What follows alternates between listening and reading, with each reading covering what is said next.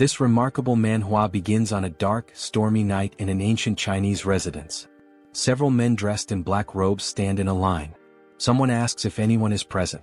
Rain has pooled into a puddle from the endless downpour. A filthy child stands in the rain, facing the men in black robes. Their stillness is disconcerting. A man with crimson eyes observes the boy intently, wondering how anyone could be living in the abandoned martial academy. Addressing him as a young warrior, the man politely asks for permission to take shelter from the rain for the night. The boy examines them, curious about who they might be. It surprises him that they are speaking to him so respectfully despite his young age. He reasons that they might see him as a young Taoist protecting the closed academy. In response, he greets them and thinks that perhaps they aren't dangerous people. He explains that he too only started living in the abandoned academy a few years ago, adding that they may stay wherever they wish, just not in his pavilion. The men thank the young warrior for his generosity. Their leader instructs them to avoid the boy's pavilion and find other spots for shelter. He asks if they understand, and they all respond affirmatively before dispersing to find their own spaces. The boy notices the word Tang embroidered on their robes and wonders if they belong to the same clan. Though curious about their identity, he has more pressing matters to attend to. Entering his pavilion, he busies himself with preparing dinner for the children. The somber atmosphere shifts as the boy becomes animated with joy. Our protagonist enthusiastically calls everyone to eat. Opening a large pot, he reveals a small, brown, cricket-like insect inside, remarking that he was nearly late and the insects must be starving. In another pot, he finds a large spider called the black earth tiger, a tarantula native to Hainan, China. This impressive species, which can grow up to 20 centimeters long, features unique stripes resembling those of a black tiger. Using chopsticks, the boy carefully picks up an insect to feed the spider. While feeding it, he reflects on how he wouldn't have survived without these creatures. The tarantula eagerly eats the insect, pleasing the boy. He marvels at how this spider, once the size of a fingernail, has already shed its shell twice and grown so much. Feeling happy, he notes that the spider has had its fill. Next, the boy opens a drawer to reveal an orange lizard with white stripes, a bewangling cave gecko. This species is native to the region and recognized by its striped body and tail. The boy recalls how difficult it was to acquire such creatures in his previous life when he lacked money. Now he can find them everywhere. His life is filled with joy as he watches over them. While feeding the gecko, it bites his finger. Yelling loudly, he waves his hand to shake it off, but the gecko clings stubbornly. This incident reminds him of his past. Before inhabiting this body, the boy was a streamer named Spicy Fabre, a professional biologist with over 1 million subscribers. His content focused on venomous creatures, and his final live broadcast became his undoing. In a quest to showcase the 10 most dangerous vipers, he embarked on a journey to find the black mamba, known for its aggressive nature. During the live stream, he lamented that he couldn't find the snake and decided to take a break. Viewers joked about the possibility of it being in his house, but to his shock, the black mamba was indeed there, curled up on his refrigerator. Before he could react, it bit him and he died instantly during the broadcast. Returning to the present, the boy pouts, reflecting on the irony of his death after such an exhaustive search. Meanwhile, an elderly man in a black robe knocks on the pavilion door. Thanking the boy for his kindness, he invites him to share their meal, a freshly caught deer. Excited at the prospect of eating proper meat rather than snakes or lizards, the boy eagerly accepts the invitation. The group gathers around a bonfire as the deer cooks. Noticing the boy's intense gaze at the food, the elder reassures him that it will take time to cook. To pass the time, he begins asking the boy questions about his age and living situation. Embarrassed but obliging, the boy answers his inquiries. The boy felt embarrassed when he realized he'd been staring at the deer for too long. Allowing the elder to ask his questions, he listened attentively. The elder wanted to know if the boy lived alone and how old he was. Unsure if he was 14 or 15, the boy decided to fabricate a story, claiming that a childhood head injury had left him with poor memories. When asked if he was staying there by himself, the boy confirmed, explaining that he lacked any real talent and survived by catching snakes and selling their skins. The elder expressed disbelief that the boy engaged in such dangerous work, but the boy simply shrugged, saying he was used to it. Just then, someone brought over some cooked meat for them to eat. An old man commented on how hungry the young warrior must have been. The boy gratefully thanked the elder, happily noting it had been ages since he'd last eaten meat. As he took a bite, pure joy spread across his face. In his mind, he thought, this is what happiness feels like. The older men watched him with smiles, their amusement evident. As he ate, the elders took the opportunity to ask more questions. The elder explained that they were searching for something unusual and wanted to know if the boy had seen anything strange. Initially hesitant, the elder eventually decided it was safe to share the details since the boy lived alone and wouldn't cause trouble. The patriarch explained they were looking for a centipede with a blue spot on its body. Surprised, the boy asked how large the centipede was. The patriarch explained that an adult could easily swallow someone his size. Pale with shock, the boy realized his assumption that he'd been transported only a few centuries into the past might be wrong. He could be in an entirely different world. The white-haired elder reassured him, saying they were close to capturing the creature. Curious, the boy asked if they intended to keep it as a pet. The question amused the elders and the white-haired man burst into laughter. The patriarch chuckled, commenting on how funny the young warrior was. Through laughter, the elder clarified that raising the centipede wasn't their goal, they needed it for medicinal purposes. Confused, the boy probed further. Initially suspecting them of being traitors, he began wondering if they were involved in illegal drug making. He asked how a centipede could serve as medicine. The elder explained that his granddaughter was gravely ill, and only the inner core of the blue spot centipede could save her. Moved by their determination, the boy thought about the lengths parents would go to for their children. Though he felt sorry for the centipede, he decided to help them, especially since they had treated him to meat. The boy began discussing the centipede, and the patriarch eagerly asked if he had seen one. He admitted he hadn't but suggested he might know where they could find it. Drawing on his vast knowledge as Spicy Fabre, a former biologist and streamer with expertise in venomous creatures, the boy recalled facts about centipedes. Among the millions of species on Earth, around 20,000 are venomous, and he knew all of them by heart. Centipedes were no exception. In his mind, he visualized opening a book and flipping through its pages, searching for the specific information he needed. Within moments, he closed the book, having found the answer. Back in reality, he told the elders he might know where the centipede could be. Startled but intrigued, they pressed him for details. The boy asked which areas they had already searched. They explained they had explored to the north and east of the academy, primarily along the riverside during the day. Hearing this, the boy wasn't surprised by their lack of success. Smirking, he remarked, "Of course you couldn't find it." The elders, puzzled, demanded an explanation. The boy began to lecture, explaining that centipedes belong to the Arthropoda phylum and the Calopoda class, preparing to share his knowledge of their habits and habitats. Centipedes have a broad range of habitats, and being cold-blooded, they require shelter to regulate their body temperature and maintain humidity levels. Interestingly, unlike most insects with a waterproof outer layer, centipedes have weak waterproofing and pores in their shells, making them averse to wet environments. They thrive in high-humidity areas but avoid waterlogged places, as they can't survive long without moisture but dislike excessively damp conditions. Because of this, the blue spot centipede is unlikely to be found in jungles or near rivers. The elders were skeptical. They believed centipedes preferred environments like cracks and rotting wood. The boy clarified that while smaller centipedes might dwell there, the larger ones they were seeking wouldn't. Big centipedes avoid jungles and riverside rocks since these areas lack sufficient hiding spots. The elders exchanged glances, silently communicating.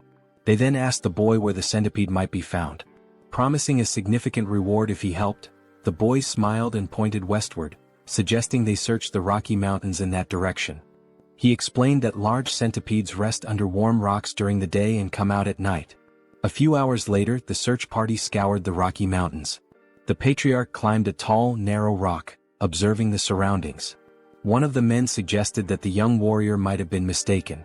The patriarch decided to end the search for the day, signaling the team with an arrow. As the men gathered around a bonfire, they were visibly exhausted but still clung to hope, trusting the boy's intelligence. The patriarch, deep in thought, eventually spoke, his voice heavy with emotion. He lamented that his daughter, Huayun, was the greatest talent in the Tang family's history and questioned why the heavens seemed to abandon her. Suddenly, a voice announced the Grand Patriarch's return. The patriarch welcomed him and they gathered around the fire. The Grand Patriarch confirmed that he too had failed to find the centipede. With Huayun's condition worsening and only a few months left, he doubted they could locate the creature in 10 days.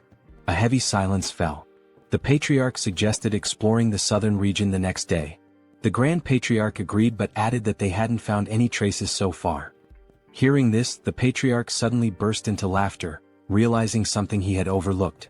He exclaimed that they were indeed in the right place. The Grand Patriarch was puzzled and asked if he had seen anything. The Patriarch replied no, but the Grand Patriarch elaborated. He explained that the complete absence of traces, no animals, droppings or markings, was a sign that the centipede might have cleared the area. The realization struck the Patriarch. Territorial animals might have fled or fallen prey to the centipede. Confident, the Grand Patriarch assured him that the blue spot centipede was definitely nearby. Their hope to save Huayan reignited. Suddenly the ground beneath them began to shake. Cracks appeared and the bonfire area started to crumble. To their horror, a massive limb emerged from the earth, followed by another. The men froze in terror as the enormous blue spot centipede revealed itself. Even the Grand Patriarch looked unsettled. Back at the academy, the boy grumbled about the chaos. He wondered how massive the centipede must be to cause such a commotion. Being a venomous animal enthusiast, he was both annoyed and curious, wishing he could see the creature himself. At the Rocky Mountains, the battle against the centipede raged on. The men eventually triumphed, though not without sustaining injuries. They successfully retrieved the centipede's core, a shimmering blue gem safely stored in a wooden box. Overcome with emotion, they wept, knowing they could finally save Huayan. The Patriarch instructed the Grand Patriarch to lead the injured warriors to Sichuan for treatment. When asked why he wasn't coming, the Patriarch explained, "Grudges are carved in blood, but favors are carved in stone. That's the way we live." In summary, they still had matters to resolve. The Grand Patriarch finally understood and admitted how he had nearly made a grave mistake by focusing solely on Huayan. He agreed it would be appropriate to welcome the young warrior as a guest and grant his requests. The Patriarch instructed the injured warrior to receive treatment in the village while he went to visit the young warrior. He considered that the young warrior might also be curious about the recent events. Meanwhile, the young warrior was casually enjoying the company of 3 small yellow Pokemon-like creatures. The young warrior found himself in a peculiar situation. He had unexpectedly become the father to 3 blue spot centipedes. These tiny creatures, resembling caterpillars, were undeniably cute, especially as they affectionately rubbed against his face. Looking at the pot, a memory flashed in his mind. When he had brought the eggs home, he cleaned them and placed them on his nightstand. By the time he woke up, they had all hatched. 1 centipede happily rested on his head. Although the young warrior had anticipated the eggs might hatch, he hadn't expected it to happen so quickly. He tried to remove the centipedes clinging to his shoulders, but they refused to let go, treating him as their parent. A flashback revealed what had transpired the previous night. Driven by curiosity about the massive blue spot centipede, the young warrior had ventured into its lair, despite knowing the risks. During his search, he accidentally kicked an insect in frustration, causing him to lose his balance and drop his torch. Thankfully, the 3 eggs he had collected remained safe. Relieved that the rain had stopped, he realized how lucky he had been to retrieve the eggs without losing them. Determined to protect the eggs, he hurried back home, promising them a proper bath once he arrived. Back in the present, the young warrior felt satisfied that even though he couldn't see the live adult centipede, he had managed to save its offspring. He reminded himself that they wouldn't need food until after their second molting, but it was a challenge dealing with them constantly clinging to his body. Thinking of a solution, he smirked and decided to take a shower, hoping the water would make them leave him alone. Elsewhere, the elder patriarch arrived at the academy and approached the pavilion. Knocking on the door, he called out to the young warrior but received no response. After a brief hesitation, he turned the knob and entered the room. Inside, he noticed herbs, jars and medicines, which made him wonder if the young warrior was a healer. Feeling it was intrusive to enter uninvited, he decided to leave, but the rustling sound from a pot caught his attention. Curious, he opened the pot and found a spider inside. His gaze shifted to the drawers where he discovered a gecko. Checking another pot, he saw beetles, alongside eggs and dried snakes scattered around. The elder was astounded. He couldn't comprehend how the young warrior managed to raise such venomous creatures and their offspring. Even the Tang clan, well-versed in handling poisons, had only been able to extract venom, not cultivate eggs like this. The elder realized his encounter with the young warrior was the true stroke of luck, far beyond the centipede's discovery. As the young warrior appeared and greeted him, the elder noticed the boy's concern about his bandaged arm. Dismissing it as a minor injury, the elder began to share something important but was interrupted by a sudden ominous energy. An explosion rocked the entrance behind them, and a shadowy figure began to emerge. As its form became clear, it resembled an ogre with a single eye and burn scars on one side of its face. The elder immediately shoved the young warrior aside, urging him to flee. The young warrior was caught off guard and confused. The monster let out a deafening roar and moved with alarming speed, attacking with its hand. The elder blocked the strike with his uninjured arm, enduring immense pain. The monster retaliated, throwing the elder back and sending him crashing into the ground. The area filled with dust as the elder struggled to catch his breath, coughing up blood. He realized the monster's strength rivaled that of his own father. He desperately told the young warrior to escape, but when the dust cleared, the scene revealed the young warrior being held in the air, choking as the monster gripped him tightly. The young warrior gasped for air as the monster roared with laughter. The creature mocked him, claiming he had heard that members of the Tang clan had arrived in Hainan. It sneered, saying no one could have imagined that the son of the myriad poison's divine sovereign would end up wounded and alone. The elder calmly retorted that he had no idea who the monster was and demanded to know why both he and the young warrior were being targeted. The creature scoffed, asking if its disfigured face and powerful fists didn't make it obvious. It then introduced itself as Takenyang, the blood hand Rakasa, and blamed the elder's father for its mutilated appearance. The elder recognized the name. He recalled hearing that Takenyang had been struck by a poison palm and fallen off a cliff, presumed dead. Yet here he was, alive and seething with vengeance. The elder tried reasoning with him, pleading for the release of the young warrior and offering his own life in exchange. But Takenyang refused, vowing to annihilate anyone associated with the Tang clan. Inwardly, the elder cursed this relentless demon, a term used for martial artists who sow chaos and destruction. It was clear Takenyang had no intention of sparing the young warrior. As the warrior's face grew pale from suffocation, Takenyang sneered and prepared to end his life. Desperately, the young warrior begged for mercy, his strength waning with every passing second. Just then, 3 pairs of fierce eyes flashed. The tiny centipedes lunged onto Takenyang's arm.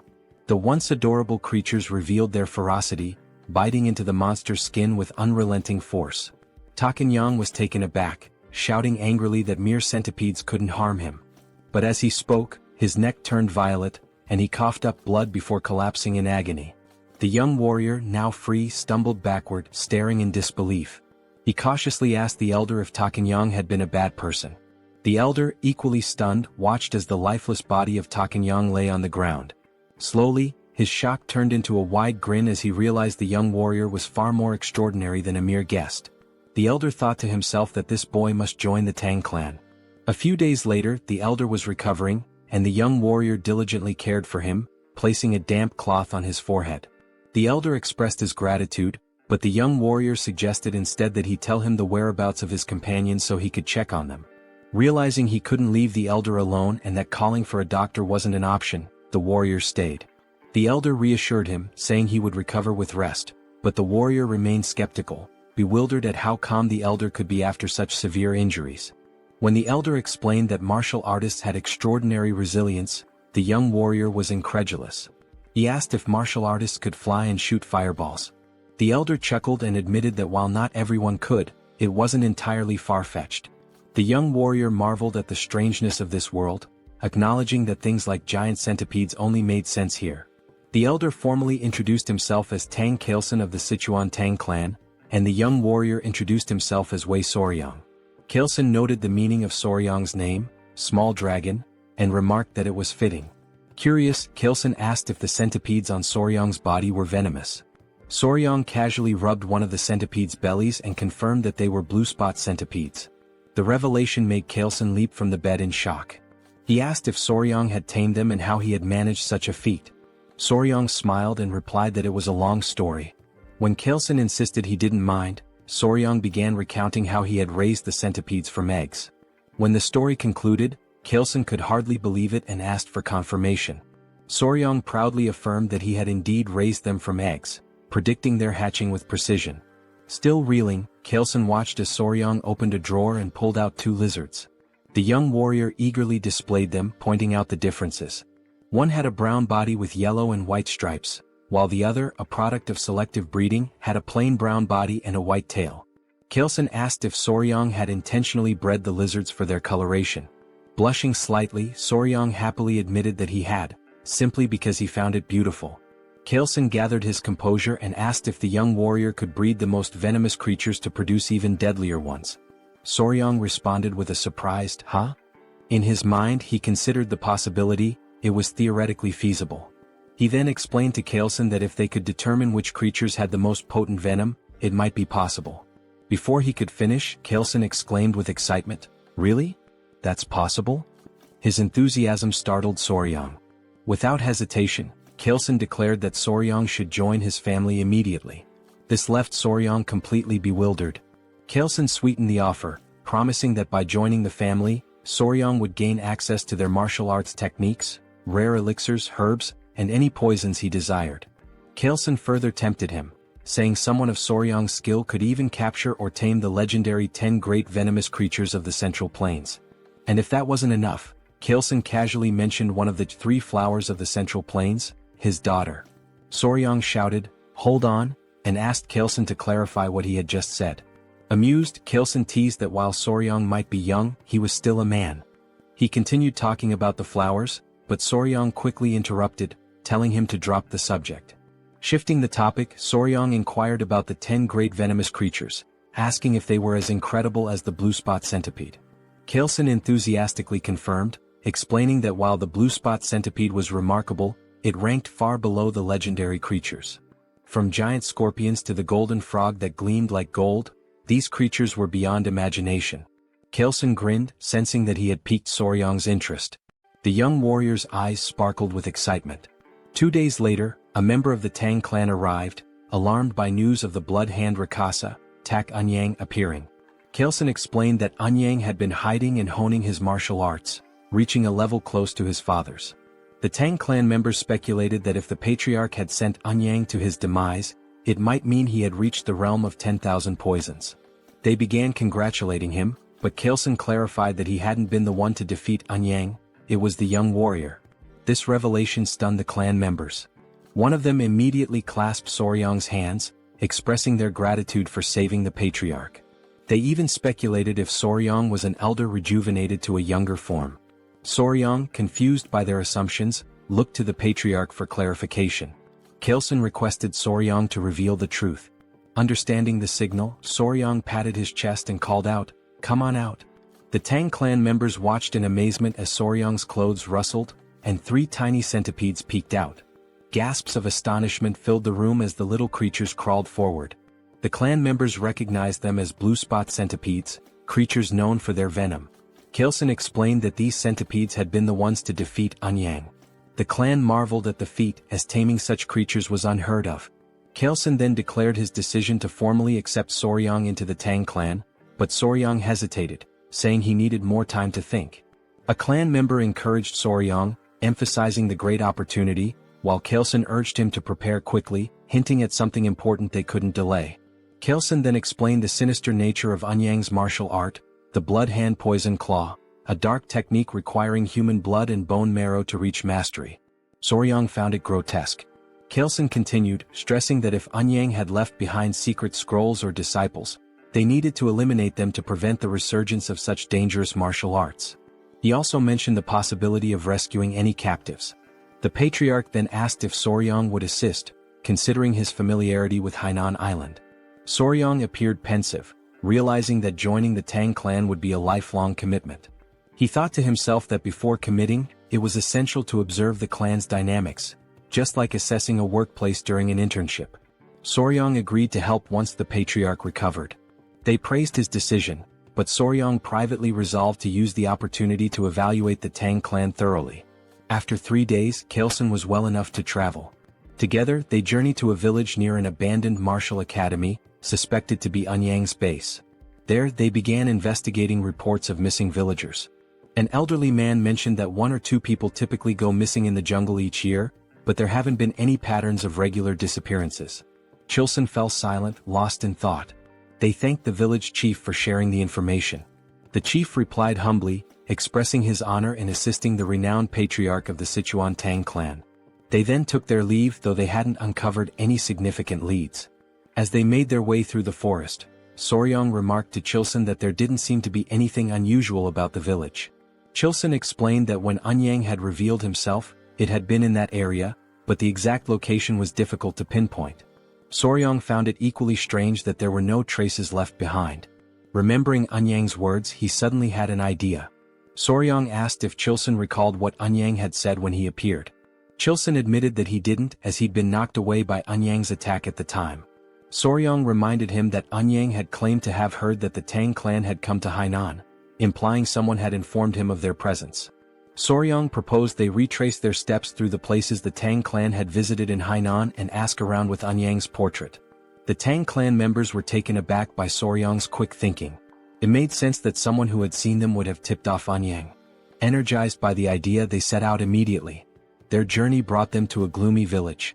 One Tang clan member reported hearing rumors at the Hainan port that this was the village they were looking for. Chilson confirmed it was a place where the Halai people lived, and he assumed they wouldn't be hostile. However, the village had an eerie, lifeless atmosphere. When the Tang clan called out, asking if anyone was around, a villager noticed them. The villagers appeared weak and sickly. An elderly man, possibly the village chief, approached while holding the hand of a frail little girl. Two guards accompanied them, also looking unwell. Kaleson introduced himself politely, while Soryang observed the interaction. He noticed how weak the child looked and how lifeless the villagers seemed. Soryang began suspecting something unusual. Many villagers appeared to have taken some kind of medicine. The chief denied that anything was wrong, insisting there were no missing villagers or unusual events. He abruptly told them to leave. When Chilson tried to point out the disproportion between the number of houses and the few people present, the chief cut him off, repeating that there was nothing of interest and urging them to leave again. Both Kaleson and Soryang were puzzled. Kaleson whispered to Soryang, wondering why the Halai people who should have been welcoming were acting this way. Soryang had no answer. Just then the little girl collapsed. Everyone was startled. The chief quickly cradled her in his arms, tears brimming in his eyes. He called out to her, saying she was his only remaining family and begging her not to leave him. The scene moved Kaleson, who stepped forward and offered his help, explaining that he had some knowledge of medical arts. The chief hesitated and then asked if it was Central Plains medical knowledge. Kaleson confirmed that, while he wasn't a physician, he had some expertise in medicine. The chief finally allowed him to examine the child. Before they entered, the chief explained that a plague had been spreading in the village, killing children and weakening healthy adults. He begged Kaleson to try to save his granddaughter. Kaleson promised to do his best. As they were ushered inside, Soryang asked a Tang clan member if the elder truly knew medical arts. The member explained that the Tang clan's deep knowledge of poisons also made them skilled in medicine. He added that martial arts training often begins with an understanding of one's own body, which includes medical knowledge. Soryang thought to himself that if he joined the Tang clan, learning medical arts would be far preferable to mastering their terrifying poison techniques. However, his thoughts were interrupted when the man casually mentioned that they sometimes tested poisons on captured criminals to study the effects. Soryang's expression turned comical as he realized this meant human experimentation, making him increasingly uneasy. Meanwhile, the streets of the village were eerily quiet. Inside one of the homes, Kaleson sighed and explained that he had transferred some of his ki to the girl, stabilizing her breathing. The chief was overwhelmed with gratitude and begged them to save his only granddaughter. Kaleson brought up an important point, noting that something seemed strange about the child's pulse. He asked if she had been born with a weak heart. The village chief explained that her illness began about 6 months ago. Not only his granddaughter but others in the village also started falling ill around the same time. They referred to it as a mysterious disease. That was why he initially told them to leave when they arrived at the village's entrance. Kaleson reassured the chief, saying he would provide good medicine for the heart. He asked the chief to gather the villagers so they could distribute the remedy. Overcome with emotion, the chief burst into tears, expressing his heartfelt gratitude. Soryang quietly observed Kaleson's actions with admiration. Later that night, as Kaleson walked with Gu Pai, a member of the Tang clan, Pai acknowledged the effort Kaleson had put into treating the villagers. Kaleson thanked him before Pai inquired about the symptoms. Kaleson explained they were unusual: lethargy, swollen eyes, mild fever, irregular pulses, but the most severe cases all involved heart issues. Curious, Kaleson asked about Soryang's whereabouts. Pai replied that Soryang, likely exhausted from helping despite having no martial arts training, had gone to bed. Kaleson agreed that it was understandable and decided to check on him. Pai offered to lead the way. When they entered Soryang's room, they found him sleeping soundly on the bed, with 3 centipedes resting in a basket nearby. Kaleson observed from the doorway before suddenly stepping inside. Without hesitation, he raised his hand and slapped Soryang. Soryang jolted awake, clutching his stinging cheek, confused and in pain. He demanded to know why Kaelson had hit him. Kaelson, with a serious expression, apologized and explained there had been a bug on Soryong's face, and he had only wanted to get rid of it. Soryong looked at him skeptically but allowed Kaelson to explain further. Kaelson said he had come to check on him before going to bed but noticed the bug. In this region, venomous insects were common, so he had acted quickly to prevent any danger. He showed Soryong the bug, a large, unsettling creature. Soryong was startled by the sight and then seemed to piece something together. He asked Kaelson if all the patients with different symptoms shared one common condition: arrhythmia. Kaelson confirmed this. Soryong suddenly realized the source of the village's mysterious illness and pointed at the bug, declaring it the culprit. He identified the insect as a kissing bug, a member of the Reduviidae family. These bugs feed on blood, often biting near the eyes or lips, and are so discreet they can draw blood more quietly than a mosquito.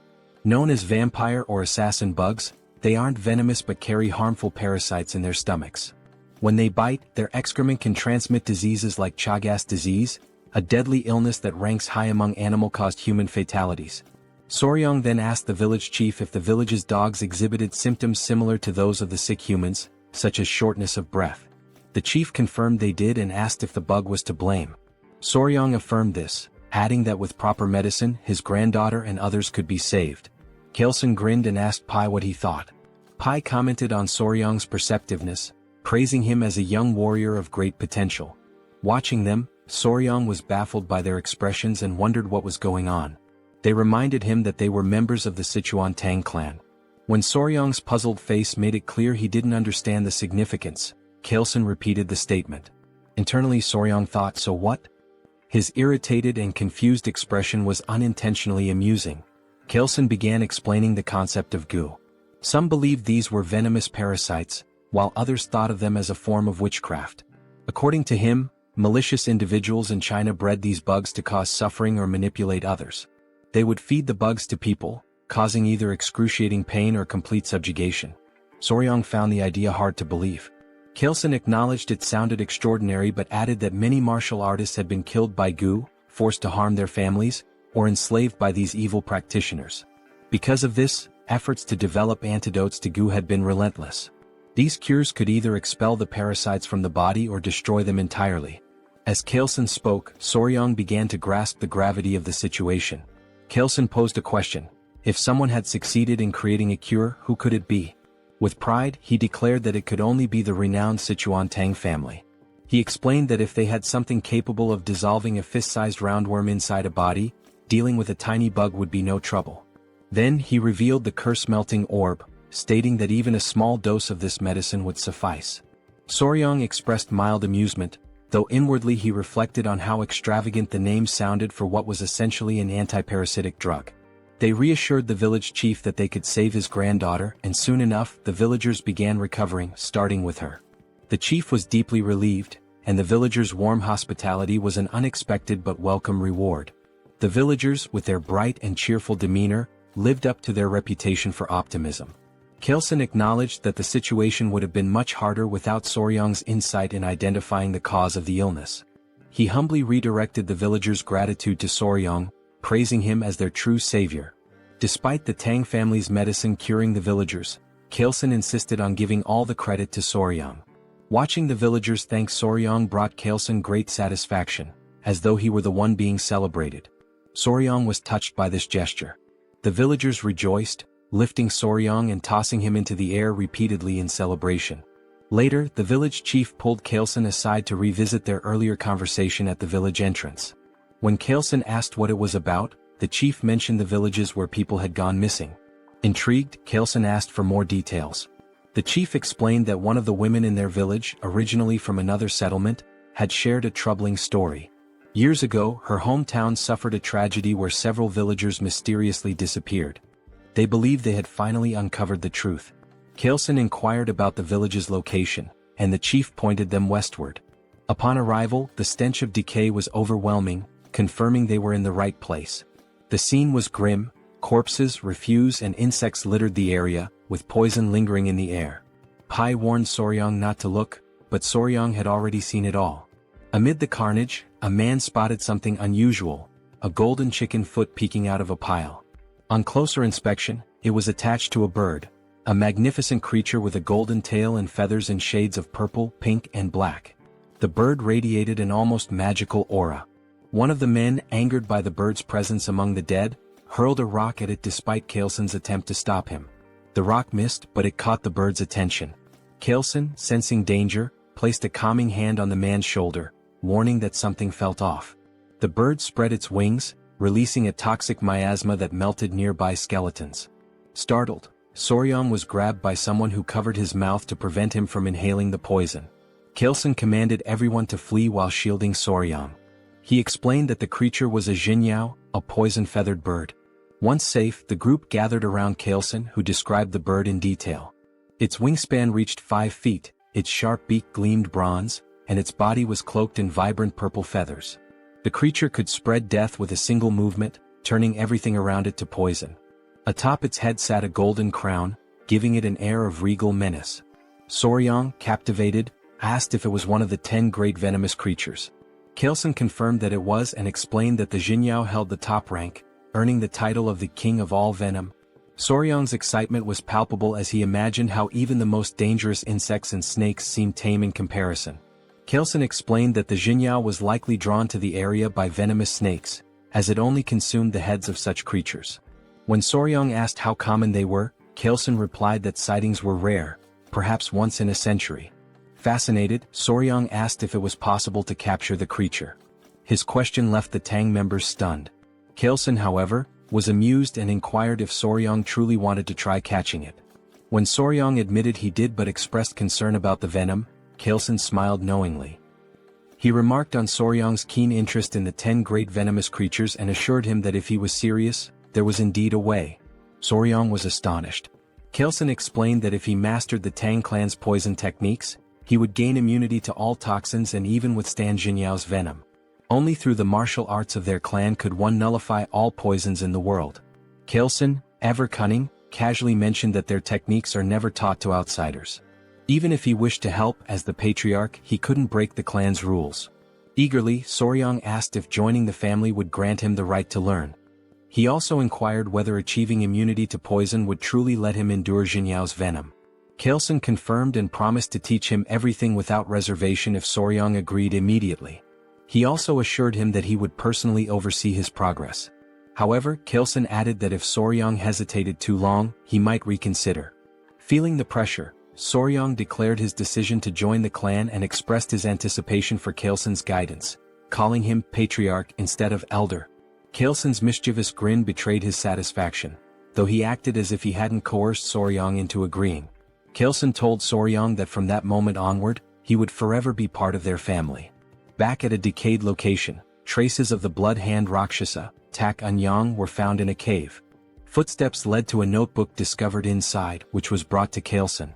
After scanning its contents, he confirmed it held the secret techniques of the blood hand poison claw.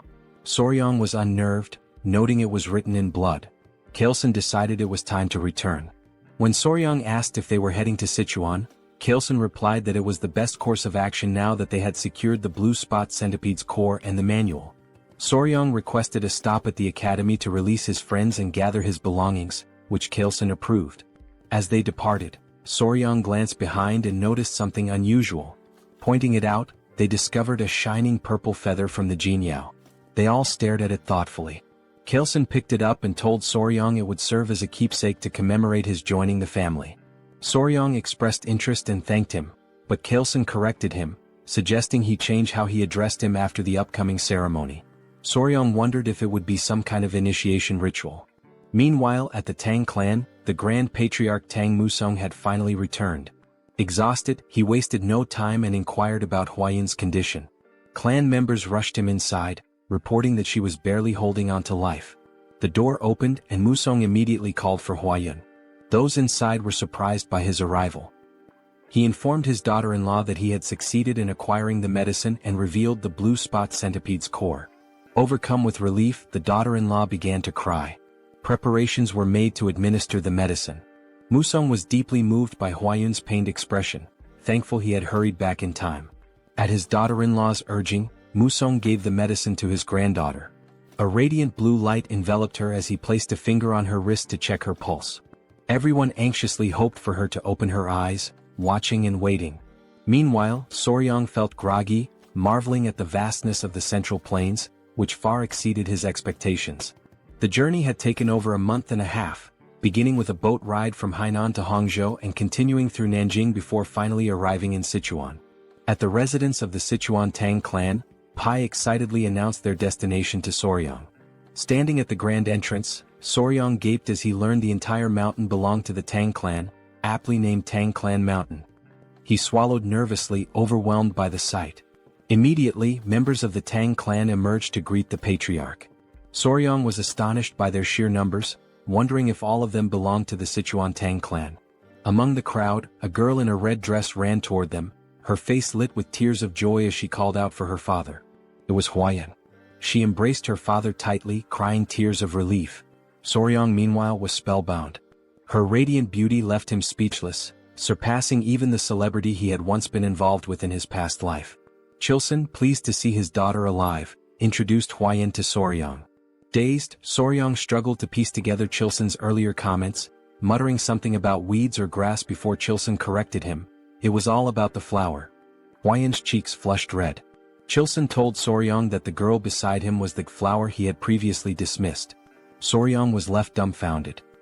He recalled their earlier conversation about the flower and felt a wave of embarrassment. In that moment he knew he had made a grave mistake. He never imagined he had overlooked the chance of being with such a beautiful woman, the only daughter of the Sichuan Tang Clan, famously known as the venomous flower Tang Huayan. Since childhood, Huayan carried a hidden emotional weight. She once overheard elders discussing her.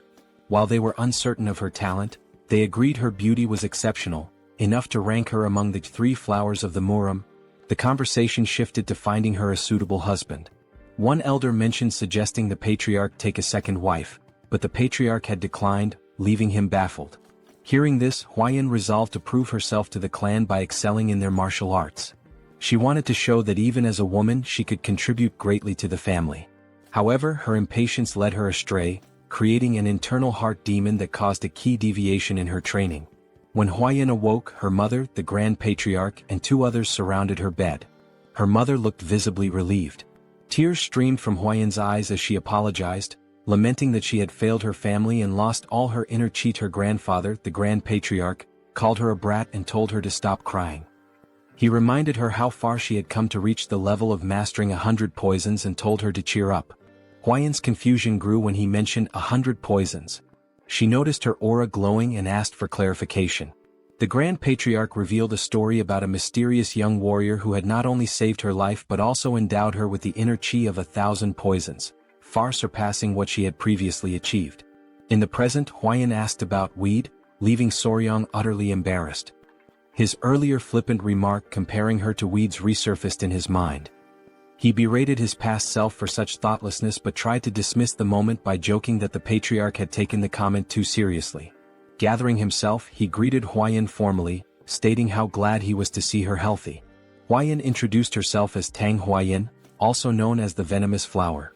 She expressed her gratitude, promising never to forget the life-saving favor he had done for her. Soryang, entranced by her beauty, struggled to form coherent thoughts. Chilson interrupted, asking Soryang what he thought of his daughter. To Soryang's shock, he heard a voice in his head, realizing it was some form of sound transmission. Chilson teased, asking if Soryang agreed that Huayan was stunning and hinted at the possibility of them growing closer. Later, Soryang rested in a large bath, feeling utterly drained. Nearby, the centipedes he had cared for were sleeping peacefully in a basket.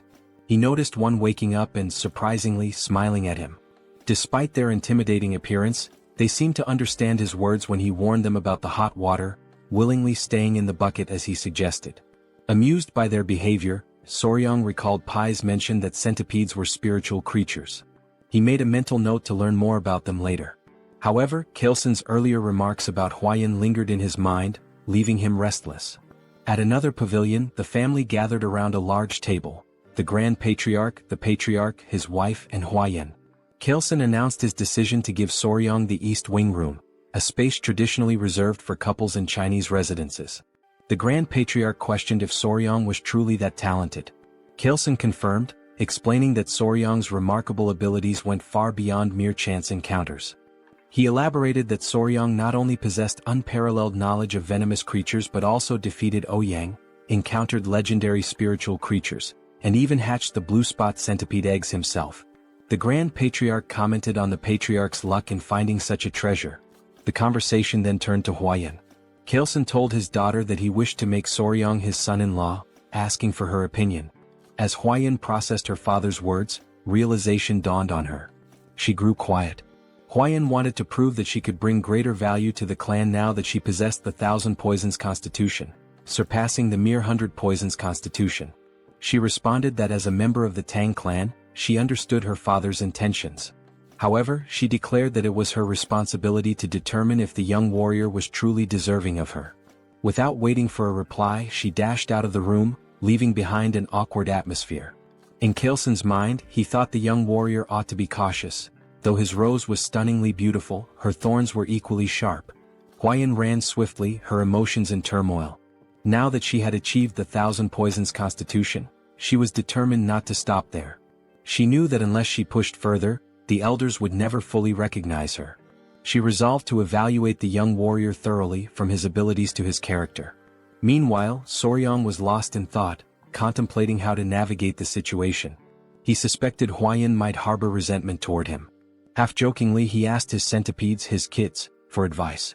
Suddenly Huayan appeared before him, stunning him completely. She was breathtaking. Side note: the art style here is so vivid it feels like a scene straight out of a classic manhwa. Back to the moment, Huayan quickly excused herself, saying she was in a hurry, and asked for his hand. Soryang extended his hand hesitantly, blushing as he did so, feeling like a loyal pet offering a paw.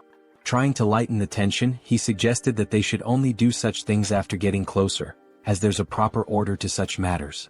Huayan froze for a moment before understanding his misunderstanding.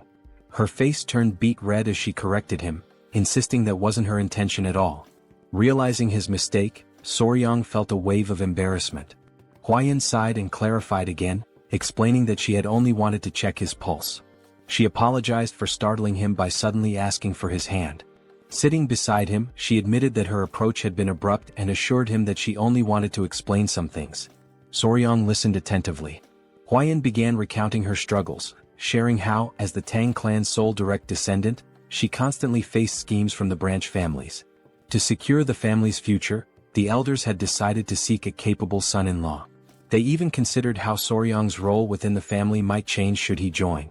She apologized in advance for needing to confirm something but assured him that no matter the outcome, she would treat him with respect as her benefactor, potentially even as a sworn sibling. Soryang reassured her, offering his hand again and saying she was free to confirm whatever she needed. Huayan placed her hand on his wrist, emitting a faint blue aura as she assessed his pulse. She explained that the Tang clan's martial arts were unique. They required practitioners to adapt to toxins gradually as their internal energy grew. The poisons were ranked: 5 poisons, 10 poisons, 100 poisons, 1,000 poisons, and finally 10,000 poisons. To her surprise, Soryang's body could adapt to 10 poisons, a rare feat for someone not born into the Tang clan. However, it was only 10 poisons, which meant his aptitude would place him at the level of a first-rate martial artist but no higher. She explained that this was the pinnacle someone without innate talent could reach. She then took her leave, leaving Soryang deep in thought. Alone, Soryang mulled over the revelation. The 10-poison body? His face paled at the implications. It might mean he couldn't capture the Jinyao, a crucial goal for him. Hours later, Huayan stepped out of her bath. Despite washing multiple times a day, she noticed her body emitted a strange scent ever since she had absorbed the blue spot centipede's inner core. Dressing herself, she wondered if it was some sort of punishment for her ungrateful words toward her savior. Meanwhile, Soryang was fast asleep, dreaming of a conversation with someone who thanked him for his kindness. It was Huayan, or so it seemed. When he asked if it was a dream, the figure explained that while it felt dreamlike, it was not. The entity revealed herself as the blue spot centipede, borrowing Huayan's appearance to avoid startling him. She introduced herself as the mother of all the creatures Soryang had encountered.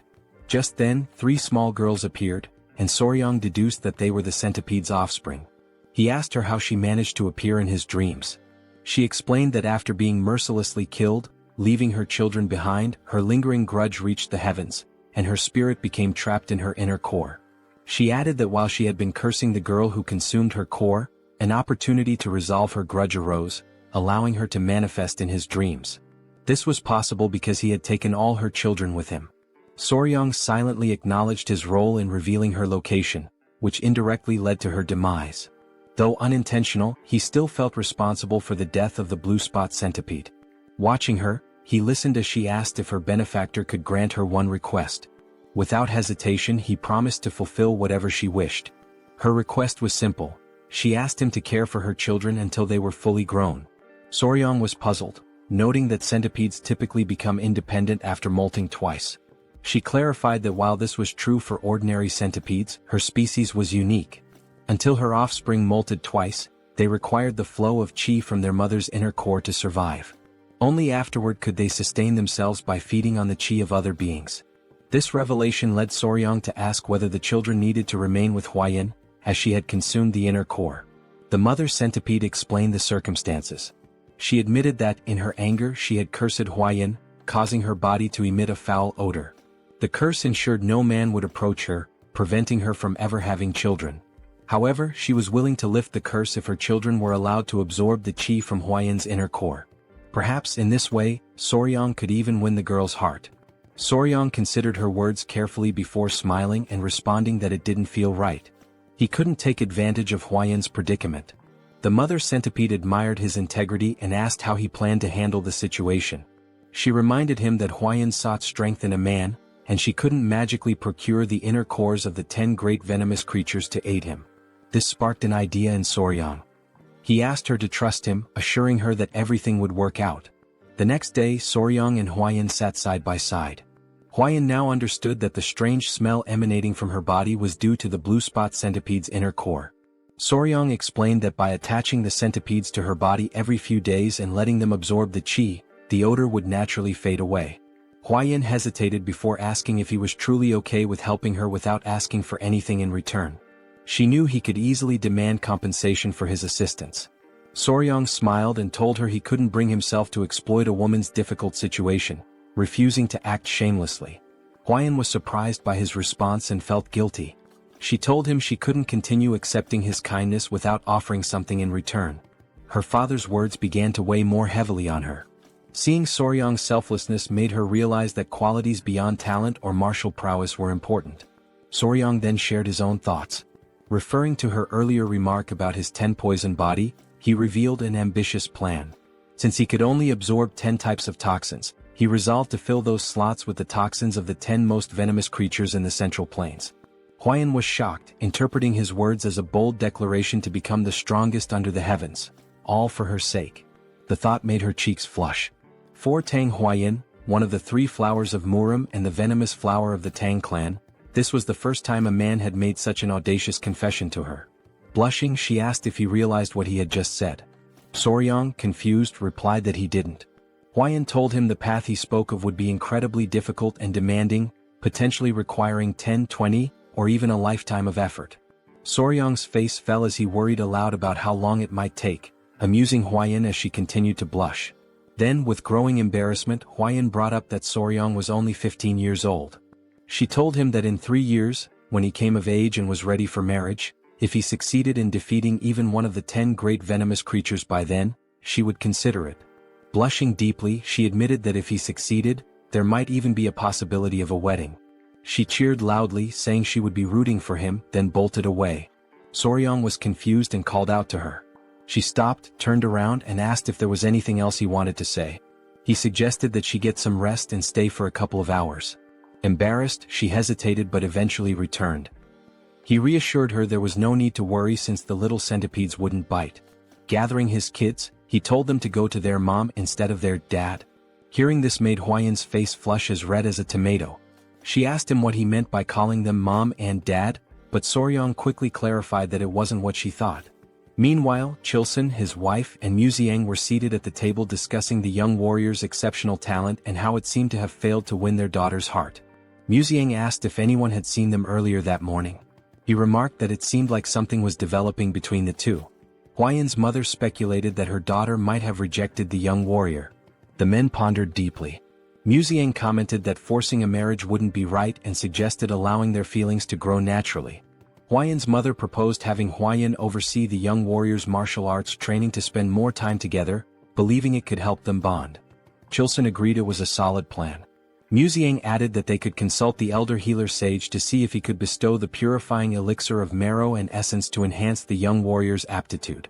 Chilson was surprised, noting that such an opportunity hadn't even been extended to Huayan, so they shouldn't get their hopes up. Muziang acknowledged the point. At that moment, Huayan appeared outside the door, announcing herself. Chilson invited her in and asked what brought her there at that hour. She blushed, surprised to see the three of them together. She said she had something to share, blushed again, and then, all at once, declared she would do as her father had suggested. Chilson was taken aback and asked what she meant. Her mother invited her to sit and asked if she was implying that the young warrior had caught her interest. Embarrassed, Huayan couldn't respond. Chilson pressed her further, curious about the sudden change since she had previously shown little interest in him. Gathering her courage, Huayan explained that Soryang had told her he would become the greatest in the world for her. He had promised. Chilson, astonished, asked her to elaborate. She added that although Soryang's innate talent was limited to a 10-poison body, he vowed to make up for it by defeating the 10 great venomous creatures for her sake.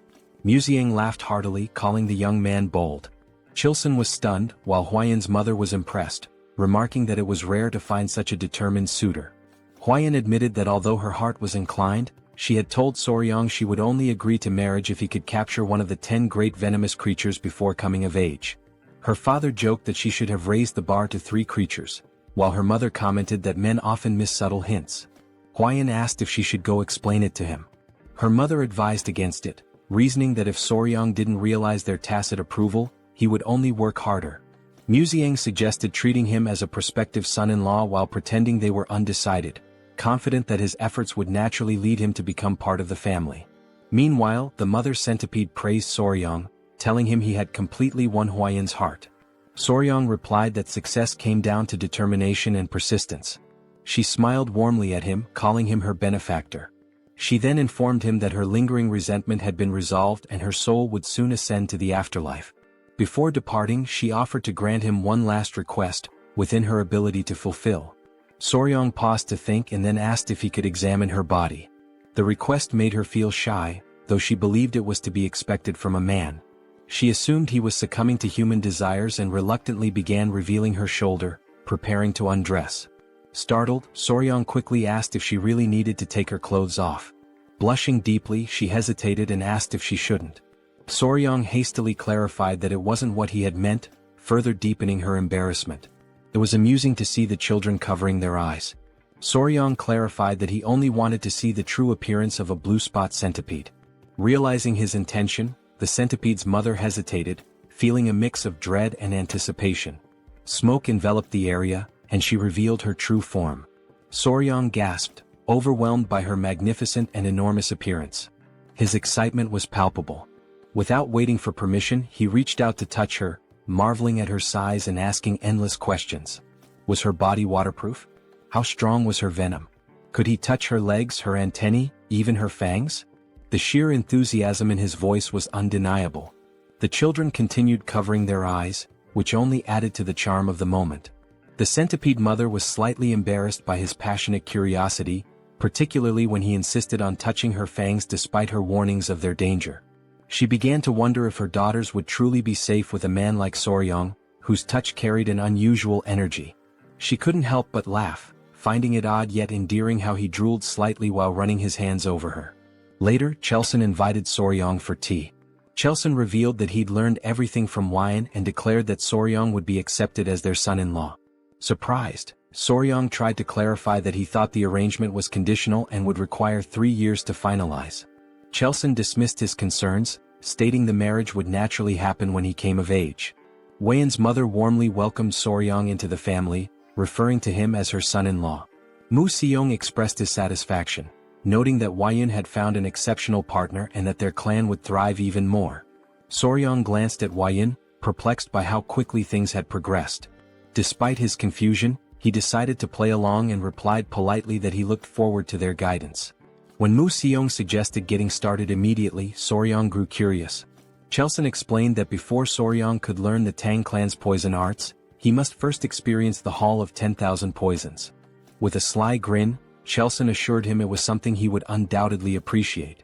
The family led Soryang to the hall, a place of great significance to the Tang clan. Soryang, excited by the prospect, assumed it was a treasure trove of poisons. However, as they walked, his attention drifted to Weian's side profile.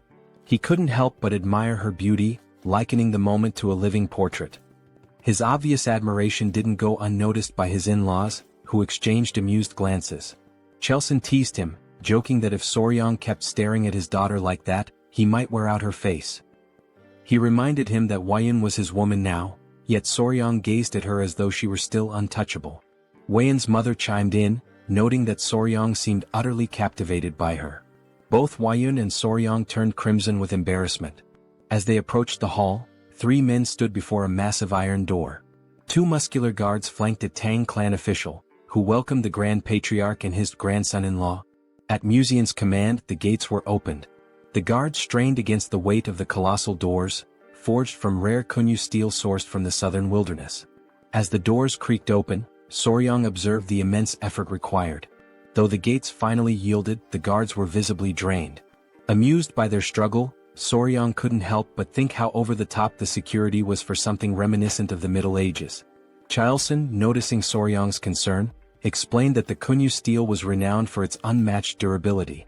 The Hall of 10,000 Poisons lay before them, and Soryang braced himself for what awaited inside. Even opening the gate was considered a privilege. Once inside, they arrived at the treasure vault where the Tang clan of Sichuan safeguarded its vast collection of poisons. This remarkable repository, known as the Hall of 10,000 Poisons, housed an incredible variety of toxins. Musian cautioned Soryang to be careful and avoid touching anything recklessly. Soryang nodded, affirming his understanding, but he couldn't help confirming whether the hall truly contained 10,000 poisons. Chelson chuckled, explaining that the poisons were meticulously classified into categories like paralysis poisons, sleep poisons and countless others. The elders, always playful, decided to tease the young pair. Chelson suggested that Weian explain the poisons to Soryang, knowing he would enjoy learning from her. The suggestion made both Weian and Soryang blush with embarrassment. Despite her awkwardness, Weian accepted the task. Taking Soryang by the hand, she guided him to see the Tang clan's most potent poison. Weian's discomfort was evident, while the elders watched the two with amused expressions. She began her explanation by pointing out the chi-dissipating poison, which rendered a martial artist's energy unusable with just a single inhalation. She advised Soryang to handle it with extreme care.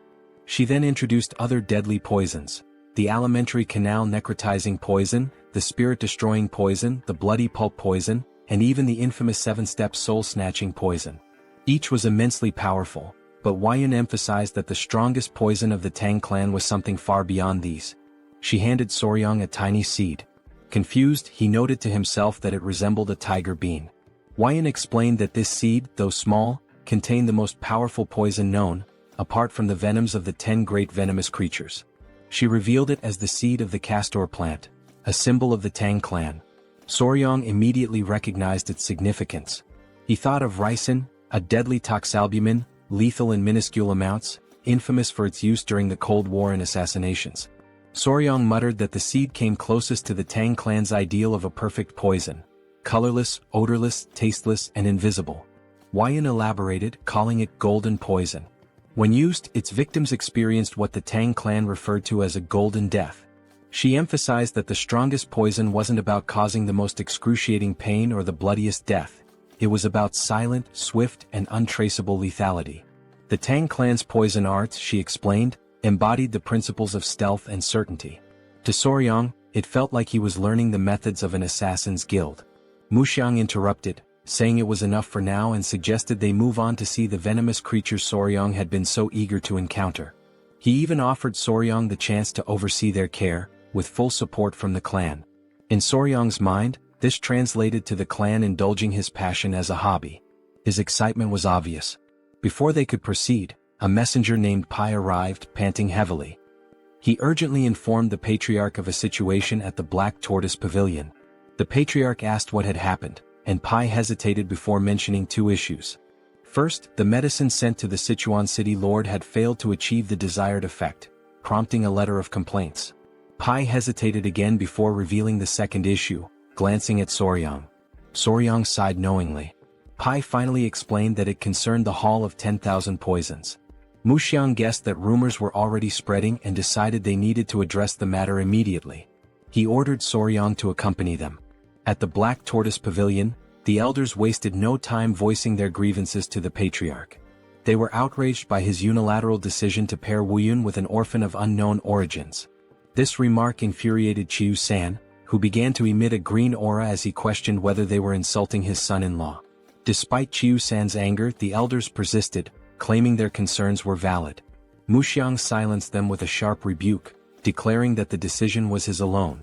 He demanded to know if they had any objections to his authority. The elders, caught off guard by his outburst, sought support from the Grand Patriarch, urging him to intervene. They argued that entrusting the Hall of 10,000 Poisons to an outsider with unproven skills was reckless. Muxiang, however, firmly reiterated that his approval was final. Meanwhile, Wuyun, conscious of Soryang's discomfort, quietly whispered an apology to him. In Soryang's mind, his initial reaction was simply goodness. He sighed as it dawned on him that his actions had caused her to worry. He thought to himself that it was she who should be apologizing. Everyone was taken aback when Soryang suddenly spoke up. "Excuse me," he said, "sorry to interrupt your discussion." He then proposed addressing the issue himself, stating that since the problem stemmed from his perceived lack of ability, he would prove his skills to the clan elders. The elders were stunned into silence, and Soryang went on to suggest resolving the Sichuan city lord's troublesome complaint as a demonstration of his capabilities. Wuyun, whispering in disbelief, asked what he was trying to achieve.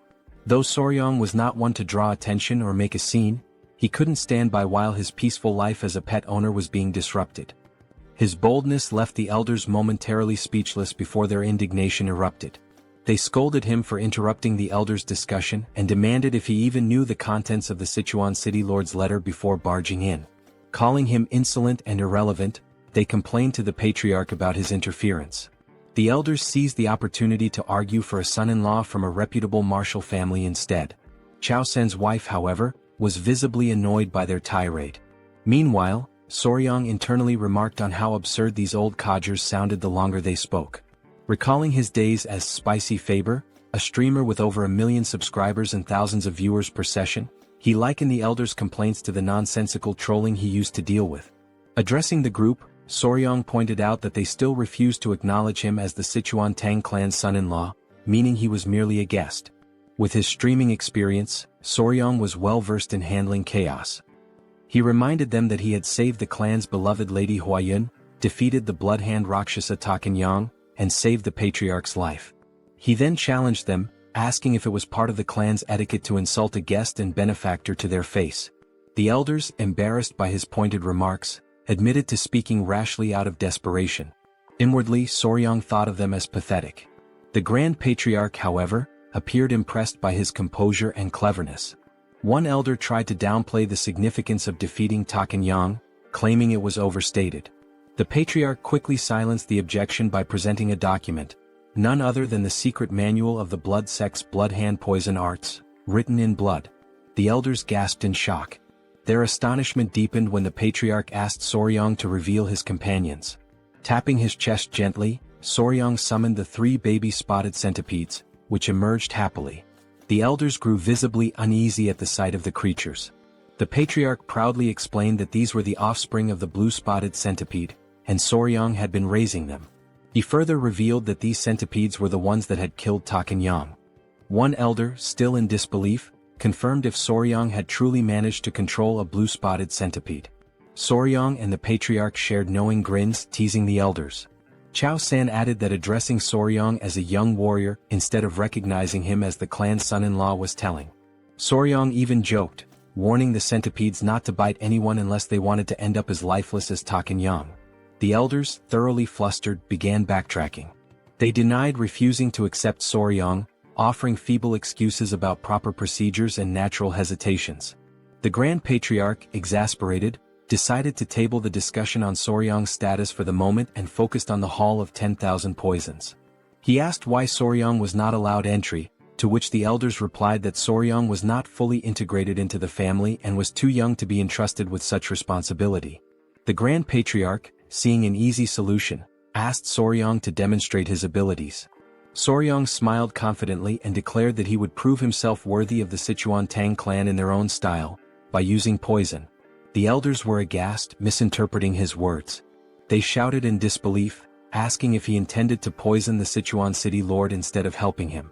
Soryong was left utterly confused by their reaction. Deep down, Soryong was puzzled as he believed that the Sichuan Tang Clan addressed poison-related matters the following day. The Grand Patriarch announced that Soryong would now begin training in the Tang Clan's martial art, the 5 Venoms returning technique. Soryong asked if the training would also involve physical exercises.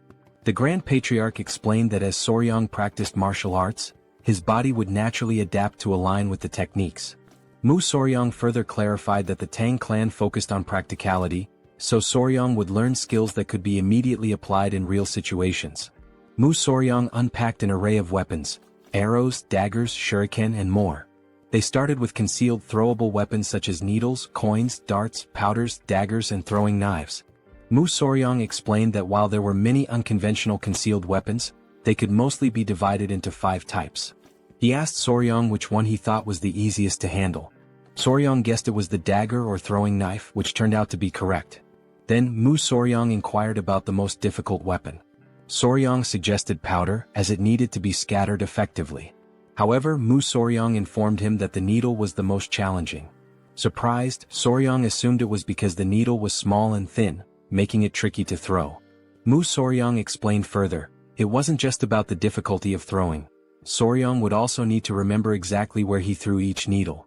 To demonstrate, Mu Soryong separated the head of a brush from its handle and made a quick motion. Suddenly, the brush's bristles floated in the air and transformed into needles, raining down and embedding themselves into the ground. Soryong was stunned by how the bristles acted like actual needles.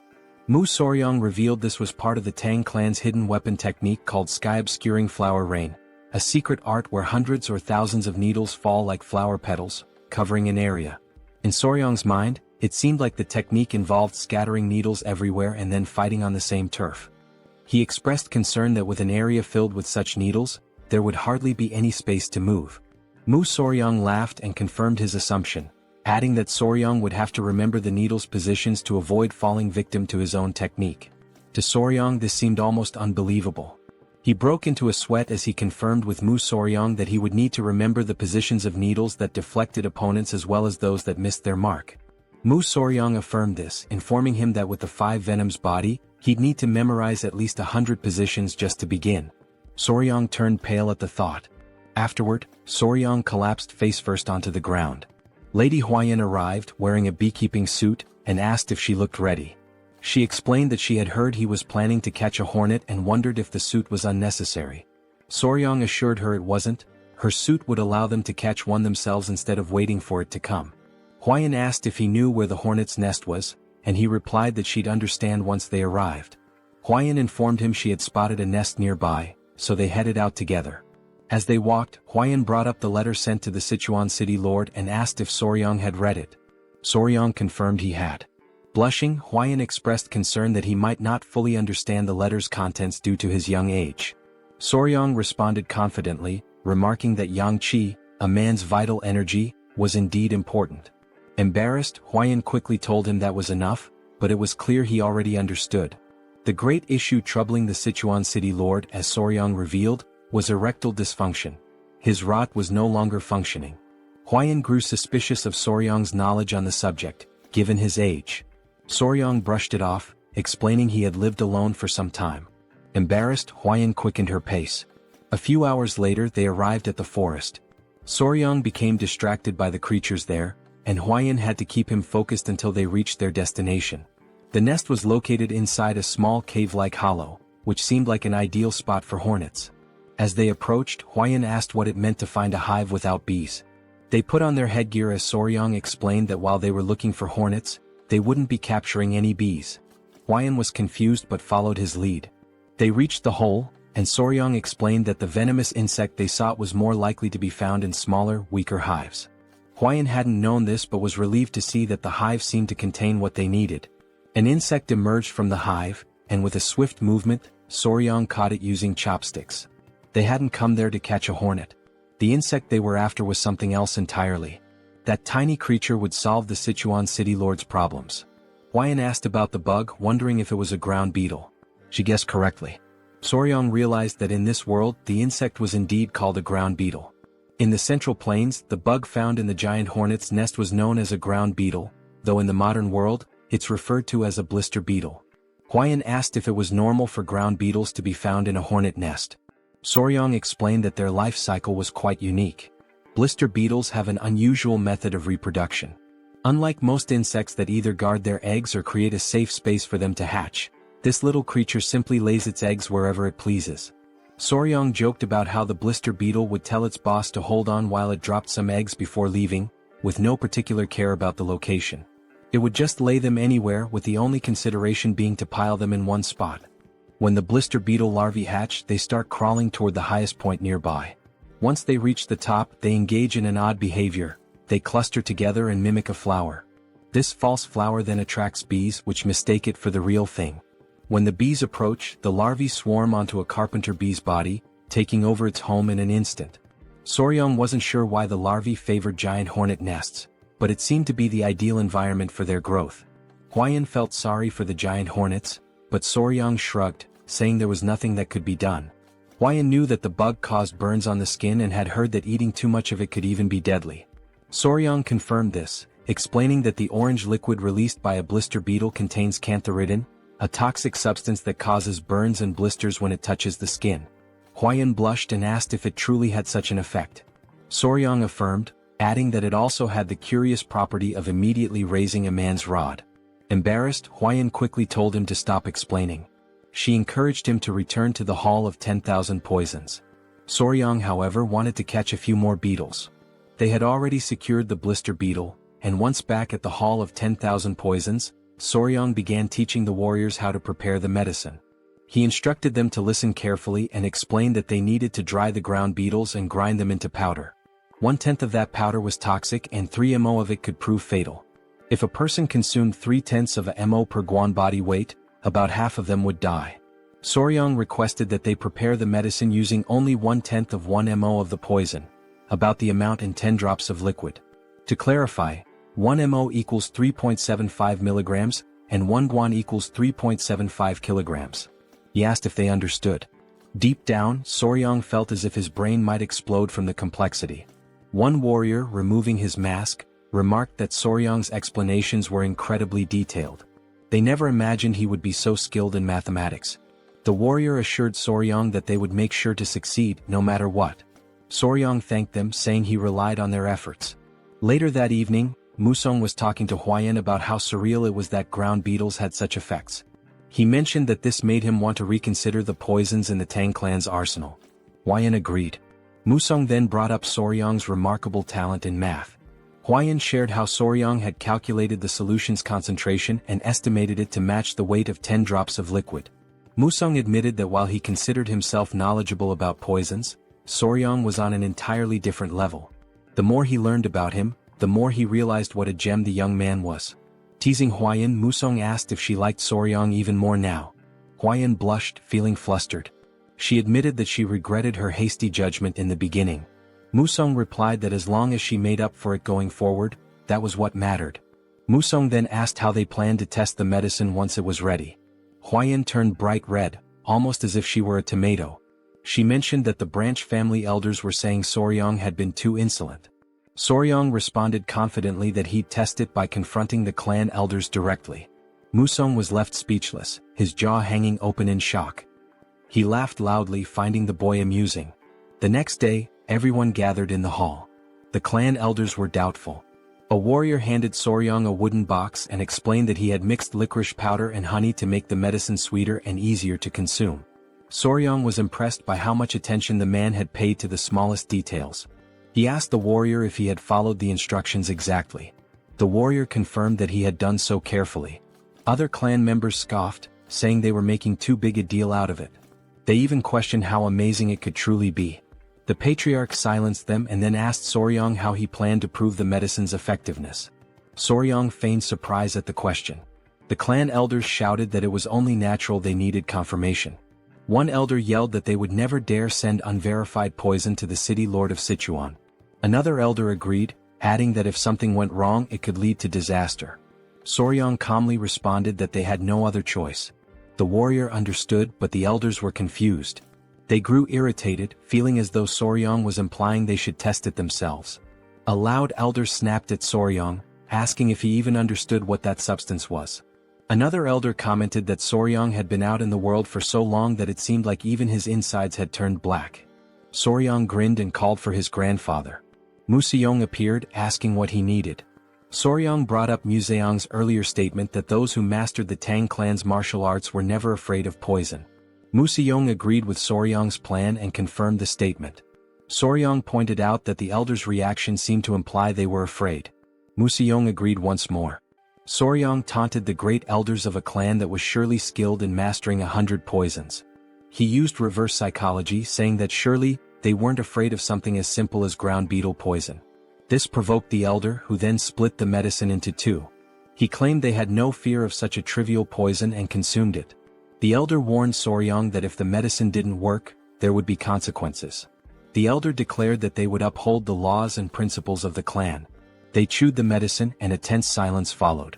Then they smirked and declared that nothing was happening. However, one elder felt his manhood stir. The long slumber of the snake was over. Embarrassed, the elders quickly tried to hide their reactions, and from that day on, the clan's laws and principles were firmly set, with a hint of humor. The medicine was sent to the city lord of Sichuan, and its effects were proven to be excellent. A little later, the elders walked through the hall, holding their pants to hide the evidence. Soryang told Museong it had worked just as he had said. By provoking the elders with something related to poison, they had fallen for it immediately. Museong knew that the elders' actions were driven by their pride, but also by their concern for the clan. He advised Soryang not to resent them too much. Museong reminded him that, in the end, they were all family. Soryang nodded, understanding. Huayun hurried in, saying something terrible had happened. They asked what it was, and she explained that their children were acting strange. Soryang turned red and was taken aback. Museong, now serious, called for his grandson-in-law and grabbed him by the collar. He demanded to know what was going on and asked why they had children. Soryang was drenched in cold sweat. Still holding on, he said they hadn't even had a wedding ceremony yet. Huayun, her face flushing, shouted that they weren't human children. It was the centipede Soryang was raising. Soryang looked surprised and worried, quickly asking what had actually happened to the centipedes. He explained that he had been doing a lot of physical training lately and had asked Miss Huayun to look after them in the meantime. However, due to her recent efforts, she had completely forgotten about them. Suddenly concerned, he asked to see where his daughters were, but Huayun told him they weren't with her. The old man, witnessing this scene, was left in utter shock. Some time later, the three small centipedes were shown looking sickly. Not understanding the situation, Soryang asked Huayun if it had happened suddenly.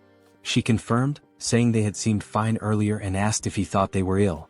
Their colors looked pale and their shells appeared strange.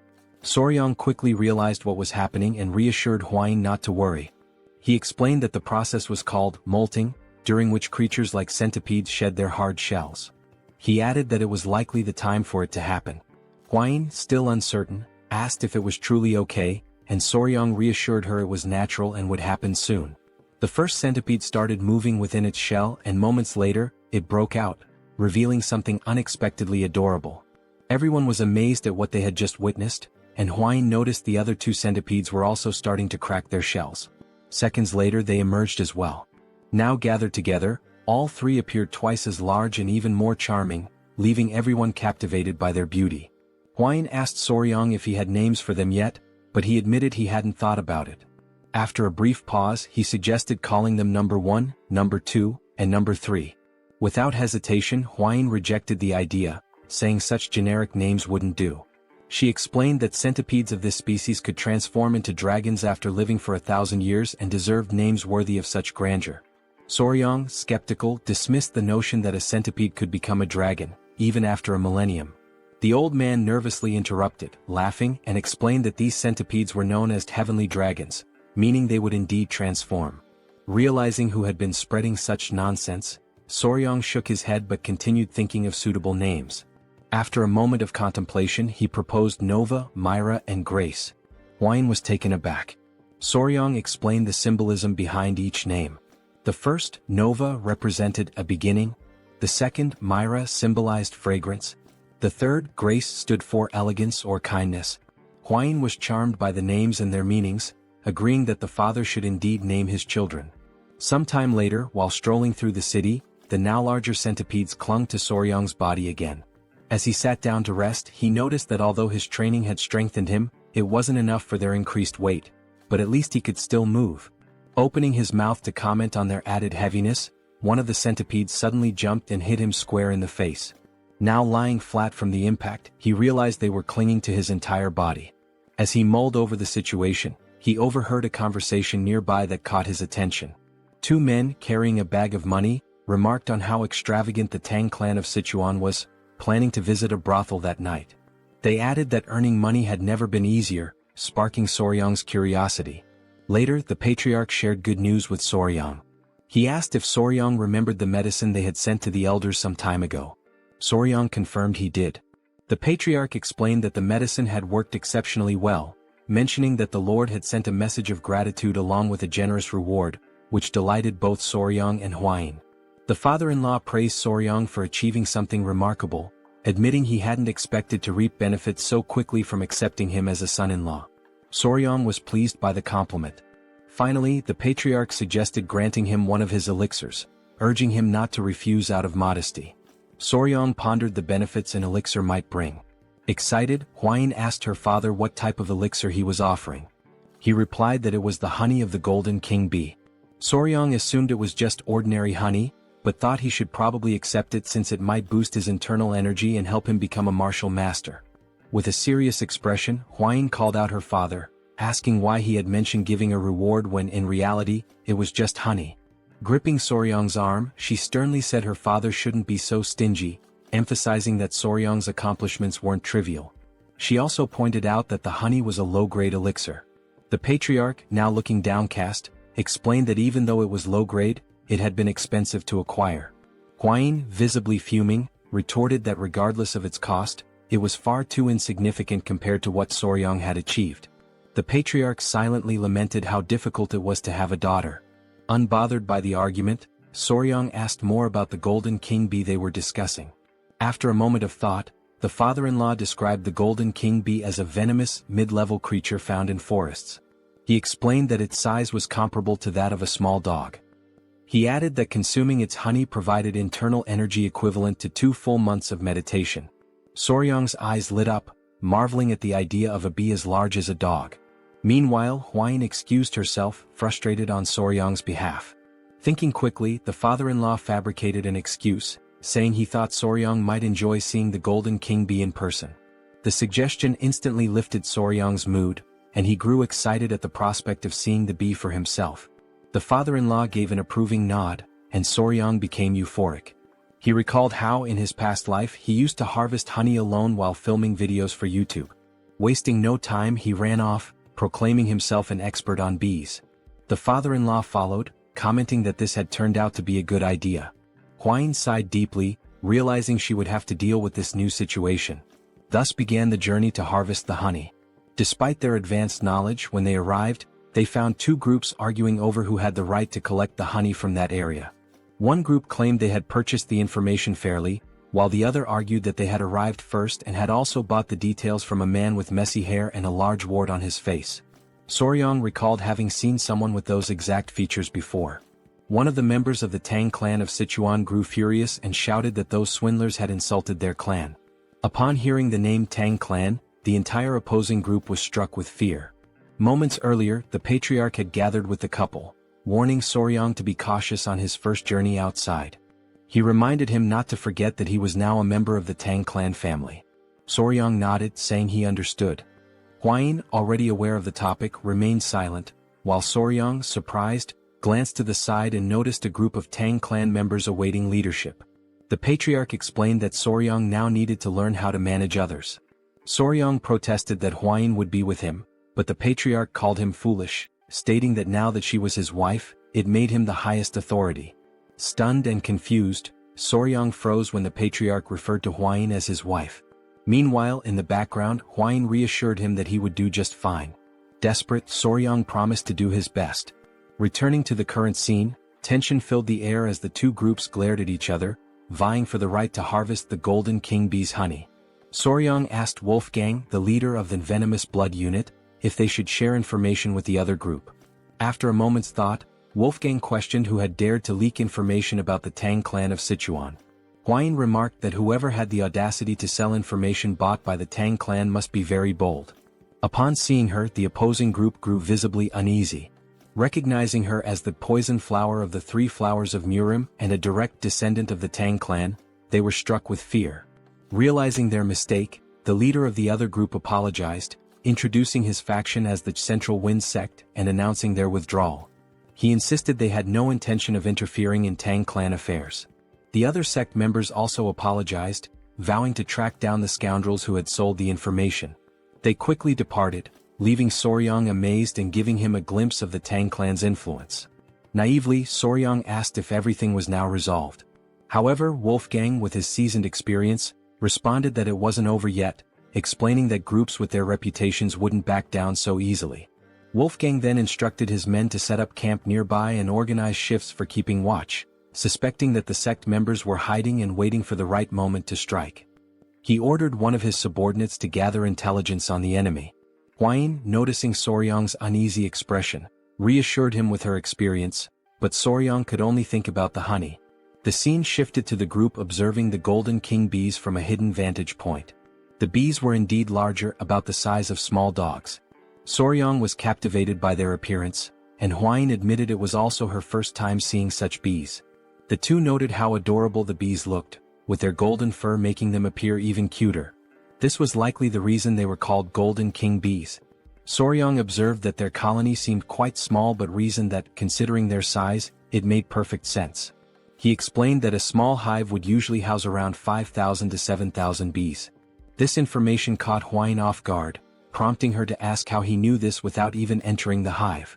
Soryang replied that, based on his experience, he could deduce it simply by observing the number of bees entering and exiting the hive. Suddenly, someone approached them from behind. They turned to find it was the man sent to gather intelligence. He reported that he had located the sect, who had established themselves on the opposite side and appeared calm, likely waiting for the right moment to act. Wolfgang speculated that they were waiting for nightfall to use the Tang clan's technique to harvest the honey. Curious, Soryang asked about the technique. Wolfgang explained that it involved burning artemisia leaves, whose smoke would calm the bees, providing enough time to collect the honey. Soryang found the method ingenious. The scout then made an observation that left everyone tense. The wind was blowing in their direction.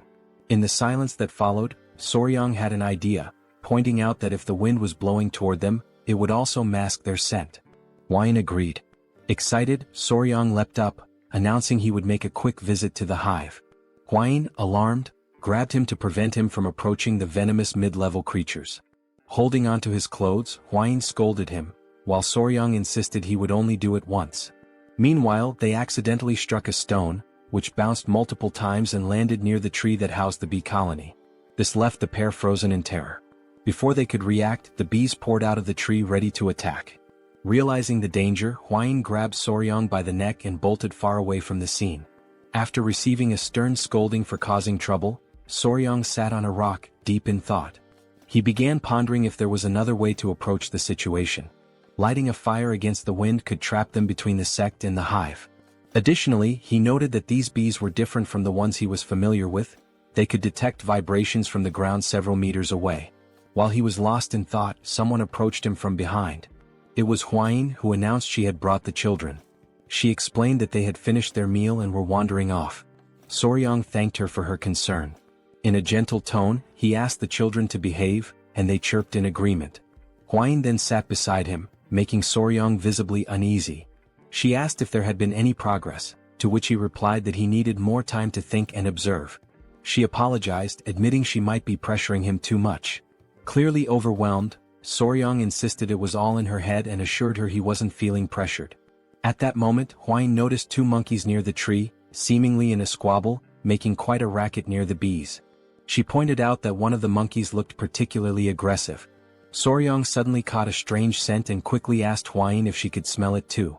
She confirmed, noting it was a sweet aroma. Horrified, Soryang explained that the scent was pheromones released by the bees, signaling an imminent swarm. Without hesitation, Huayin grabbed him and leapt away to safety. From a secure distance she looked back, astonished. A massive swarm of golden king bees had emerged, attacking the noisy monkeys near the hive. The bees bit relentlessly, leaving the monkeys covered in painful welts. The poor creatures had no chance. Now hidden, Huayin asked Soryang how he knew the bees were going to attack, even before hearing their buzzing. He explained it was the sweet scent the bees had emitted. She remarked that now that he mentioned it, the smell resembled a flower's fragrance. Before she could finish her thought, Soryang interrupted, asking if she could distinguish the pheromones and recognize the scent. She confirmed, identifying it as the scent of magnolia flowers. This revelation brought a smile to Soryang's face. As he prepared to speak further, Huayin blushed, sensing his enthusiasm. With a mischievous grin, Soryang declared that he had found the perfect solution to deal with the meddlesome rebels targeting their bees. Meanwhile, on the other side of the forest, all the members of the sect were gathered, waiting for the perfect moment to act. Everyone seemed to be enjoying themselves, especially the sect leader, who was quickly becoming drunk. As they roasted fish over a fire, the leader took another swig and remarked how delicious everything was. One of the members, a man with a scar across his face, asked the leader when he thought the Tang clan would move to collect the honey. The leader admitted it was hard to say, noting how 3 days ago the Tang clan was everywhere, but now it had gone completely silent. He speculated that the Tang clan would likely act soon, a notion the scarred man agreed with. The leader then asked if they were certain they could make good money from this, which made everyone burst into laughter. The scarred man explained that candles made from the golden king bee's wax were treasures exclusively used by the imperial family. He added that the Tang clan would only take the honey and leave the hives behind, leaving them to claim the real prize. Excitement bubbled among the group at the thought of the Tang clan failing their honey collection. Malicious laughter echoed as they imagined not only getting the honey but also the hives. One of the men brought up Huayin, referring to her as the infamous poison master known as the 3 flowers of Murim. He warned the group to keep an eye on her and ensure she didn't die at their hands, at least not yet. This suggestion was met with more wicked laughter as they entertained the thought of claiming Huayin for themselves, with one member suggesting that she might even become a Tang clan in-law. Another joked that favors like that needed to be returned. As they laughed, one of the henchmen suddenly noticed a strange scent wafting in from afar. Still joking, he suggested it must be the natural perfume of the poisonous flower, Huayin. Another, chuckling along, bet that even her natural scent was as intoxicating as that aroma. The wind carried the fragrance across the forest, accompanied by an unusual noise. The man who had been joking moments ago now froze in fear and asked the others what the smell was. As they turned their attention to the sky, their expressions changed to shock and terror. Against the backdrop of the moon, a massive, swirling cloud was descending. It was an uncountable swarm of golden king bees. 2 members screamed in panic, asking if that was really a swarm of bees, and the others confirmed their worst fears. Without wasting another moment, they all ran for their lives, scrambling to escape the incoming wave of golden king bees. The once adorable bees, with their shining golden eyes, were now on a rampage, attacking anything that moved. Within seconds, the swarm had done its work, leaving the sect members covered in painful welts caused by the bees' bites, just as they had done to the monkeys earlier. Meanwhile, the scene shifted to show the mixture of ingredients Soryang had prepared to produce the pheromone. It had been strategically placed on the ground so the wind could carry the scent toward the henchman's camp. Hidden behind trees and rocks, Soryang and Huayin watched as the bees mobilized, following the pheromone's trail. Huayin was astonished that the plan had actually worked, while the sect leader stood slack-jawed, amazed that the entire swarm was heading in one direction. Huayin turned to Soryang and asked how he had managed it, admitting she hadn't expected the bees to become so aggressive over the scent of flowers. Soryang, clearly excited, explained that the smell had triggered the bees to launch a full-scale attack. Curious, Huayin asked how simply crushing some flowers and fruits and spreading the juice could provoke such a response. Soryang, brimming with enthusiasm, explained that the specific scent acted as a signal for the bees. Using examples like the Giga Chad beetle and adorable bees, he elaborated that the phenomenon was due to pheromones, a type of chemical signal used by animals of the same species to communicate. He added that social insects like ants and wasps heavily relied on pheromones for tasks such as locating food. Finally, he explained that the pheromone he used was the exact same chemical signal the bees released when initiating a mass attack: isoamyl acetate. Huayin, enchanted by Soryang's explanation, said it was fascinating that he knew the scent emitted by magnolias was the same one bees used to signal an attack. Embarrassed by her praise, Soryong replied that what was truly fascinating was her ability to recognize those scents. She explained that as a descendant of the Tang Clan, which specialized in poisons, she had to be highly sensitive to smells. Shifting focus from their explanations, Soryong noticed no bees were emerging from the hive. He concluded that this was the perfect moment to act and ventured into the Golden King bee's hive to harvest their honey. Holding smoldering mugwort leaves whose smoke soothed the bees, the trio moved cautiously, observing their surroundings. Standing at the entrance to the massive tree, surrounded by the silence of the night, the leader warned of the danger and insisted on going first. As he stepped inside, his eyes widened in amazement, marveling at how much larger the hive was than they had anticipated. Looking upward, they saw enormous, golden glowing honeycombs, fully living up to the name Golden King bees. The leader confirmed that the hive appeared empty, with no sounds of bees buzzing around. As they ventured further, Soryong noticed something unusual. After a closer inspection, he realized there was no honey. Hwain, after looking around, confirmed his observation. This struck the leader as odd, noting that such a thing had never happened before. Soryong also observed the absence of eggs in the hive. Curious, the leader asked if this might be related to the lack of honey. Drawing on his expertise, Soryong hypothesized that the bees were preparing to migrate. They must have consumed all their stored honey and carried it in their stomachs for the journey. He suggested this behavior might have been triggered by the frequent presence of humans nearby. Hwain agreed, stating that it made complete sense. Soryong elaborated that when bees prepare to migrate, the queen stops laying eggs because they can no longer care for larvae during their transition. While exploring the tree's interior, Soryong suddenly froze in shock. Hidden and camouflaged among the hive's remains, he spotted a lone golden king bee that had been left behind. With a sly smile, Soryong turned to the leader and asked how long he could sustain his mobility techniques without resting. The leader, confused by the question, estimated he could manage about half a day. Before he could ask why Soryong wanted to know, a scout interrupted, urgently announcing that the Golden King bees were returning and they needed to leave immediately. On high alert, the leader ordered everyone to retreat. He told Soryong to abandon his search and get out of the hive. In the background, Soryong continued inspecting the hive until Hwain came to retrieve him. Grabbing him by his clothes, she insisted they leave immediately. They all dashed to safety, knowing that even the Tang clan's techniques to calm the bees wouldn't be enough to prevent an attack. As Soryong was dragged along, it became apparent that he had taken the Golden King bee and hidden it inside his clothes. Moments later, the group finally breathed a sigh of relief, grateful to have narrowly escaped a potential mass attack. Hwain expressed her relief at having made it out before the bees returned, only to pause when she noticed something moving inside Soryong's clothing. Horrified, she demanded to know what he was carrying. With a sheepish smile, Soryong revealed the Golden King bee queen and nonchalantly explained that, since they couldn't retrieve the honey, he had brought the one who could produce it. Everyone stood speechless, processing the situation. When the gravity of what he had done sank in, they were thrown into a panic, unsure of what to do next. The Golden King bee queen, ever adorable, emitted a soft sound that only emphasized her charm. Soryong, now grinning, turned to the squad leader and warned that the bees would soon realize their queen was missing and start chasing them.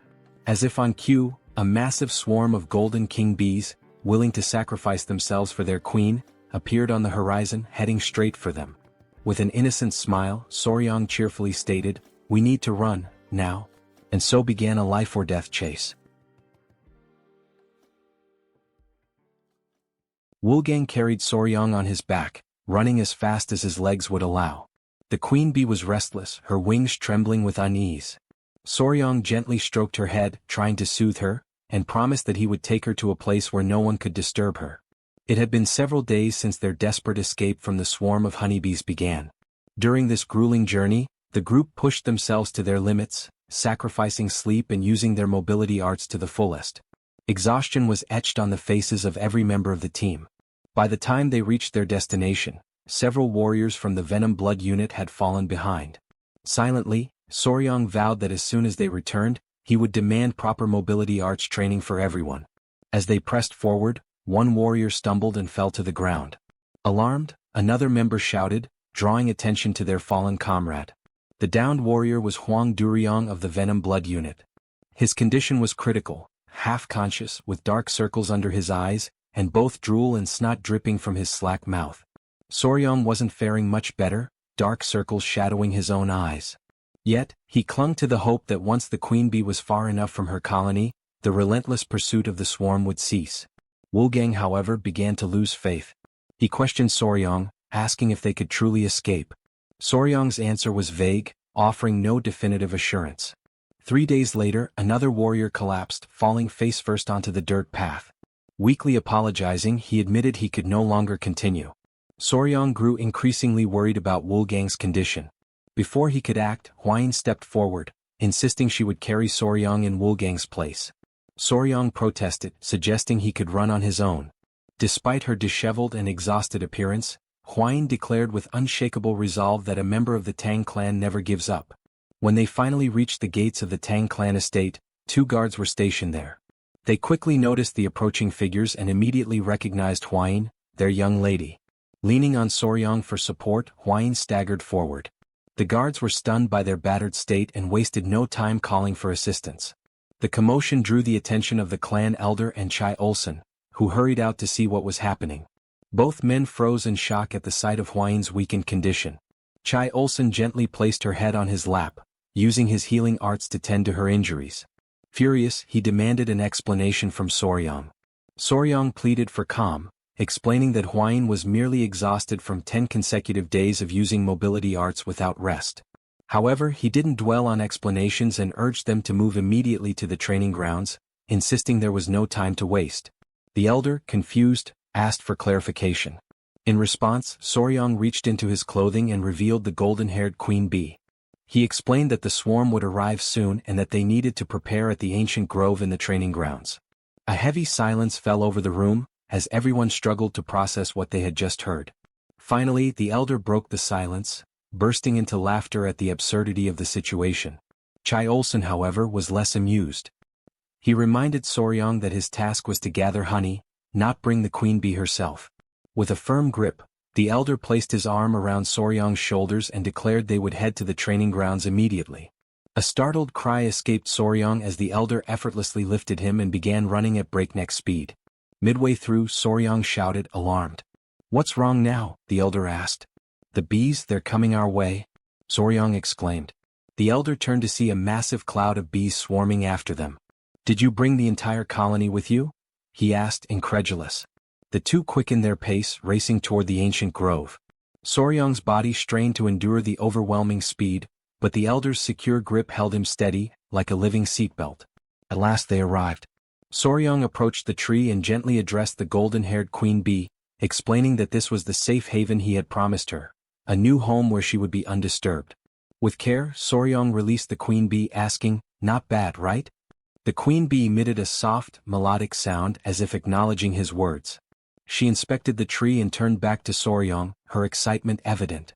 Soryang chuckled, asking aloud if she truly liked her new home. The elder, standing nearby, reminded everyone that they needed to leave quickly, as the swarm was still approaching. The members of the Tang clan watched in awe as the golden-haired bee colony arrived, flying in perfect harmony above the tree. The queen bee let out a series of sounds as if calling to her followers. Obediently, the bees settled into the tree. The elder watched in awe, admitting that he had never witnessed anything like it in his entire life. The mission was a resounding success. The golden-haired queen bee had been relocated safely, marking an extraordinary achievement for the Tang clan. Soon after, the adorable bees, each the size of small dogs, could be seen drinking a sugary mixture. Sugar water had been offered to the exhausted golden bees, who had followed the group tirelessly. As the saying goes, bonds are often forged over shared meals, and goodwill begins with a moment of kindness. Fortunately, in this world, a refined sugar substitute existed, working perfectly for the task. Soryang hoped this small feast would help ease the bees' distrust of them. Deep down, he wished for more, for the bees to eventually see him as their master. Suddenly, Soryang shouted, his expression changing as he remembered something. Both Chul-san and the elder turned to him with suspicion, asking what was wrong. Nervously, Soryang asked about Hwain. Irritated, Chul-san retorted that Soryang was only thinking of her now, after everything that had happened. He explained that he had instructed other members to escort Hwain back to her mother so she could rest. Chul-san then asked, clearly annoyed, whether they had really used mobility arts to travel from the forest all the way back to the estate while being followed by the bees. Soryang hesitated, then confirmed with an awkward nod. He apologized, explaining that they had managed only 4 hours of sleep per day, spending the rest of their time running. The elder suddenly seemed to realize something. Turning sharply to Soryong, he asked where the members of the Venom Blood Unit were. Sweat beaded on Soryong's forehead as he stammered out a hesitant answer. They had collapsed somewhere along the roadside. Quickly he added that he would go back to retrieve them. Eventually, the members of the Venom Blood Unit returned safely to their families. In Hwayin's room, she had recovered enough to sit up and look cheerful. Soryong sat beside her. Excitedly, Hwayin remarked that the golden bees had regained their strength. Soryong explained that the bees were now busy gathering nectar from the poisonous flowers on the Tang Clan's mountain. Hwayin laughed, commenting on how adorable it was. At that moment, someone burst into the room, calling Soryong's name urgently. It was Pei, insisting that Soryong come quickly. Something seemed wrong with the golden bees. They appeared to be searching for something. Soryong and Hwayin rushed outside to find the bees scattered everywhere. As soon as the bees spotted Soryong, they swarmed toward him, clinging to his clothes and tugging at his shirt. Confused, Soryong couldn't make sense of their behavior. The bees tugged harder, lifting him off the ground. Hwayin watched in astonishment as Soryong floated in midair, arms outstretched and legs stiff, forming a T-shape. After a moment, the bees set him back down. Still dazed, Soryong asked what was going on and why they were acting so strangely. The bees began nudging him toward the hive and he finally understood. They wanted him to go inside. Looking around, Soryong noticed that the bees had already begun constructing part of their hive and were diligently collecting honey. That's when he saw the queen bee approaching him. Extending his palms, he asked if she needed help climbing up. Before he could react, the other bees grabbed him again, pinning him in place. One even pinched his cheek. Soryong glanced at the queen bee, noting her elegant and surprisingly charming appearance. And then, to his utter shock, the queen bee closed her eyes and leaned toward him. Panic surged through Soryong, but he didn't have time to protest. The queen bee pressed her lips to his. He felt something placed in his mouth and instinctively swallowed. Immediately the other bees released him and the queen bee stepped back. Face blazing red, Soryong shouted at her, utterly mortified. "That was my first kiss. What were you thinking?" But before he could say more, an intense wave of pain shot through his body. He collapsed to the ground, writhing in agony. "What did you give me?" Soryong wondered in his mind. From his perspective, the queen bee watched him with an enigmatic expression, leaving him completely bewildered. Meanwhile, Soryong was lying on the ground, writhing in pain, while the queen bee observed him passively. As he agonized on the ground, he noticed that beneath the strange discomfort, like an intense itch, his entire body was engulfed in overwhelming heat, and his heart was racing uncontrollably. He turned toward the queen bee beside him, still struggling, and demanded to know what she had made him eat. She simply stared at him adorably, offering no response as his senses began to fade and his eyelids grew heavy. A few minutes later, still unconscious, Soryong heard someone calling his name over and over. When he partially opened his eyes, he saw Hwayin and the Great Elder. Hwayin, frantic, exclaimed that something was seriously wrong with him, and the elder confirmed, saying it seemed he had ingested a highly potent elixir. Soryong fainted again as Hwayin pleaded for him to hold on, promising to guide his chi. Moments later, Soryong regained full consciousness. He woke to find Hwayin beside him, worry etched across her face as she asked if he was okay. He sat up in bed, scratching his head and asked where they were. She explained they were in the Tang Clan's medical wing. Hwayin elaborated, saying that when she saw him being dragged off by the queen bee, she and the elder immediately ran to the hive. By the time they arrived he was already unconscious, so they brought him there. She asked if he remembered what had happened at the hive. Soryong paused to think. It was then that he realized his first kiss in this world had been with the queen bee. Embarrassed, he flushed deeply. Hwayin, still concerned, asked if he was feeling all right and if there was anything wrong with his body. She offered to call the Great Elder for his expertise if necessary. Looking down at his hands, Soryong shook his head and said there was no need. After letting out a long sigh, he decided to explain what had really happened. He told her that the queen bee had fed him the same food she eats, which was undoubtedly the cause of everything. Curious, Hwayin asked what exactly he had eaten. Soryong admitted he didn't know the exact name but said that if he had to name it, he would call it the king bee elixir. Hwayin was shocked. He went on to explain that worker bees collect nectar and pollen for sustenance and that only those dedicated to their labor consume it. Still puzzled, Hwayin asked what the queen bee eats. Soryong replied that from birth to death, the queen bee exclusively consumes the elixir made by the worker bees. In other words, he explained, the substance the queen bee had forced him to consume was royal jelly. Huayin understood and remarked that it must be the queen's exclusive food for her entire life. Soryong then added that the king bee elixir has special effects. Intrigued, Huayin asked what those effects might be. Excitedly, Soryong explained that while worker bees typically live for about a month and a half, the queen bee, sustained solely by the elixir, can live up to 690 times longer. Huayin, startled by his enthusiasm, told him to calm down. She concluded that the mystery was solved and there was no reason to worry. She noted that the internal cultivation method he had practiced, the 5 venoms return technique, was only a beginner-level technique, so he couldn't absorb the elixir's full power. She also mentioned that the honey from the bees carried 2 months' worth of internal energy, but he had essentially absorbed 60 times that amount, equivalent to 10 years of internal energy. She added that he was incredibly lucky. As he felt the surge of blue energy coursing through his body, Soryong realized just how fortunate he had been. Huayin, bashful and fiddling with her hair, hesitantly suggested that he should check himself in a silver mirror later. Blushing, she hinted that the golden king bee elixir might have had other effects. Wide-eyed, Soryong demanded to know what effects she was talking about and what the silver mirror was for. When he looked into the mirror, he noticed something was different. His body was taller, his abs were defined, and even his hair had grown longer. Examining himself further, he realized there was definitely something unusual. He questioned whether royal jelly always had such effects. He noted that his cultivation had improved significantly and that his skin was unbelievably soft, almost like a woman's. Panic set in as he wondered if he was turning into a woman since the substance he had consumed was meant exclusively for the queen. Determined to confirm, he decided there was only one way to check, by analyzing his baseball bat. After a meticulous inspection, he was relieved to find everything intact, or perhaps even slightly enhanced. Relieved, Soryong lay down on the floor and realized everything was where it should be. Huayin mentioned that the elder had guided his qi, otherwise the outcome could have been disastrous. Soryong admitted that he had indeed been at death's door and that the great elder had saved him. Later, as he walked through the city, Soryong noticed he was receiving strange stares that hadn't happened before. He wondered if it was due to the increase in his internal energy. When he overheard 2 girls talking about him, he decided to slip away quietly. Now at the Sichuan clan's restaurant, Soryong sneaked in, trying not to draw attention.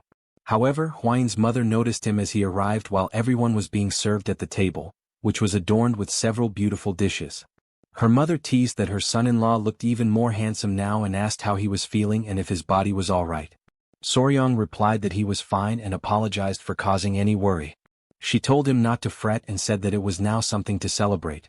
After all, his skin looked amazing and Huayin must be feeling jealous. Embarrassed, Huayin blushed deeply. Flustered, she urged everyone to stop teasing and to take their seats. With everyone gathered around the table, the servants began serving the meal. Huayin's father asked if Soryong was feeling better, to which he replied yes and apologized again for causing concern. Soryong also took the opportunity to thank the elder, saying he had heard how well he had taken care of him. The elder graciously acknowledged the gratitude and commented that Soryong seemed to have had a stroke of good fortune. At this, Huayin's father and the elder turned to Soryong and asked if he could explain what had happened. Huayin had mentioned the king bee elixir, but they wanted to hear the story directly from him. Soryong paused, reflecting on what had truly happened and how to convey it. He began by explaining that it seemed the queen bee had been so pleased with her new home that she decided to reward him for his kindness. She dragged him into the hive and fed him the king bee elixir, which started all the commotion. Everyone at the table was shocked, marveling that even mid-level venomous creatures could show gratitude. It was truly fascinating. The elder then asked Huayin's father if there was any way to obtain the elixir again, noting how it could greatly benefit the Tang clan. Huayin's father responded that while the honey alone was an incredible treasure, the king bee elixir would indeed be an extraordinary blessing. Excited by the idea, Huayin's mother turned to Soryong and asked if it would be possible for him to acquire more of the elixir.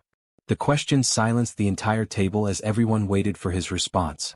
Huayin herself addressed him directly, asking if it was truly possible to get more. Soryong thought about it, considering that with ordinary bees, it might be feasible to create multiple queen cells and trick the worker bees into producing royal jelly for them. However, he concluded that attempting such a trick with the highly intelligent king bees would likely result in them turning everyone into a hive. He explained that royal jelly was essentially baby food produced by worker bees, but what he had consumed came directly from the queen herself, raising the possibility that it wasn't even the same substance. Debating whether to be fully honest and risk dashing their hopes, Soryong finally said he didn't think it was possible. The elder and Hwain's mother immediately asked why not. Soryong replied that even if someone could eat it, he wasn't sure they would want to. Confused, Hwain's father asked if the issue was with the taste or the smell. Soryong clarified that it wasn't about either. The king bee elixir came directly from the queen bee's mouth, and the only way to receive it was through direct contact with her. He went on to explain that the process involved forming a bond by joining lips, with the queen's tongue entering the recipient's mouth to transfer the elixir. The entire table froze in shock at the revelation that Soryong had kissed the queen bee, especially with his wife sitting right beside him. Still stunned, Hwain's father concluded that it was best to assume acquiring more was impossible since the queen bee had only favored Soryong, making it unattainable for anyone else. At that moment, the sound of chopsticks dropping broke the silence. It was Hwain, her face serious, who asked Soryong about this so-called kiss. With a look of disbelief, she demanded to know if he had really kissed the queen bee. It seems our young warrior might be in serious trouble now. Meanwhile, night had fallen, and the full moon illuminated an otherwise calm and serene place. In a secluded room, someone appeared visibly irritated. His hand, scarred and veined, rested heavily on the table. This hand belonged to none other than Ju Young-hak, the leader of the Murim Martial Alliance and known as the Emperor of the Fist. Suddenly, from outside the room, a voice announced the arrival of tea. Young-hak allowed the person to enter, and a young woman with brown hair stepped in, carrying a tray with a tea set. She mentioned that she had prepared Seosan Bikro tea, which startled Young-hak, as it was the tea of his homeland. He commented on the coincidence and she smiled, explaining that she was aware of its origins because the tea was famous. Grateful, Young-hak thanked her and promised to savor it. As she poured the tea, he prepared to take a sip, the woman watching him intently. Just as the tea neared his lips, another voice interrupted, identifying itself as General Jigul Hu. Young-hak asked what brought him there at such an hour and invited him to enter. Jigul, full of respect, apologized for disturbing the leader's rest and explained that he had received an urgent message from the Sichuan Tang Clan that he believed required immediate attention. Young-hak assured him it was fine and urged Jigul to share the news, assuming its urgency meant it was important. Jigul stepped forward, placed a scroll on the table and began explaining the situation. He revealed that the message concerned Rakshasa blood hand, Tak Anyang. Jigul detailed how the Tang clan had recovered not only Tak Anyang's head but also the secret manual of the blood hand poison art, which had been in his possession. Upon hearing this, Young-hak's rage boiled over, and he slammed his fist onto the table, shattering the teacup the woman had just served. Still trembling with anger over the blood hand poison art, he demanded to know where and how the manual had been retrieved. Jigul explained that years ago, Tak Anyang had disappeared after being struck by the myriad poison's palm of the divine elder. Subsequently, he had fled to the Hainan Islands where he lived in seclusion. With a slight smirk, Jigul added an even more fascinating piece of news, that the infamous demon Tak Anyang had been defeated by a young poison master. This piqued Young-hak's curiosity, and he asked for confirmation, wondering aloud if there truly was a young poison master. Sitting directly across from the leader, Jigul said the story surrounding this event was quite intriguing and suggested that Young-hak would find it fascinating. Smiling slyly, Jigul asked permission to recount the tale in full detail. In the background, the woman silently observed Jigul with an enigmatic expression, clearly displeased by his presence. Elsewhere, in the grand hall of the Tang clan patriarch, a meeting was underway with the clan's most prominent members. One of the elderly men mentioned that there were individuals within the Tang clan who had sold secrets to outsiders. Another elder called it an audacious betrayal, lamenting that he never imagined anyone would tarnish the clan's reputation. Soryong whispered to Hwain that it was surprising no one criticized her father-in-law, to which she smiled and replied that it was only natural. While the room buzzed with heated discussions, the father-in-law, Tang clan patriarch, spoke up, demanding to know who would dare to disgrace the family's honor. He added that even the elders of collateral branches were furious, emphasizing that, at the end of the day, they were all one family. He informed everyone that he had already requested the beggars' sect to uncover the culprits and expected news soon. Moreover, he announced his intent to personally visit the Yingchuan commandery. One elder asked how he planned to handle the situation. The patriarch responded decisively, explaining that he would begin with the soul-annihilating poison, followed by the bloody flames poison and the intestine-paralyzing venom. He elaborated, describing in vivid detail how the culprits would writhe in agony as their blood boiled, their organs dissolved, and their very souls felt like they were being torn apart. Finally he would finish them off with the 7-step soul-cutting poison. Hearing this, Soryang was stunned by the sheer brutality of the poison mix. Without hesitation, the Patriarch gave orders to Wolfgang to summon the Poison Annihilation Unit immediately, declaring his intention to depart at once. Wolfgang promptly obeyed. Outside, the unit stood assembled, ready for deployment. Turning back towards Soryang, the Patriarch said he was leaving and entrusted him with overseeing matters in his absence. Soryang expressed his gratitude and asked his father-in-law to take care of himself. Smiling confidently, the Patriarch replied that Soryang need not worry. After all, it was others who should be concerned about his actions. With that, the group departed, and the Patriarch addressed the squad, declaring that they would ensure the punishment for those who leaked the information would be unforgettable. Watching them leave, Soryang turned to Hwayin and asked if those men belonged to the Poison Annihilation Unit, noting that he had never seen them before. She confirmed, explaining that they were assigned to handle slightly heavier tasks. With a knowing smile, she elaborated that their primary role was to eliminate people, which was why they were aptly called the Annihilation Unit. Soryang couldn't help but wonder what exactly slightly heavier tasks entailed for them. As they continued their conversation, a voice called out to them from behind. Turning around, Soryang saw it was the elderly elders approaching. Both Soryang and Hwayin greeted the elders respectfully. One of the elders mentioned they had heard rumors about Soryang's recent stroke of good fortune. Pausing for a moment to think, Soryang realized what they might be referring to and admitted it was true. As he pondered, his thoughts turned to the royal jelly of the Golden King bees. One of the elders coughed awkwardly and, now a bit sheepish, explained that the reason they had approached Soryang was to ask him for a small favor. Surprised, Soryang asked what kind of favor they had in mind.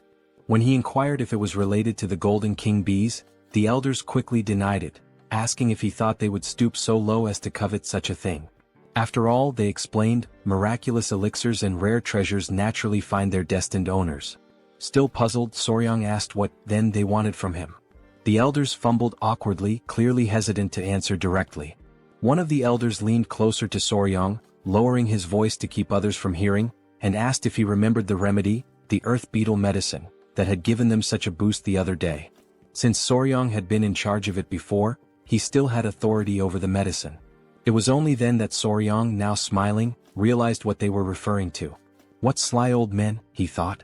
With a smirk, he pulled out the earth beetle medicine and began to handle it deftly, almost as if performing a juggling act. Though he was still adjusting to life in the clan, he knew that if the elders supported him in various ways, there would be nothing he couldn't offer in return. The elders burst into laughter, promising that from now on, they would fully support their son-in-law. Hwayin, however, felt slightly disappointed. At that moment, the great patriarch emerged from the temple and noticed the elders laughing boisterously. Just as Soryang was about to hand over the earth beetle medicine, the patriarch asked what was causing such merriment. Panicking, the elders scrambled to cover up their intentions, awkwardly beginning to dance, claiming it was just a friendly gathering. The plan worked. The great patriarch believed them, thinking they had finally come to appreciate Soryang's true value. Hwayin, however, remained disappointed and quietly furious. Their moment was interrupted when a man rushed in, announcing a serious problem. Everyone turned their attention to him, and the great patriarch demanded to know the issue. The man revealed that Lord Sichuan was on the verge of death. Shock and panic spread throughout the room. Soryang immediately asked if Lord Sichuan had been using the medicine correctly. The man confirmed but explained that after observing its effects, Sichuan had taken a new concubine and consumed more than double the recommended dose. Sweat formed on Soryang's brow as he imagined the potential consequences of such recklessness. The great patriarch, visibly displeased, decided to personally investigate the matter. Since Soryang was the only man left in the household, he was tasked with protecting the women while the patriarch was away. Accepting the responsibility, Soryang bid him farewell and took up the role with determination. The great patriarch departed, leaving Soryang feeling reassured that nothing would go wrong under his watch. Later that evening, with nightfall, Soryang and Hwayin sat on a bench, talking. She asked how he was finding the 10 Venoms dual origin art he had been learning. He replied that it wasn't as difficult to grasp now as it had been at the start. He explained that if the 5 Venoms returning technique felt like a single large sphere moving through the body, the 10 Venoms dual origin art was more akin to a twin-cylinder engine. Huayin noted that by this point, Soryong must have already developed some tolerance to common poisons. She added that he could now release his inner energy directly or infuse it into objects. Soryong was speechless, intrigued by this revelation, and overwhelmed with an uncontrollable desire to test his new technique. They prepared a straw dummy for the test. Drawing a dagger, Soryong closed his eyes to focus. A powerful green energy began to emanate from his body, radiating with intensity. The first step was to move his internal energy from left to right and then rotate both spheres in the same direction. As soon as the chi energy circulated through his body, he opened his eyes and hurled the dagger forcefully toward the straw dummy. The dagger flew like lightning, piercing the dummy effortlessly. Soryong was pleased, and his fiancée praised him for successfully infusing his chi into the dagger. The knife, still radiating energy, embedded itself into the wall directly in front of two masked men. At first, the masked intruders thought they had been discovered and considered taking Soryong out. However, upon noticing the straw dummy, they realized it was just a coincidence. One of them was holding a book, the secret manual of the blood hand poison art. Although it was merely a copy, their task was complete, and they decided to leave quickly before the situation escalated. They mocked the Tang clan's negligent security, calling the guards fools for making their escape so easy thanks to the distraction. But then, something unexpected happened. A sweet, rosy aroma began to fill the air, putting the men on edge. The scent was pleasant, yet they couldn't determine its source. Hovering just above them was the king bee, glaring at the intruders with an intensity that confirmed they didn't belong there. As the rain began to fall, cries echoed through the area. Soryong froze, startled and unsure of what was happening. Elsewhere, Huayin turned toward the sound of the cries and spotted movement. Through the bushes she caught sight of men dressed like ninjas. Two were hidden while one stood in plain view. The king bee attacked the man who appeared confused, clearly not understanding why a bee was in the training grounds. Soryong and Huayin observed the scene and quickly realized they were dealing with intruders. With a furious expression, Huayin knew she had to act. She dashed toward the intruders and instructed Soryong to prepare the bow. She moved so quickly that a trail of dust followed her. Soryong shielded his face with his arms, stunned by her sudden action. He had no idea what she was planning. Meanwhile, the king bee bit the ear of one of the intruders. The man, desperate, tried to grab the bee, tears forming in his eyes as he called for help from his companions. One of the ninjas turned to Soryong and, noticing Huayin approaching rapidly, panicked and ordered the others to retreat. The king bee clung to the struggling intruder as the other two ninjas leapt away, scattering in different directions. Huayin sprinted after them, commanding them to stop. Determined, she pulled out a whip.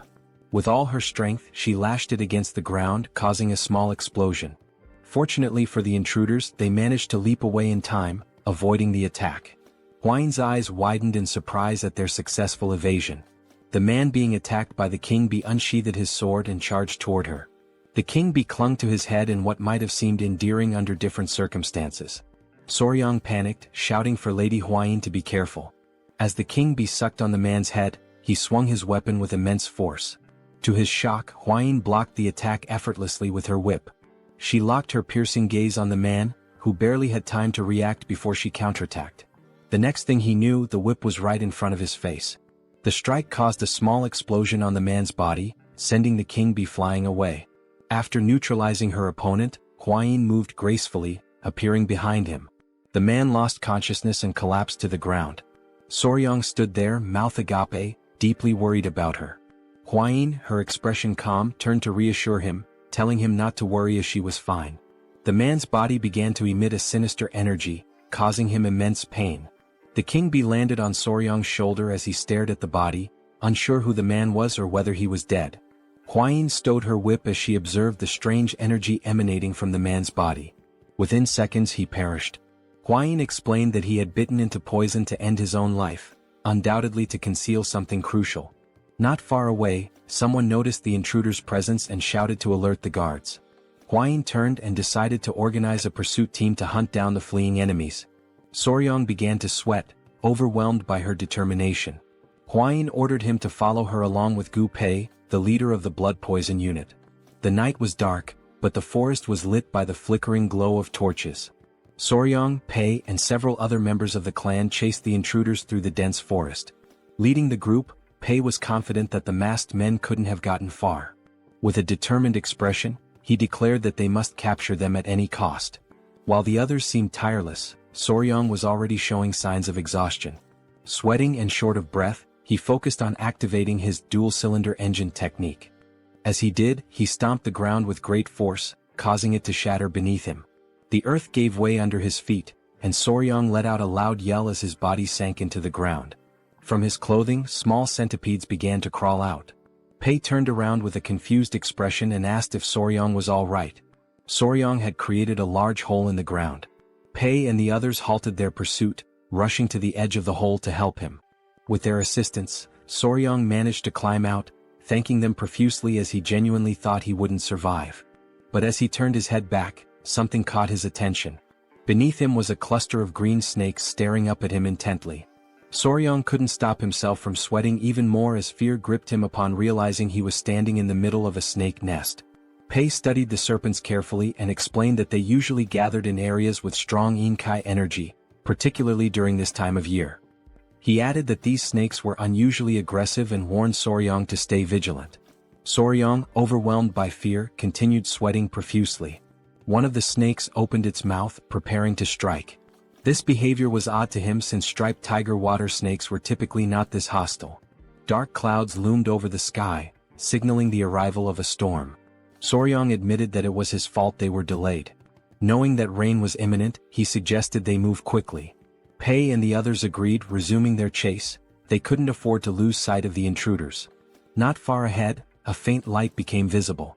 Pei turned to Soryong, announcing that they had found the intruders. The masked men, visibly furious, found themselves cornered at a dead end.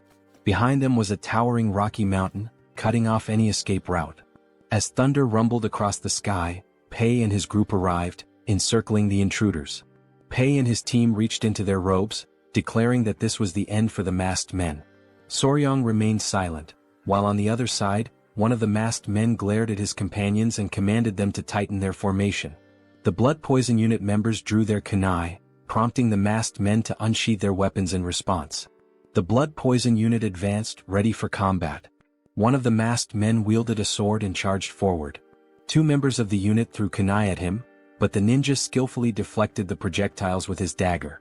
He counterattacked fiercely, his sword clashing violently with the ninja's daggers. The ninjas were shocked by the man's strength, their expressions hardening in frustration. One of them moved swiftly and delivered a powerful kick to the man's face, forcing him to drop his weapon. They ordered him to step aside. Witnessing this, a member of the blood poison unit panicked. While the ninjas were distracted, something began approaching them rapidly. It was Pei who attempted a surprise attack. But the ninja ducked quickly, evading the strike with ease. Pei stood still, observing silently. The ninja retreated with small leaps, but Pei activated his skill, Triple Mirage Kill, and hurled kunai at the enemy. The kunai flew toward the ninja, exploding mid-air and splitting into 3 separate blades. The ninja was stunned by the unexpected attack. Luckily, he managed to block 2 of the blades, but the third embedded itself in his shoulder, causing excruciating pain. He clutched his wounded shoulder, grimacing. Pei approached, mocking him as a lucky bastard. By now, 2 of the masked ninjas were already down, leaving only one standing, injured and fatigued. Pei and his men began to close in on the last remaining enemy. The ninja was fortunate. The rain had diluted the venom on Pei's kunai, sparing him from a more severe fate. Pei glared furiously at the ninja, but suddenly, a chilling laugh echoed through the air, interrupting the standoff. The voice mocked the pathetic insects gathered there. Pei and the others froze, their confusion apparent. On high alert, Pei adopted a serious expression and demanded to know who was there. At that moment, a figure descended from the top of the rocky mountain, landing before the remaining ninja with enough force to crack the ground. The newcomer was an old man with a long, scraggly beard and a sinister smile. He scanned Soryong and the others with a murderous gaze, exuding an aura of malice. Feeling the man's powerful energy, Pei immediately became alert, recognizing him as a martial arts master. Without hesitation, Pei ordered his men to retreat. The old man's body began to radiate a sinister aura. He stood upright and, with a wicked smile, started walking toward them. Turning to the ninja, he asked if they had retrieved the item. The ninja closed his eyes and pulled a book from within his robes, explaining that it was not the original but a copy made by the Tang Clan. This revelation stunned Soryong, whose eyes widened in disbelief. Memories of the great patriarch's words came flooding back to him. He had warned that this book was something only evil men would desire. Soryang's gaze locked onto the book as recognition set in. He quickly realized it was a replica of the malicious tome his grandfather had studied long ago. Meanwhile, one of the captured ninjas had been tied up nearby. Soryang, seated beside Pei, revealed that the book was a copy of the secret manual of the blood-handed venomous art, leaving Pei visibly shocked. Pei's eyes burned with fury and he clenched his teeth tightly. As this was happening, the ninja handed the book to the old man, who opened it with an unsettling grin spreading across his face. Pei's fists trembled with indignation. He couldn't fathom the kind of people who would dare to covet something so dark and cursed. He demanded the old man reveal his identity. With a sinister smirk, the elder began flipping through the pages one by one. As he had suspected, the book was indeed a copy. It contained the forms of the techniques but lacked the crucial formulas. Still, for him this was more than enough. After finishing the book, he shut it decisively. Even though it was early, there was no better way to announce their return. The old man gave the ninja, whom he addressed as Bloody Glory, permission to unleash the cultivation martial arts and ordered him to leave no one alive. Bloody Glory cracked his knuckles and, with a determined expression, vowed to carry out the command. Beside him lay the lifeless body of one of his fallen comrades. Reaching out toward the corpse, he began to concentrate. A crimson energy emerged from his hand and moments later the blood from the body shot toward him, absorbed through the palm of his hand. Pei's eyes widened in terror as he realized what technique the man was using. On the other side, Soryang clutched his head in disbelief, overwhelmed by the horrifying sight. The ninja's eyes started to glow as he smiled and continued absorbing the blood from the corpse. In the blink of an eye, the kunai embedded in his shoulder fell to the ground, and his wound healed completely. The old man erupted into maniacal laughter. He summoned an energy sphere into his hand and, with a malicious glare, declared his identity. He was none other than a senior member of the blood cult, the feared Blood Falcon Daggerclaw, known as Lord Guchenak. Soryang gritted his teeth and drew his kunai. Guchenak's gaze shifted to him, his interest piqued. The old man instantly recognized the vigor in the young warrior's body. Drool began to drip from Guchenak's mouth. He licked his lips, his eyes glinting with excitement, as he murmured that it had been far too long since he'd tasted the pure blood of youth.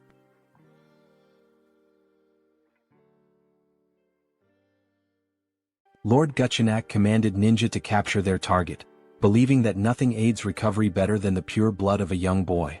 Without hesitation they pursued their prey. In response, Pai ordered the deployment of the 5 poison annihilation formation, determined to prevent their enemies from reaching Soryang.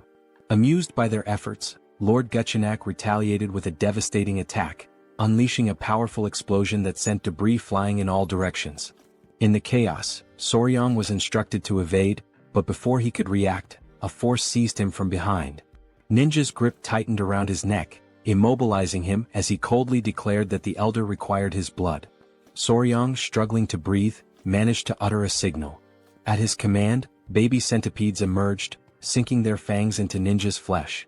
The sudden attack caught him off guard, their bites relentless. Before he could recover, a dagger pierced his skull, and his body was consumed by flames. A familiar voice called out to Soryang. Hwayin had arrived, accompanied by Wolfgang and an elder. However, their approach came to an abrupt halt as they noticed the 5 poison annihilation formation, leaving them momentarily unsettled. Pai acknowledged Hwayin's presence and informed her of the blood cult elder's assault. Without hesitation, Hwayin commanded everyone to support Pai. Wolfgang, responding swiftly, instructed his allies to enhance the formation, transforming it into the 9 poison annihilation formation. Encircling the elder, they prepared for battle. Lord Gu, rather than being intimidated, was intrigued. He quickly identified Soryang as the one responsible for defeating Takan Yang's blood hand poison claw. Dismissing the title as mere exaggeration, he mocked the irony of such a fearsome technique falling victim to centipedes. Wolfgang, unfazed, warned him to stay silent, threatening to bury him alongside the others. Lord Guchenak merely laughed, daring them to try, his expression twisted with anticipation. As the battle raged on, rain poured from the sky, explosions erupting across the battlefield. Amidst the chaos, Soryang attended to an injured warrior, urging him to hold on despite knowing deep down that their situation was dire. Their forces were growing weaker, while their enemy continuously replenished his strength by absorbing blood. A sudden crash broke his thoughts. Huayin had been thrown against a tree, wincing in pain. Rushing to her side, he asked if she was all right. Though coughing up blood, she reassured him before grasping his hand and advising him to return to the Tang clan to summon reinforcements. Their current numbers were insufficient. Soryang hesitated, torn between the truth of her words and the reality that he could do nothing to change the battle's course. Wolfgang and the others pleaded with him to go, vowing to hold their ground as long as possible. With a pained expression, he finally agreed, promising to return quickly, though he doubted his own speed. Before he could dwell on it, Huayin pulled him into an embrace, assuring him that he was capable. She reminded him of his hard training and promised they would search for more poisons together in the future. Entrusting him with their survival, she returned to the battlefield. Watching her leave, Soryang struggled with his emotions, feeling overwhelmed by the situation. Pushing forward, he sprinted as fast as he could, until he tripped, landing in a puddle. The baby centipedes emerged, offering him comfort, a gesture he found oddly touching. Then realization struck. Even if he ran at full speed, it would take nearly half a day to reach the clan, and most of their skilled fighters were away. Even if he called for help, they wouldn't arrive in time. Looking up at the sky, he understood the truth. They had sent him away not for reinforcements but to save him. The thought left him conflicted. Was it because he was the youngest or because they saw him as weak and in need of protection? Doubts crept in about the true nature of martial artist chivalry. Yet, as he recalled Kaelson's words, that he was part of the family, he reflected on the meaning of the word. He had never truly considered himself a member of the Sichuan Tang Clan. But as he recalled cherished memories with them, he realized that everyone had already accepted him as family. Everyone except himself. A small smile formed on his lips. For an assassin clan, they were surprisingly warm-hearted. Rising to his feet, his resolve hardened. With newfound determination, he whispered to himself, ready to act. He sprinted forward, driven by a singular goal, to save those who had risked their lives for him. His mind raced through possible solutions, considering every factor: blood cult regeneration, venomous creatures, poisonous beasts, and lethal herbs. Then he came to a halt. Before him lay a snake den, its eerie inhabitants slithering within. He turned to the baby centipedes, instructing them to wait before carefully setting them down. Without hesitation, he ran toward the den, leaving them puzzled by his actions. With unwavering resolve, he leaped into the pit of serpents, ready to embrace whatever lay ahead. The blood-stained snakes, known as flower snakes, appeared harmless at first glance, but they were highly venomous vipers. Unlike other venomous snakes with hooked fangs at the front of their mouths, these had smaller venomous fangs located in the molar area, making it more difficult to inject their toxin. However, their venom was among the most potent of any terrestrial snake in East Asia. As Soryang descended into the snake's nest, dozens of them immediately coiled around his body, biting his hands and legs. He remained composed, enduring the pain and even urging them to bite him harder. Though their venom exceeded that of a black mamba in strength, the Tang clan's internal energy techniques allowed him to resist its effects, ensuring his survival for the time being. The small centipedes, watching from a distance, became worried and called out to him. He reassured them, telling them to remain calm as he would be leaving soon. However, as he examined his arm, now covered in snake bites, he decided that he had acquired enough venom for his purposes. Just as he prepared to leave, he suddenly found himself unable to move. Looking down, he saw that the snakes had wrapped tightly around his legs. The unexpected situation unsettled him, and panic flickered across his expression. Before he could react further, the small centipedes leaped into the nest, landing on his head and shoulders. Their presence caught him by surprise, and their actions, though unexpected, struck him as oddly endearing. One of the centipedes, enraged by the snake's aggression, let out a tiny but fierce roar. Soryang watched with growing confusion as the confrontation escalated. A snake locked eyes with the centipede and began to hiss, provoking the small creature further. Its patience quickly ran out. With sudden intensity, the centipede lunged at the snake, biting it before slamming its body against the ground with surprising force. Soryang could only watch in disbelief. The tiny creature then turned its attention to another snake, continuing to fight with unexpected ferocity. Within moments, it had defeated its opponent, its eyes gleaming with triumph as it flashed a satisfied smile. With most of the snakes now deterred, Soryang crouched down, realizing that the centipedes had intervened out of concern for him. He gently patted the head of the victorious centipede, his expression softening. The small creature climbed onto his head and, seemingly exhausted, fell asleep. With a quiet smile, Soryang prepared to leave, knowing he still had something important to do. Meanwhile, back on the battlefield, Hwayin was exhausted, but her determination remained unwavering. Many members of the clan had already fallen, and those who remained surrounded Gutchinak, who showed no signs of slowing down. He grabbed another warrior by the neck, draining his blood to restore his energy. Foam formed at the victim's mouth as his life was drained away. Gutchinak's eyes gleamed with twisted delight as he mocked his opponents, claiming their struggle was meaningless. Though weary, Hwayin refused to retreat.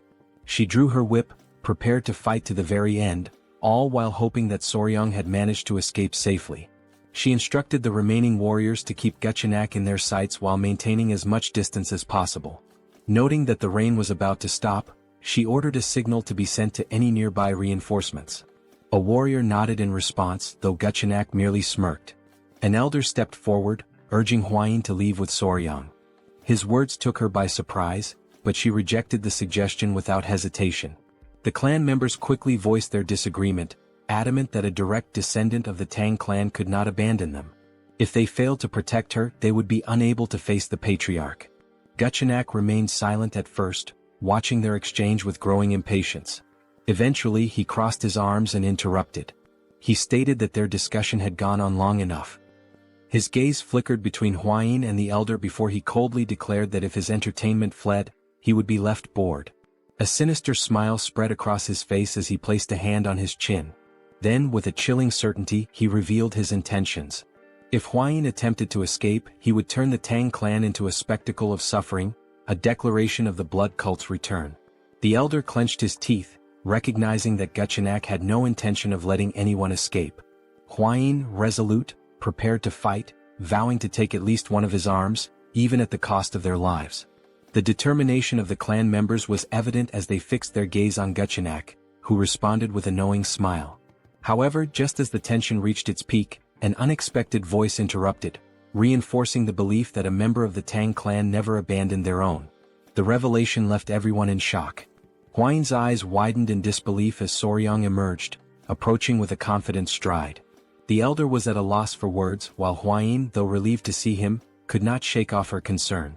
Without hesitation, Soryang carefully removed the small centipedes from his body and instructed them to stay behind. Declaring his unwavering loyalty to the Tang clan, he removed his shirt, his eyes burning with determination. With no intention of retreating, he prepared for battle, drawing his weapons before charging directly at Gutchinak. Seeing Soryang's reckless advance, Hwayin's worry deepened, but Gutchinak simply welcomed the confrontation with amusement. He had previously spared Soryang's life, and now the young warrior had willingly returned. To him this was sheer foolishness. Without much effort, Gutchinak seized Soryang by the neck, his eyes gleaming with cruel delight. With his grip tightening, he placed a hand on Soryang's abdomen, eager to taste his blood. Despite the pain, Soryang reacted swiftly, blocking the attack with his arm. However, Gutchinak, reveling in his control, began to absorb Soryang's blood through his arm instead, causing an agonizing sensation to overtake him. Panic spread through Hwayin and Pai as they witnessed the scene. Without hesitation, Hwayin commanded the others to assist Soryang, but before anyone could reach him, Gutchinak exerted his power. With a forceful stomp, he unleashed the blood-filled wave technique, shattering the ground beneath him and repelling all who approached. Pai and the others were thrown back, crashing violently onto the ground. Fortunately, Hwayin managed to react in time, catching Soryang as he lost consciousness. Meanwhile, Gutchinak, now feeling invigorated, smirked in satisfaction. The hidden weapons thrown at him had been bothersome, but thanks to Soryang, he had dealt with them all at once. Hwayin, filled with desperation, held Soryang close, attempting to wake him. Observing the situation, Gutchinak decided to grant Soryang a swift and painless death. However, as Hwayin refused to accept this fate, Soryang suddenly coughed, slowly regaining consciousness. His awakening startled Gutchinak, whose expression twisted into one of confusion and horror. Drool dripped from Gutchinak's mouth as he demanded an explanation. His hair began to fall like scattered leaves, his youthful vigor fading as his body rapidly aged. A growing fear overtook him as he realized the cause, a potent energy-dissipating poison. Strength drained from him and his limbs trembled as the truth set in. This should have been impossible. The cult's internal energy techniques were designed to resist such poisons. Panic consumed him. He clutched his face, unable to comprehend how this had happened. The reality of his weakening body was undeniable, and he demanded to know Soryang's true identity. But Soryang, now recovering, merely smiled. With deliberate calm, he pointed at Guchenak and declared himself his natural enemy. Hwayin, witnessing Soryang's resilience, finally felt a wave of relief wash over her. As the poison continued to take effect, Guchenak trembled with fear, unable to accept his defeat at the hands of a mere child. Soryang, drained of energy, used the last of his strength to direct a weary gaze toward Hwayin, revealing something that left her in shock. Guchenak's eyes burned with rage as he fixed his gaze on Soryang. His body tensed with frustration, sweat forming on his brow as he realized that the blood he had absorbed from Soryang no longer obeyed his will. Panic set in as he struggled to comprehend what had been done to him. Determined to seize control, Guchenak took a step forward, convinced that his domination through the blood cult was imminent. Overcome with madness, he lunged toward Soryang, refusing to fall at such a crucial moment. In a fit of rage, he charged ahead with the intent to kill. Sensing the danger, Hwayin tightened her grip on her whip, immediately preparing for battle. As Guchenak neared his target, she struck, wrapping the whip around his neck, causing him immense pain. Stunned that her attack had landed, she watched as Guchenak, a formidable dark martial artist, struggled against the weapon's hold. His fury intensified as he fought to break free, his body convulsing with rage. His mind raced, unable to comprehend how his blood arts had failed him. Enraged beyond reason, he launched himself forward once more, determined to destroy them all, declaring the return of the blood cult. Hwayin, alarmed by his relentless pursuit, clenched the whip tighter. With a fierce determination, she acted swiftly, severing Guchenak's head in a single decisive motion. His lifeless body collapsed as his severed head landed nearby. The sight filled P with confusion at first, but as realization dawned, a victorious smile spread across his face. With Guchenak defeated, the elder of the clan rushed toward Soryang and Hwayin, concerned for their well-being. The members of the clan erupted in celebration, their leader having vanquished the elder of the blood cult. Hwayin, still processing the events, turned to Soryang, questioning how he had managed to weaken such a powerful enemy. When he addressed her in a way that caught her off guard, a blush of embarrassment crept onto her face. Despite his weakened state, Soryang maintained a smile, but the toll of the battle was evident. Dark circles shadowed his eyes and sweat dripped from his forehead. As he spoke of needing to be bitten by a tiger-striped water snake to counteract the poison, Hwayin grew frantic, unable to make sense of his request. His face had turned pale, prompting her to recall that such snakes carried no venom. Without hesitation, she commanded the clan members to retrieve an antidote. Hours later, Soryang regained consciousness, his body still weak. Confusion filled his mind as he found himself in an unfamiliar place. The great patriarch, observing him closely, advised him to remain still. Hwayin, also present, noted his condition with a mix of relief and concern. Soryang lay face down, unable to move, his confusion deepening as he questioned his predicament. The great patriarch channeled his energy into Soryang's back, aiding his recovery. As he learned that 10 days had passed since he collapsed, Soryang was left in shock. Hwayin, with a grateful expression, acknowledged that his actions had allowed her to defeat their formidable foe. She explained how his condition had been dire, and without the timely return of the great patriarch, the situation would have been disastrous. The memory of being bitten by a snake in his past life resurfaced in Soryang's mind, sending a shiver of fear through him. With the treatment complete, the great patriarch assured him that he would recover. With Hwayin's help, Soryang managed to sit up and expressed his deep gratitude. The great patriarch then studied him carefully before deciding it was time to discuss something important. Placing his hands on Soryang's shoulders, he questioned whether the tiger-striped water snake truly possessed venom and sought to understand how Soryang had managed to defeat the elder of the blood cult. As Hwayin grew anxious and urged her grandfather to remain calm, Soryang, still feeling the lingering effects of the poison, prepared to explain everything. With a calm expression, Soryang raised 2 fingers and explained that the tiger-striped water snake possessed 2 types of venom, one located in its mouth and the other produced by venom glands at the back of its neck. Hwayin and the great patriarch, seated near his bed, listened with growing curiosity, as this was information previously unknown to them. Soryang continued, stating that these snakes were naturally shy and typically avoided humans, and their fangs were too small to be easily noticed. In fact, it was not until the 1980s that people discovered their venomous nature.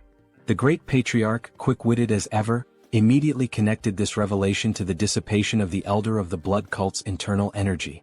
However, he hesitated, recalling that the blood cult had long been known for its resistance to toxins. Soryong, turning toward him, clarified that while it was only a hypothesis, he believed that the elder's energy loss had resulted from exposure to the snake's venom. He elaborated that the primary component of the venom was hemotoxin, a hemorrhagic toxin capable of destroying red blood cells, blood vessel linings and tissue cells. He then posed a crucial question. What would happen if cultists who relied on blood for their martial arts were exposed to such a substance? The success of his plan became evident. Resting his hand under his chin, Soryong speculated that the cultists' blood, the very core of their strength, had likely been altered, leading to their downfall. He also revealed that although little known, the tiger-striped water snake's venom was 5 times more potent than that of a viper. If enhanced with Yin energy, it became a lethal weapon. Upon hearing this, the great patriarch's eyes widened in shock, and a cold sweat formed on his brow. The realization that such a powerful venomous creature resided near Sichuan left him deeply unsettled. Huayin turned to Soryong with admiration, a smile forming as she acknowledged his incredible achievement.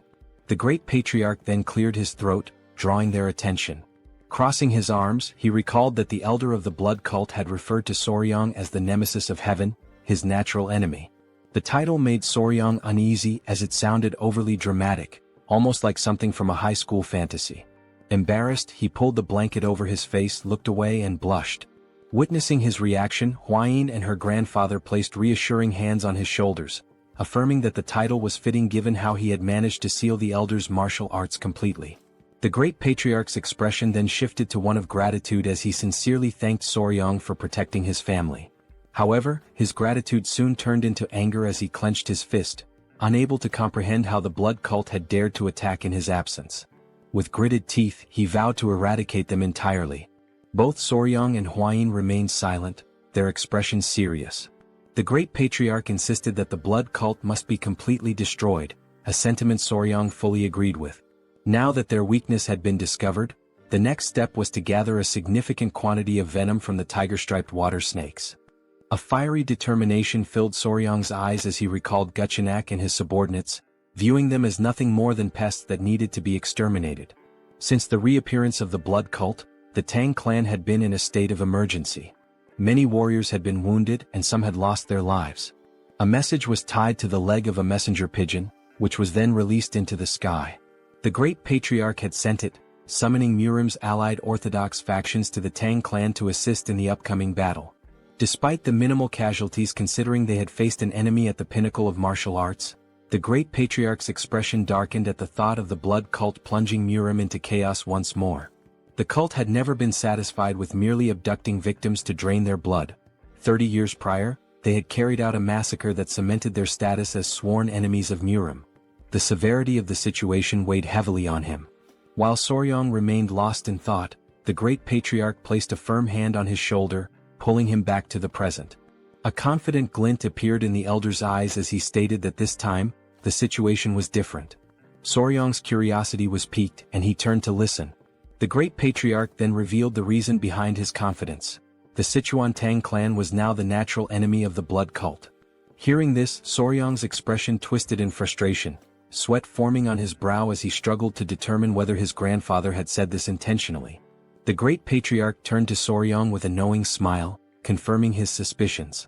Placing his hands behind his back, he spoke of a request, asking if Soryong would be capable of fulfilling it.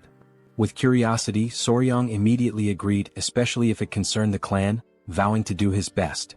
The patriarch's expression grew serious as he revealed that members of the Murim alliance would soon arrive, including their military forces.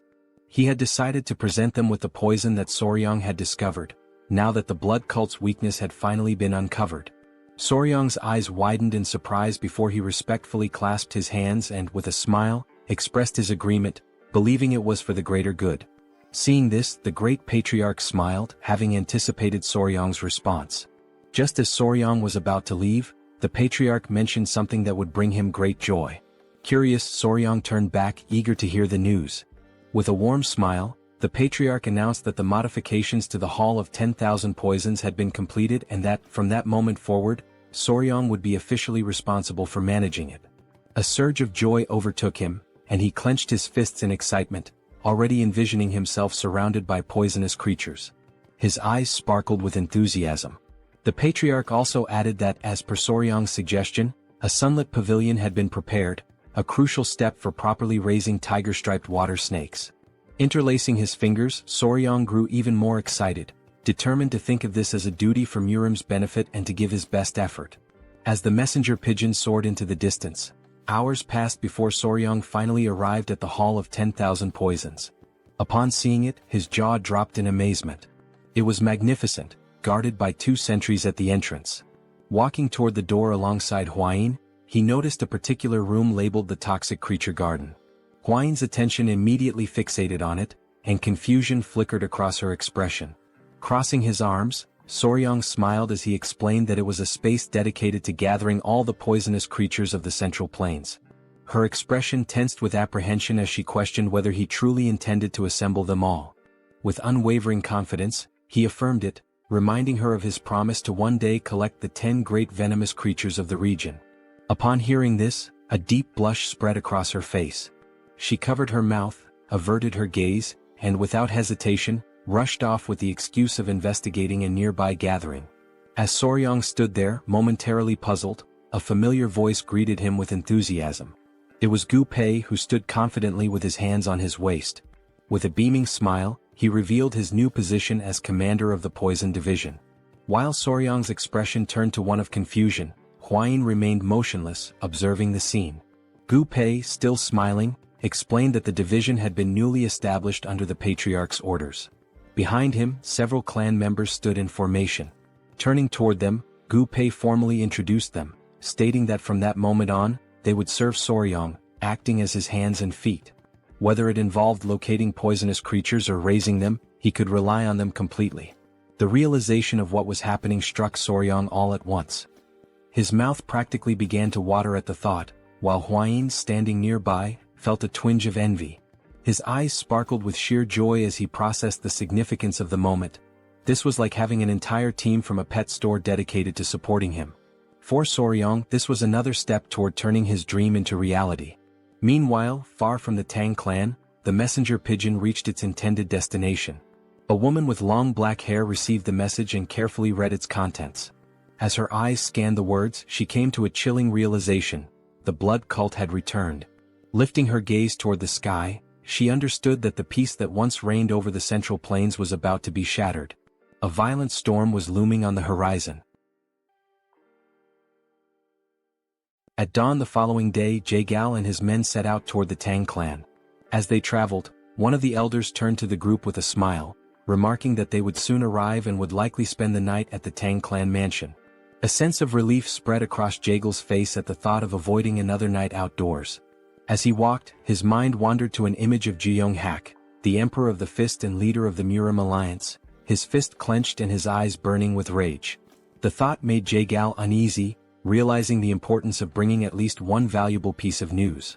His focus remained on the search for any trace of the blood cult. After some time, the group reached the entrance of the Tang clan, where 2 armed guards stood watch. Seeing the mansion in the distance, the elder could not hide his joy. One of the guards quickly took notice of the approaching visitors, his eyes widening in recognition. He assumed that they must be the honored guests from the Murim alliance. With a composed expression, Jaegal stepped forward, closed his fan, and formally introduced himself as the military advisor of the alliance. In response, one of the guards opened the gates, while the other greeted them respectfully and expressed gratitude for their visit, requesting that they wait a moment. However, there was a hint of nervousness in the guard's eyes. Glancing to the side, the guard hesitated before explaining that there were certain matters the visitors needed to be aware of before entering the mansion.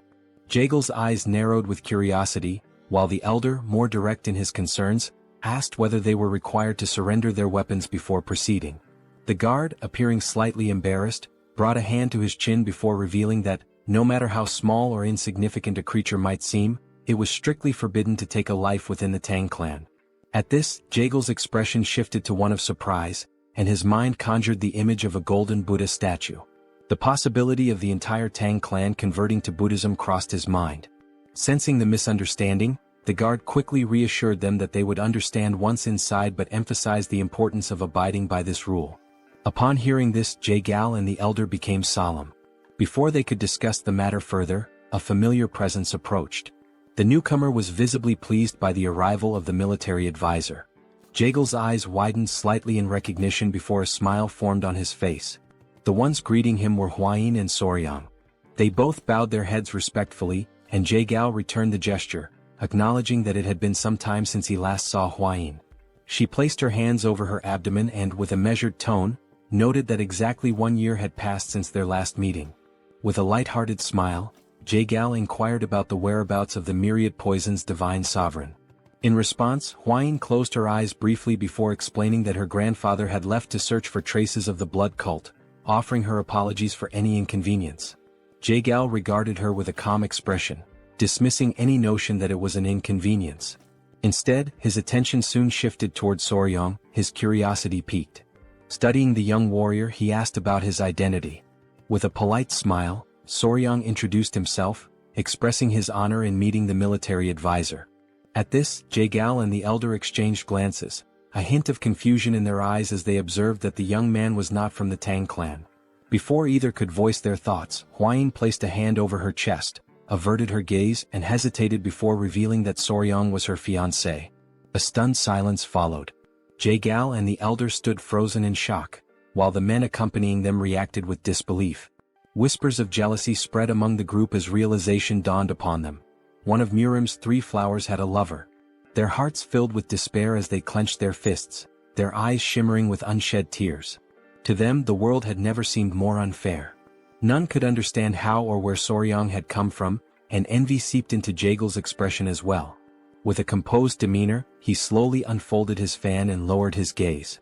He requested that they be guided inside, knowing that if the mood continued, the entire group might challenge Soryang to a sparring match. Just as tension simmered, an unfamiliar sound echoed through the air.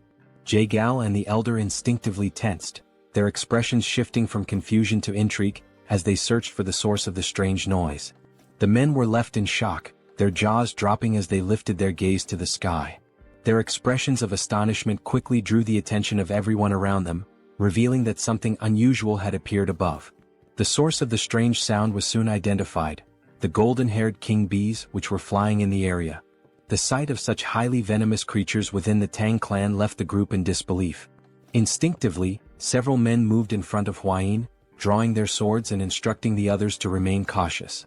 Their stance made it clear that they were prepared to protect her at all costs. Observing their reaction, Soryang became increasingly alarmed.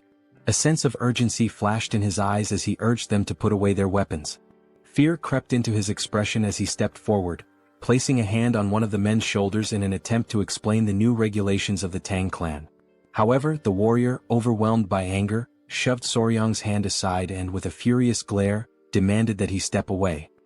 He made it clear that the golden-haired king bees were incredibly dangerous creatures, capable of killing an ordinary person with ease.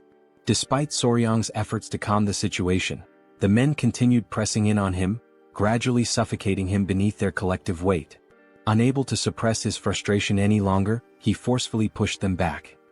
His eyes burned with intensity as he declared that he had been raising the golden-haired king bees himself, urging everyone to remain calm. The revelation left the group in shock. One of the bees landed gently on Soryang's head, an affectionate gesture that only deepened their disbelief. Jae-gal and the others, overwhelmed by fear, instinctively stepped back. Unfazed, Soryang smiled as he played with the bees, fully aware that they had missed him after their time apart. Seeing this, Hwain's expression softened, and a joyful smile appeared on her face.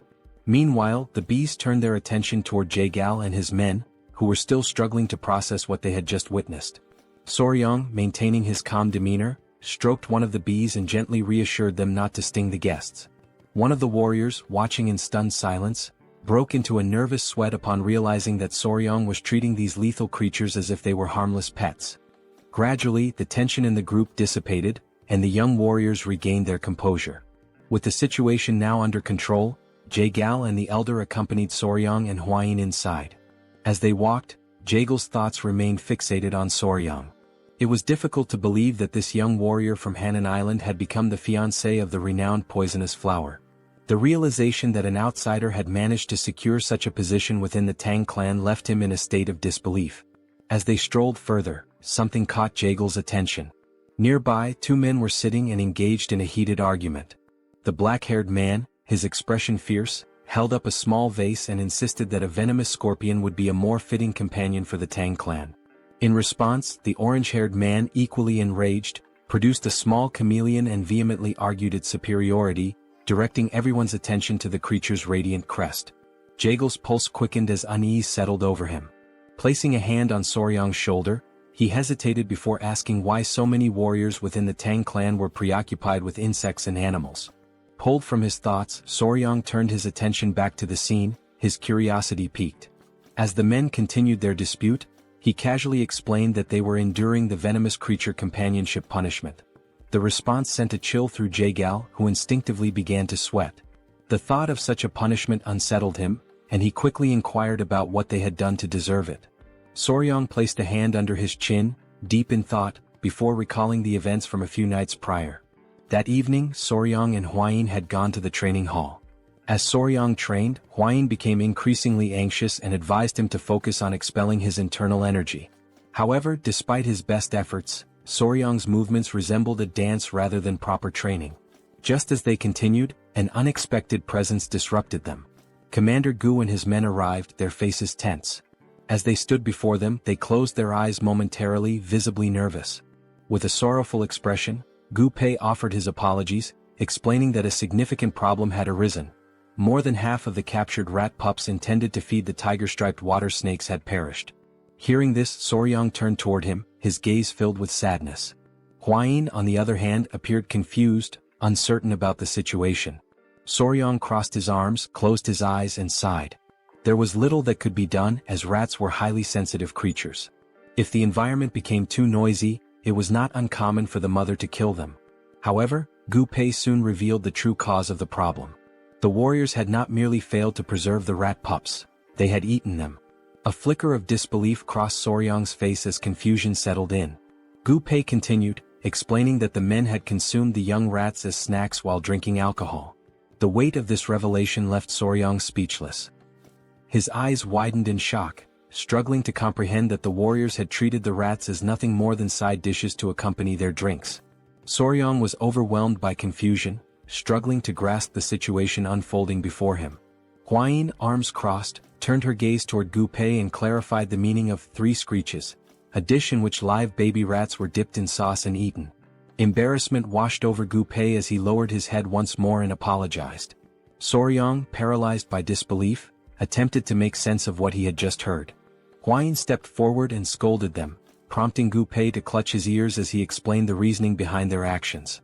Some of the poison handlers were from Hainan, and reminiscing about home had led to an unexpected turn of events, resulting in the warriors consuming the baby rats that had originally been captured to feed the tiger-striped water snakes. Soryang's expression darkened with contempt as the full realization set in. Anger surged within him, and he understood that measures needed to be taken to ensure they learned the true value of the creatures they raised. It was through this incident that the Tang clan of Sichuan established the venomous creature companionship punishment and implemented a new set of rules. Back in the present, Soryang stood with his arms crossed, his gaze unwavering as he explained that each warrior was now responsible for raising a venomous creature. The warriors began to argue among themselves, their reactions varying, while Jaegal, unable to contain his unease, broke into a nervous sweat. The reason behind each warrior's association with a venomous creature had finally become clear to him. His curiosity intensified, and he focused his attention on Soryang, finding him increasingly fascinating.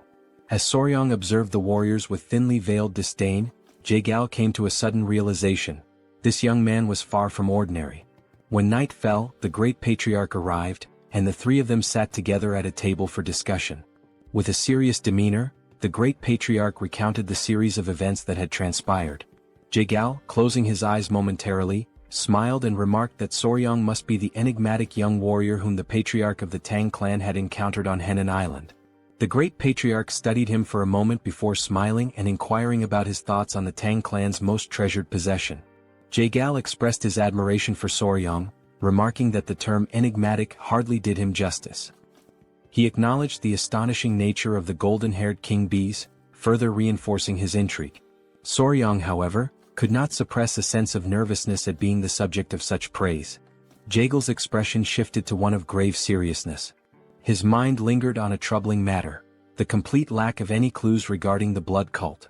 The great patriarch, his composure steady, turned toward Soryang with a knowing smile. He declared that they could not afford to remain passive while the influence of the blood cult continued to spread unchecked. Soryang's curiosity was piqued, and he directed his full attention to the patriarch. Without hesitation, the elder instructed him to retrieve something. Jaegal, taken aback, felt his confusion deepen as his curiosity reached its peak. The great patriarch raised a finger and, summoning his power, formed a protective barrier around them. His eyes closed briefly as he explained that no sound could be allowed to escape, and for that reason he had invoked a Kai barrier. As Soryang reached into his clothing, Jaegal turned his attention to the shimmering barrier, his jaw tightening in astonishment. With unwavering confidence, Soryang produced a small jar and placed it on the table. Jaegal immediately seized it, scrutinizing the object while his mind raced with questions. The mere presence of the Kai barrier suggested the jar contained something of great importance. Unable to hold back his curiosity, he questioned what kind of item required such extreme secrecy. The great patriarch, maintaining his steady gaze, revealed that the jar contained a poison capable of dissipating internal energy. Jaegal, unimpressed at first, argued that such poisons were fairly common and did not seem to warrant the use of a Kai barrier. However, as Soryang and the patriarch exchanged knowing glances and nodded with subtle smiles, the revelation came. This particular poison had a unique property: it exclusively affected members of the blood cult. Jaegel's expression shifted instantly. His focus locked onto the jar and his eyes widened in shock. Panic surged through him as he slammed his hand against the table, demanding confirmation. The great patriarch, eyes closed in calm certainty, affirmed the truth of the claim.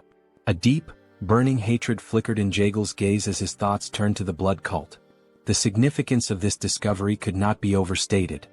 He recalled the brutal rebellion of 30 years prior, when their fiercest battles had been met with devastating setbacks. The realization dawned upon him: the blood cult had survived the onslaught not because of their superior strength alone, but because the internal energy-dissipating poison had been entirely ineffective against them. The great patriarch, reflecting on the past, confirmed Jaegel's suspicions. When martial artists like themselves were poisoned, their internal energy dispersed, rendering them powerless. However, the members of the blood cult had remained completely unaffected. Jaegal, maintaining a serious gaze, inquired about the potency of this particular version of the poison. The great patriarch's expression radiated confidence as he explained that, according to Huayin, the poison was capable of reducing the physical abilities of its target to that of an ordinary person. He further revealed that she had successfully defeated a blood cult elder who had been poisoned, striking him down with a single blow. Upon hearing this, a smile spread across Jaegel's face, his eyes gleaming with satisfaction. The revelation confirmed that the poison's effect was reminiscent of the internal energy-dissipating poison used in the past. Acknowledging the significance of such a discovery, he offered a gesture of respect to the great patriarch and expressed his gratitude. With a weapon like this, even the leader of the alliance could find some relief. The great patriarch, however, redirected the recognition toward Soryang, explaining that the true credit belonged to him. It was Soryang who had made this discovery, having willingly poisoned himself to bait the blood cult elder into absorbing his blood. The consequences had been severe. He had lingered at the brink of life and death for nearly 10 days. Jaegel's admiration deepened as he processed the extent of Soryang's sacrifice, recognizing both his wisdom and bravery. Soryang, caught off guard, instinctively touched his neck, his face flushing with embarrassment. Jaegal, moved by the young warrior's actions, placed a firm hand on his shoulder.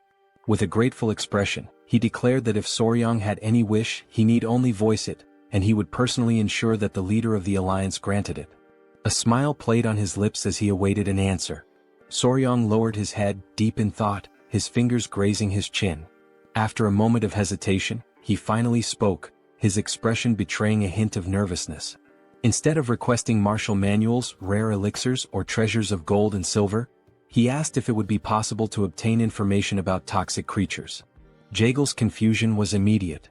His eyes narrowed as he struggled to comprehend why Soryang, given such an opportunity, would prioritize knowledge of venomous creatures over invaluable martial resources. A bead of sweat formed as he tried to make sense of the young warrior's unconventional request. Observing this, the great patriarch let out a hearty laugh. Jae-gal, closing his eyes, came to a realization. Soryong was truly unlike anyone he had ever encountered. Even within the long history of Murim, such eccentricity was unprecedented. When he reopened his eyes, a knowing smile formed on his face. Though he admitted that he might not have precisely the information Soryong sought, he presented an alternative. He inquired whether Soryong would be interested in a mystical stone lizard.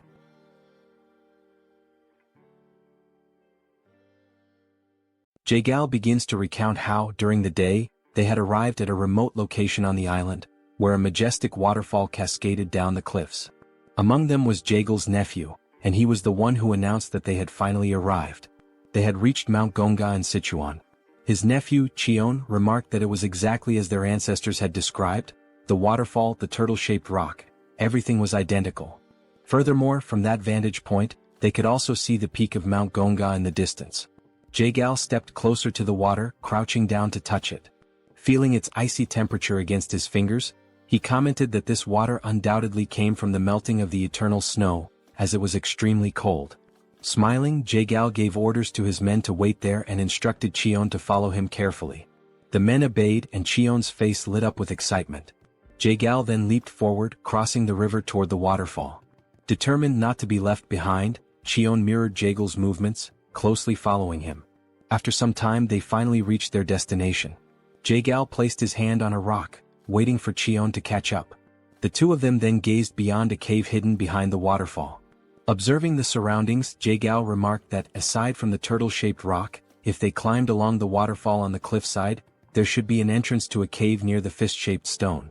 Still brimming with excitement, Cheon enthusiastically said that everything matched the records perfectly. Fixing his gaze on the cave entrance, Jae-gal declared that he would go in first and instructed Cheon to follow closely behind him. Cheon nodded in understanding. As they stepped inside, they found the cave walls covered with various herbs. Jae-gal and Cheon proceeded cautiously, mindful of any potential surprises lurking in the darkness. Upon reaching the heart of the cave, Jae-gal suddenly halted, his eyes widening. He murmured that this was truly incredible. A hole in the ceiling allowed sunlight to pour in, illuminating the entire chamber. Standing still with his hands behind his back, Jae-gal observed the breathtaking sight before him. Cheon, equally mesmerized, expressed his amazement, stating that such a mystical view was the last thing one would expect inside a cave. Still smiling, Jae-gal commented that this was the perfect environment for spiritual herbs to thrive. Then his eyes fell upon exactly what he had been searching for, a rare spiritual herb that had absorbed the extreme yin energy over time, the 100-year snow ginseng. Cheon took a step closer and remarked that now all they had to do was exchange this snow ginseng for the dark wolf flower from the Namgung clan. Jae-gal nodded in agreement, adding that with this, the severed meridians of the Namgung clan's daughter should improve. Furthermore, they would obtain a 200-year-old dark wolf flower in return. Stepping even closer, Jae-gal reached out toward the snow ginseng, his hand emanating a faint blue aura as he prepared to collect it. However, in that very moment he sensed a strange presence. Almost instantly, something shot out from between the rocks, leaping toward him. Reacting with lightning-fast reflexes, Jae-gal swiftly pulled out his fan and used it to defend himself, narrowly avoiding being struck. Having witnessed everything unfold in the blink of an eye, Cheon called out to his uncle, asking if he was all right. His voice carried concern, as it was now clear that there was more than just one creature attacking them. Amidst the flurry of movements inside the cave, Jae-gal reassured Cheon that he was fine but warned him to stay on guard, as these creatures were moving with astonishing speed. Seizing an opening behind Jae-gal, two of the creatures launched another attack. Sensing the danger, Jae-gal quickly turned around and blocked the strikes with his fan once more. But this time he noticed something unusual. These attacks carried a freezing effect as the tip of his fan was now coated in ice. Cheon approached and asked what was happening, but Jae-gal remained silent for a brief moment. Then he spoke, stating that this was a lizard. Cheon, puzzled, hesitated before asking if he had heard correctly. Jae-gal confirmed, explaining that yes, it was indeed a lizard, an incredibly fast, blue-scaled lizard with piercing yellow eyes and dark skin. Returning to the present moment after hearing this story, Soryong questioned whether it was truly real, as naturally occurring blue lizards were extraordinarily rare. The great patriarch inquired whether these lizards were venomous and if Jae-Gao was certain that the situation was safe. Practically drooling with excitement, Soryong assured them that everything was fine and that they could leave it to him. Soryong mentioned that lizards carried venomous chi in their eyes. However, the great patriarch admitted that he had no idea what Soryong was talking about but trusted him nonetheless. Observing the entire exchange and Soryong's sheer enthusiasm, it became clear just how eccentric he was when it came to this particular subject. As night fell, Jae-Gao stated that if he came across any new information regarding toxic creatures, he would make sure Soryong was the first to know. The following day his father-in-law returned. Calling out for his son-in-law, he sought Soryong. Still seated in the same place, Hwayin welcomed him, while Soryong asked if something had happened. Approaching him, the patriarch suddenly pinched Soryong's cheeks, asking if he was all right. Soryong, somewhat confused, responded that he was fine, while Hwayin observed the entire scene, shocked by her father's reaction. Then Soryong revealed his arms, which were covered in snake bites. He casually explained that although he had woken up after 10 days with scars all over his arms, he was in fact alive. Upon hearing this, the patriarch's expression darkened, his anger igniting against those wretched bastards from the blood cult. It was only then that the patriarch realized he had completely forgotten something. Then he turned to Hwayin and shouted, asking if she was all right. Hwayin, realizing that she had been momentarily overlooked, responded that she was fine and asked him to calm down. She reassured him once more, emphasizing that she was truly fine because Soryong and all the family members had saved her. Seated in the background, the Grand Patriarch remarked that Soryong had done something truly remarkable. He recalled that after taking down the elder, Soryong had boldly declared the words, "Your natural enemy is me." Hearing this, the Patriarch's eyes gleamed with interest, while Soryong blushed in embarrassment. Hwayin, however, corrected the statement, saying that the actual phrase had been, "I am your natural enemy." Soryong, fidgeting with his fingers in a timid manner, admitted that it happened that way because his plan had worked so well. Thanks to that, they had been able to uncover the weakness of the blood cult. Interrupting the family moment, Jae-Gao called out to Cheolsun, the patriarch, stating that he was also present. The patriarch turned to him and asked how he had been. Clasping his hands in a formal greeting, the patriarch remarked that ever since Jae-Gao had risen in rank, they had not communicated much and were now finally meeting under these circumstances. Jae-Gao acknowledged this as true and expressed his regret over it. Soryong, not entirely understanding the situation, had a confused look on his face. Meanwhile, Hwayin, smiling as she adjusted her hair, explained that they had been childhood friends. Jae-Gao then invited the patriarch to take a seat, mentioning that there was much to discuss, starting with the blood cult. Turning his gaze toward the couple, Jae-Gao also requested that they sit down as there were more details to go over. Sometime later, the patriarch asked Jae-Gao how the search for the secret agent was progressing. Hearing this, Soryong thought to himself that they might be talking about a spy or something similar. So he asked what kind of secret agent they were referring to. The patriarch stroked his chin and gave a faint smile. He then asked if Soryong remembered how the bastards from the blood cult had invaded to steal the secret manual of the venomous claw of the bloody hand. Soryong confirmed that he did and added that it seemed like they considered it to be of immense value. The patriarch stated that this was exactly the point. He then asked Soryong how he thought their enemies had discovered that the venomous claw of the bloody hand was in the possession of the Tang Clan. This revelation left Soryong in shock. He had not even considered that possibility. Rising from his seat, slightly agitated, Soryong exclaimed that this was a huge problem. He then asked if someone from the Tang Clan could possibly have leaked information to the blood cult. This question stunned both the patriarch and Jae-Gao. Jae-Gao then turned to the patriarch and suggested that he educate his son-in-law, as being a newcomer, he was unaware of certain histories, despite having heard quite a few entertaining stories about him. The patriarch chuckled, stroking his mustache. Meanwhile, Soryong, sweating slightly, wondered if he was being perceived as odd. Hwayin then turned to Soryong and firmly stated that secret agents could never exist within the Tang Clan. She explained that even when selecting a mere servant, they conducted thorough background checks on all direct relatives and even distant cousins. Cheolsun added that only if the individual passed these strict evaluations would they bring all direct family members into the clan. He further explained that all children were raised within the Tang Clan. Under such circumstances, no one would dare betray them. Listening to this, Soryong realized that they took extremely rigorous precautions. Still processing it all, Soryong then asked who the secret agent was. Jae-Gao revealed that it had been the woman who served tea. She had been discovered, and the necessary measures had already been taken. He also stated that she was a servant of the Murim alliance and mentioned that, within the alliance, only 3 people had knowledge of this matter. At this point, the leader of the alliance must have already captured her. Meanwhile, as the situation within the Tang clan was beginning to settle, an unexpected guest arrived at the Tang clan's mansion. The new visitor, standing at the entrance, requested that the guard inform the patriarch of his arrival. He stated that he had finally made it there and that running the entire way from Hebei without using mobility arts had been quite an amusing experience. Then, pounding his chest, the man introduced himself as Peng Muwen and asked the guard to announce that the leader of the Peng clan had just arrived. After he arrived, a signal in the form of an arrow was sent soaring through the sky. Without wasting any time, Soryong and Huayin immediately rushed to receive the new guests. As they ran, Soryong grew concerned and questioned Huayin about whether it was a good idea for only the 2 of them to go. She reassured him not to worry, reminding him that the others were engaged in an important discussion. With a subtle smile, she pointed out that the young master was also the son-in-law of the Tang family and encouraged him to have a bit more confidence in himself. Upon arriving at the location, Soryong slowly opened the door, convincing himself that it was merely a guest from another clan and that there was no reason to be nervous. However, the moment his gaze landed on the newly arrived individuals, he froze in place, overwhelmed by the intimidating presence of the men standing before him. Peng Muwen studied him with a slightly suspicious expression before shifting his focus elsewhere. Suddenly, both he and his men brightened as soon as they saw Lady Huayin. Their expressions softened with joy as she formally introduced herself and greeted the head of the Peng clan. Muwen commented on how much time had passed since their last meeting and admitted that he had barely recognized her, as she had been much smaller back then.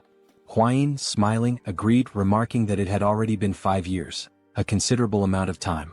As Muwen observed Soryong standing beside Huayin, his expression shifted once more, and he questioned the identity of the man accompanying her. Still feeling nervous, Soryong respectfully clasped his hands together and introduced himself as Soryong, the son-in-law of the Sichuan Tang family. For a brief moment, Muwen seemed utterly perplexed by this statement. Without warning, Muwen reached out and pinched Soryong's cheeks before turning to Huayin and asking if he was truly her fiancé. She confirmed with a straightforward, yes. Even after hearing her answer, Muwen remained skeptical, carefully studying Soryong's demeanor. The longer he stared, the more anxious Soryong became, his nervous sweat increasing as he struggled to maintain eye contact. Resting his hand on his chin, Muwen suddenly came up with an idea. Before Soryong could react, Muwen grabbed his baseball bat, seemingly wanting to verify something. Both Soryong and Huayin turned red at the unexpected action. After a moment of silence, Muwen burst into laughter and casually remarked that he had been wondering if Soryong was too young, but judging from down there, he was certainly a man. His words made Soryong's face flush an even deeper shade of red. Turning back to Huayin, Muwen praised her for finding a good partner, confidently stating that Soryong would become an incredible man in the coming years. Embarrassed, Huayin shyly covered her face, unable to hide her blushing cheeks. As laughter filled the air and Soryong remained awkwardly speechless, one of Muwen's men silently noted that the Hebei Peng clan truly had no regard for etiquette or formalities. Perhaps this was simply the leader's unique way of assessing Soryong. Deciding to roll with the situation, Soryong accepted the compliment and in his mind, acknowledged that a man recognizes another man. Muwen, still amused, let out another hearty laugh and commented that Soryong was unlike the useless heirs from other famous clans. With a firm pat on Soryong's back, Muwen officially introduced himself as the head of the Peng family, expressing his pleasure in meeting him. Huayin then called out to Peng, prompting him to ask if something was wrong. She inquired whether he had truly come all the way from Hebei to the Tang clan to offer assistance and, more importantly, how he had managed to arrive so quickly. At her question, Muwen's demeanor turned serious once again. He asked what kind of help was needed and whether something had happened to the Tang family. However, instead of giving a direct answer, he simply reached out and ruffled Soryong's hair, which in turn irritated Huayin slightly. Now joining the ongoing meeting with Jaegal, Muwen was brought up to speed on the recent events concerning the blood cult's appearance. However, Huayin quickly reassured him that the cult members had already been eliminated. Hearing this, Muwen sighed, regretting that he hadn't arrived a little sooner.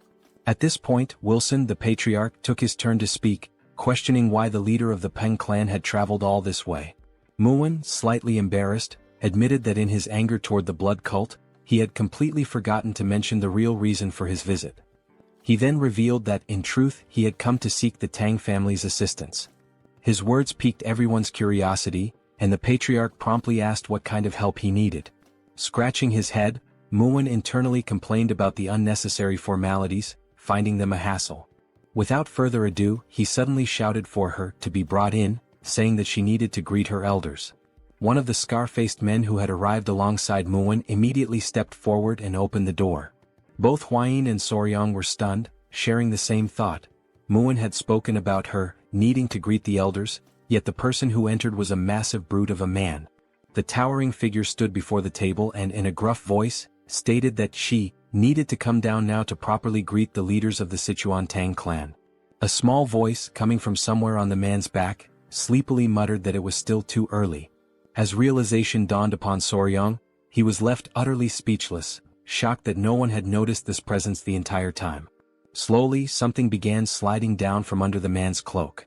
And before anyone could fully process what was happening, a tiny girl, sucking on a lollipop, emerged before them.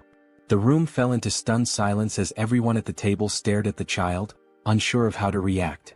Calmly, the little girl clasped her hands together in a respectful greeting and introduced herself as Peng Ying of the Peng family. Muin pulls the little girl close and states that she is his daughter. Soryang and Huayin watch from the background, completely frozen in shock. Both of them, utterly astonished, can only think that this must be some kind of genetic miracle because she is incredibly adorable. Meanwhile, Muin proudly boasts that they look very much alike. Now gently stroking his daughter's head, Muin explains that this child is the reason he came to the Tang family to ask for help. While she calmly nibbles on a biscuit, he continues, stating that she has been feeling somewhat unwell and asks if the Tang clan could take a look at her. Upon hearing this, both the patriarch and Soryang exchange uncertain glances, questioning what kind of illness it could be. Something then catches Soryang's attention.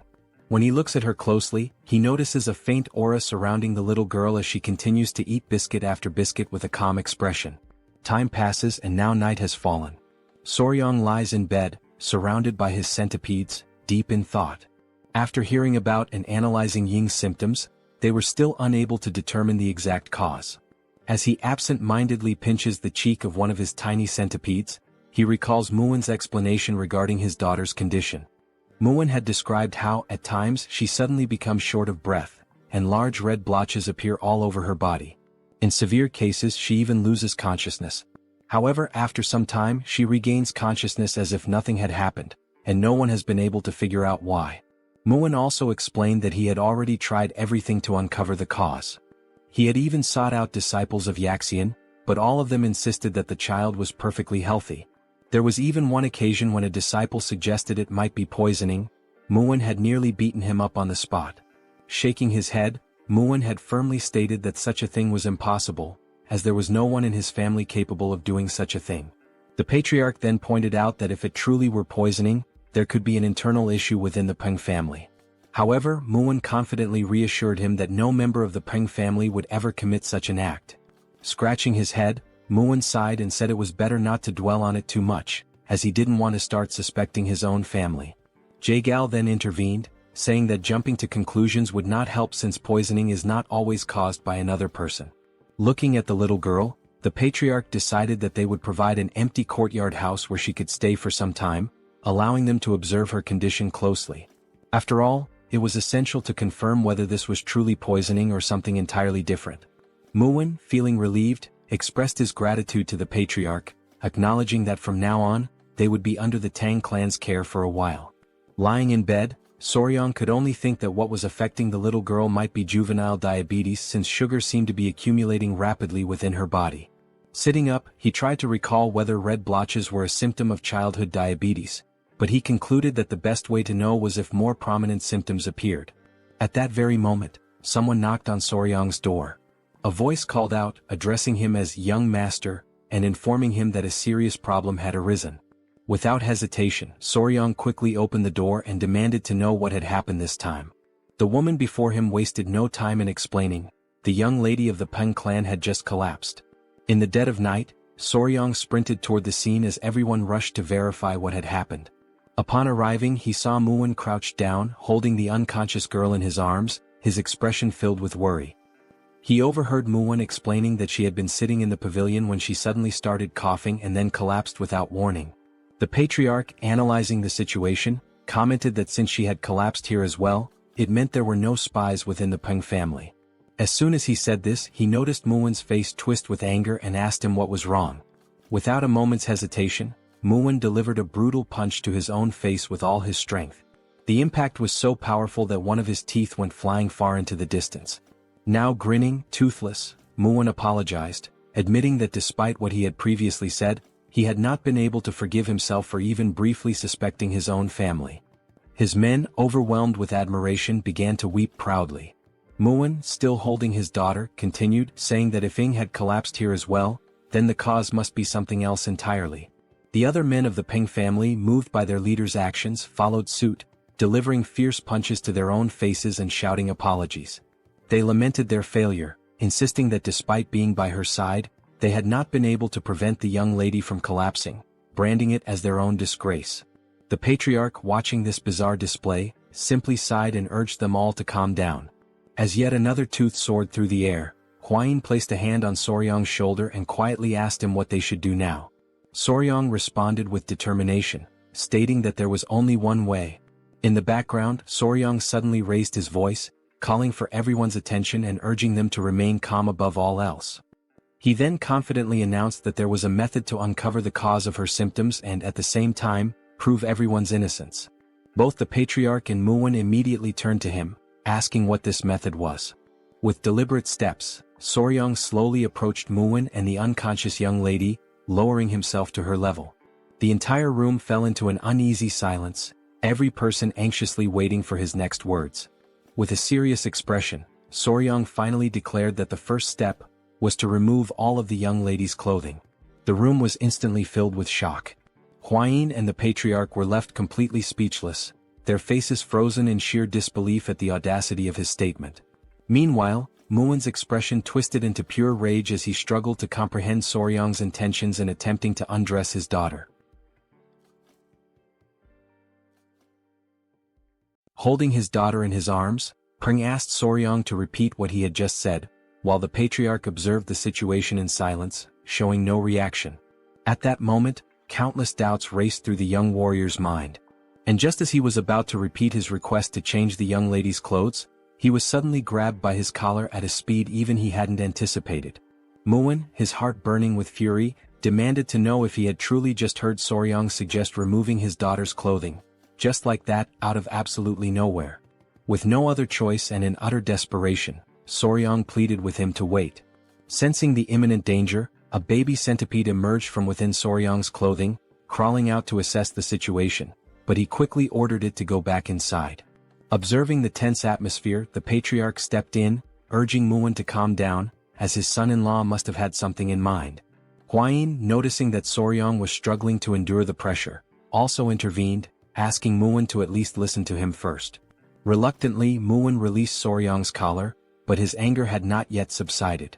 His voice remained sharp, his words laced with irritation as he pointed out that Soryong had dared to suggest removing his daughter's clothing, who had not even reached adulthood yet. He demanded a proper explanation for such an outrageous statement. Now that the tempers had cooled slightly, Soryong took a deep breath and asked Lord Peng to remain calm and listen to him until the end. He then clarified that what he truly meant was that her clothes should be removed and replaced with different ones, as there was a strong possibility that something within her garments or personal belongings had caused her to faint. It was only then that Muwen finally grasped the boy's true intentions. Realizing his mistake and deeply irritated with himself, he clenched his fists, fully expecting to lose yet another tooth, as he begrudgingly admitted that he had doubted the young warrior's words. Soryong urged him to stay calm, pointing out that his daughter's sudden collapse must have left him shaken. Muwen, now grinning despite his missing tooth, expressed his sincere gratitude for Soryong's patience and understanding toward another person's mistake. Taking on a more serious tone, Soryong then firmly declared that, from this moment onward, the young lady would remain under the care of the Tang clan. Until further notice, all contact with the Peng clan would be strictly restricted. Muwen, visibly unsettled by this decision, immediately asked if that meant even he would be prohibited from seeing her. Soryong confirmed it without hesitation, stating that not even Muwen himself would be allowed. He then explained that if she exhibited the same symptoms while under his care, it would prove that the cause had nothing to do with the Tang clan. He elaborated further, explaining that this technique was known as controlled environmental adjustment, a method commonly used by breeders of insects, reptiles, and amphibians. Since animals cannot verbally express what is wrong, humans cannot immediately determine the exact cause of their ailments. Therefore, breeders systematically alter aspects of the animal's environment, such as their food, feeding bowls, and even their habitat, to pinpoint the specific factor causing their illness. Soryong stated that he would apply this method to diagnose the young lady, completely resetting her environment and gradually reintroducing elements to identify the trigger. All of this was to ensure that she would no longer faint without understanding the reason behind it. The patriarch noted that this process might take some time, but he was confident that they would be able to uncover the root of her condition. He then praised his son-in-law for coming up with such a thoughtful solution. Hearing this, Soryong became visibly flustered, while Muin simply nodded in understanding. Then, with tears welling up in his eyes, Muin, his voice heavy with emotion, begged them to take good care of his daughter. Soryong smiled, pounded his chest confidently, and assured him that he could leave it to him. In his mind, he thought that after raising countless creatures, taking care of a little girl should be nothing in comparison. However, Soryong had not anticipated what happened next.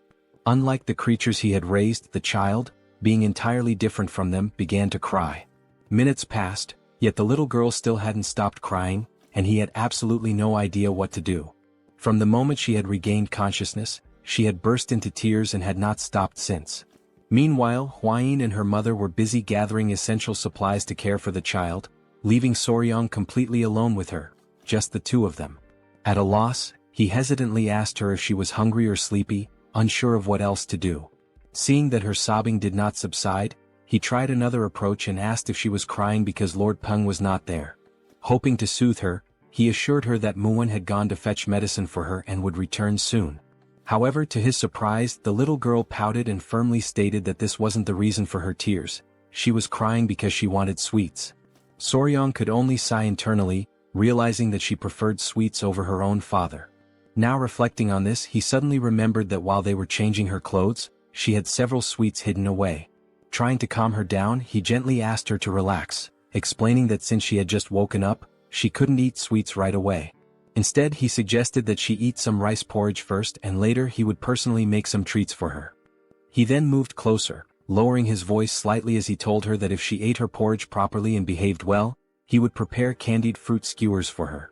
At that moment, her eyes lit up with excitement, the prospect of sweets instantly lifting her spirits. However, for this to happen she would have to promise to behave. Without hesitation, she quickly agreed, nodding eagerly as she vowed to eat well and be on her best behavior. And the little girl confidently states that everyone in the Tang clan always keeps their promises. She then adds, with complete seriousness, that if she ever breaks hers, he has permission to punch her in the face. Hearing this, Soryong is utterly taken aback, his mind reeling as he wonders what on earth the Tang clan teaches its children. Later that day, Muin finds himself hidden behind a cluster of bushes, burdened with worry. He has no choice but to watch his daughter from afar, restricted by the new rule that forbids him from approaching her. However, his covert surveillance does not go unnoticed. Soryong, catching him in the act, immediately questions what he is doing hiding there.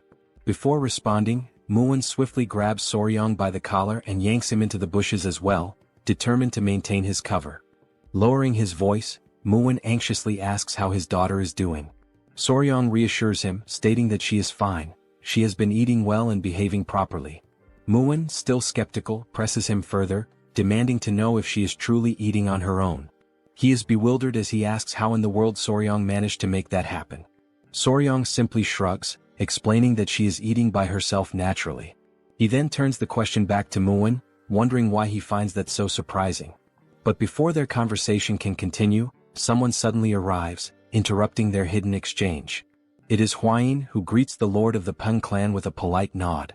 In response, Muin acknowledges her presence and thanks her for taking care of his precious daughter. Hwayin then mentions as if casually, that Miss Ing had been asking about where her elder brother Soryong had gone. At those words, Muin's temper flares once more. He clenches his fists in frustration, feeling slighted that he has barely been able to hold a proper conversation with his own daughter, and yet in such a short time she and Soryong have already grown so close. Recognizing the dangerous shift in atmosphere, Soryong quickly realizes that now would be an excellent time to make his escape. As he turns to leave, Muin, still fuming, demands to know when exactly his daughter started calling Soryong by that title. Ignoring him, Hwain instead asks if Soryong is heading to the training grounds again today. Soryong nods, explaining that when Ing spends time playing with the bees, she behaves much better. As he hurries toward the training grounds, he muses to himself that, oddly enough, the bees seem to have taken a liking to the little girl as well. Upon his arrival, he sees Ying happily holding one of the golden royal bees in her small hands. The moment she spots him, her face lights up with a genuine radiant smile, and she excitedly urges him to come over quickly. After watching her interact with the bees for a while, Soryong gradually realizes something. Thanks to these bees, he was able to form a bond with Ying in record time.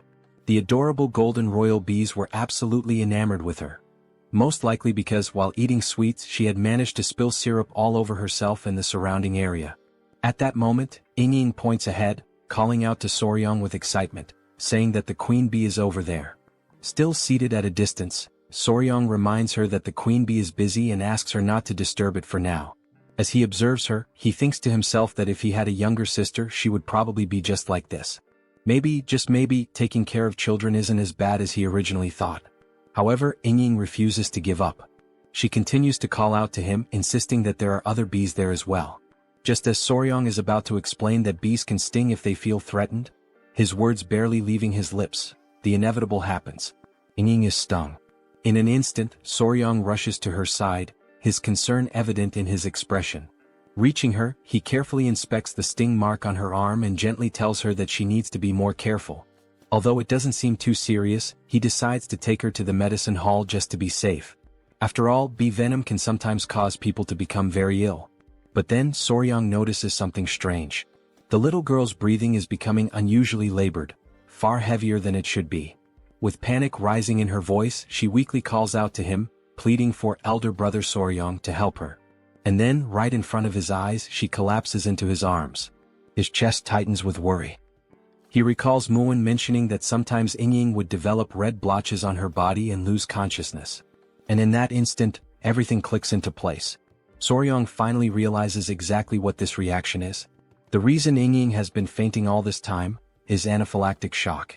Anaphylaxis. Anaphylaxis is a severe allergic reaction caused by an overactive immune response. Normally, when harmful substances or toxins enter the body, the immune system immediately launches an attack to eliminate the threat. This immune response is known as inflammation. During this process, the body releases histamine, which dilates blood vessels, allowing white blood cells and antibodies to enter and neutralize the invader. However, problems arise when the body overreacts to certain harmless substances. When histamine is released in excessive amounts, the immune response malfunctions due to its hyperactivity. Blood vessels dilate too rapidly, leading to a dangerous drop in blood pressure. As the vessels expand, symptoms such as difficulty breathing and severe itching begin to appear. In extreme cases, anaphylaxis can be fatal. Realizing the severity of the situation, Soryong quickly lifts the little girl onto his back and starts running at full speed, aware that time is slipping away. As he sprints forward, he pleads with Miss Ying to hold on just a little longer. Reaching the palace entrance, he stops abruptly, his voice ringing out as he yells for help, urgently announcing that Miss Peng has lost consciousness. Hearing this, both the patriarch and Muin rush outside in a panic, their expressions filled with worry as they demand to know what has happened this time. Muin wastes no time. He takes his daughter into his arms, immediately sensing her struggle to breathe. Without hesitation, he pours his internal energy into her body, trying to help stabilize her condition. At that moment, a faint murmur escapes her lips. Soryong feels a wave of relief wash over him and silently thanks the heavens, realizing once again how truly remarkable internal energy is. Meanwhile, his mind quickly shifts to what he knows about anaphylaxis treatment. The primary goal is to stabilize blood pressure and keep the airway open. In modern medicine, various methods are used to achieve this, but in this world, qi-based techniques serve the same purpose. The patriarch, assessing the situation, notes that her symptoms appear to be the same as before and asks if Soryong saw what triggered it this time. Muin, equally curious, turns to him for an answer. Soryong states that young Ying collapsed after being stung by a bee. Both the patriarch and Muin react with immediate disbelief, asking if that is truly the case. The patriarch acknowledges that some people do faint from bee stings but argues that this does not explain the previous instances where she lost consciousness. Muin nods in agreement, pointing out that she had never been stung before. Already certain of his conclusion, Soryang takes a step forward, drawing their attention as he confidently states that he has already identified the true cause. His words leave his father-in-law visibly stunned, to the point where he asks if Soryang is being serious. Soryang affirms that the bee sting played a crucial role in helping him discover the real underlying issue. Muin, growing more anxious, urges him to explain further. Taking a deep breath, Soryang prepares to share his findings, though he already anticipates the reaction his next words will cause. Before continuing, he states that the first thing they need to do is remove the young lady's clothing. A short time later, Hwain appears and confirms that everything is exactly as Soryang had described. At first, the rashes covering her body had made it difficult to notice, but beneath them there were older marks, along with new ones that had recently appeared. Hwain raises her hand, signaling for everyone to remain silent since Inying has yet to regain consciousness. Without hesitation, everyone obeys her command. Lowering his voice, Muin speaks again, acknowledging that, just as mentioned, there were indeed other marks besides the skin rash.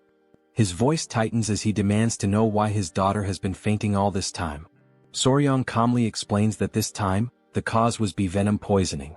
Muin furrows his brows, unable to comprehend. The previous episodes were not caused by bee stings. After all, a bee sting is not something that would go unnoticed.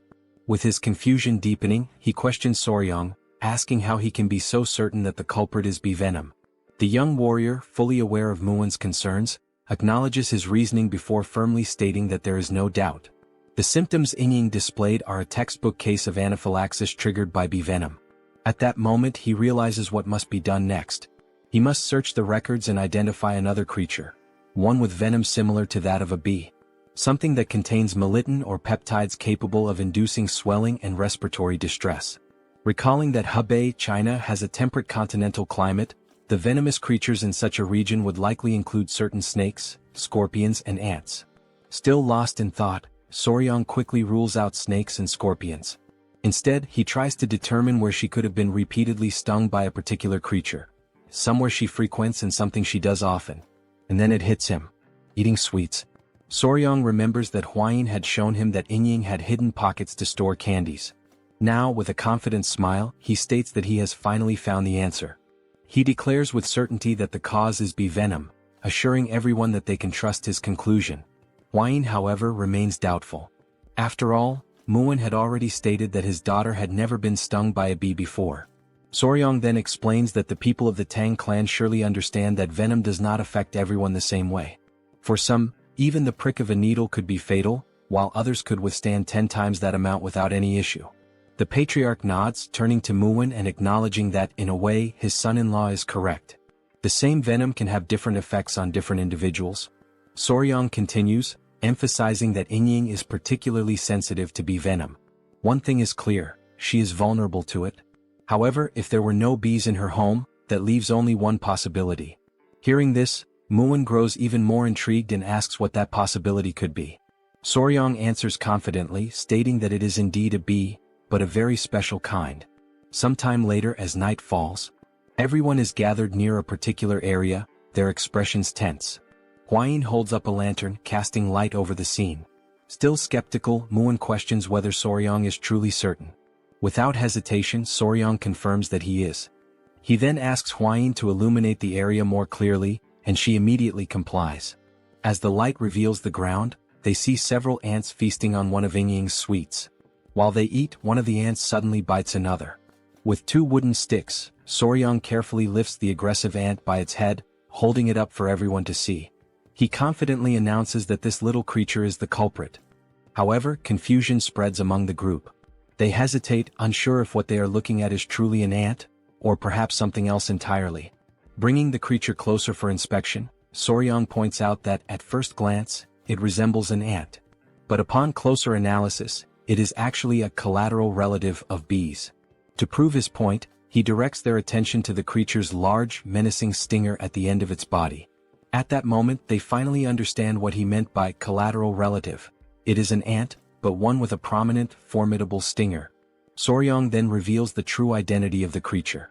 "This little thing is a king stinger ant," he declares. And with that, the real culprit behind Yingying's condition is finally exposed.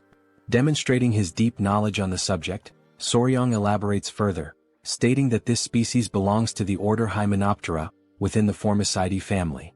It is commonly referred to by its nickname, the Asian needle ant.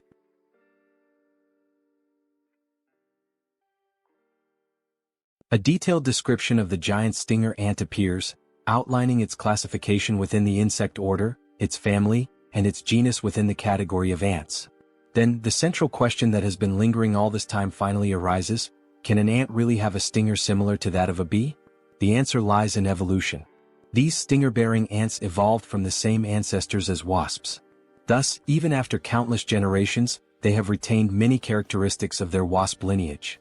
For this very reason, scientific studies on the venom of ants and wasps have shown that patients who experience anaphylaxis from stinger-bearing ants also tend to exhibit the same severe reaction to wasp venom.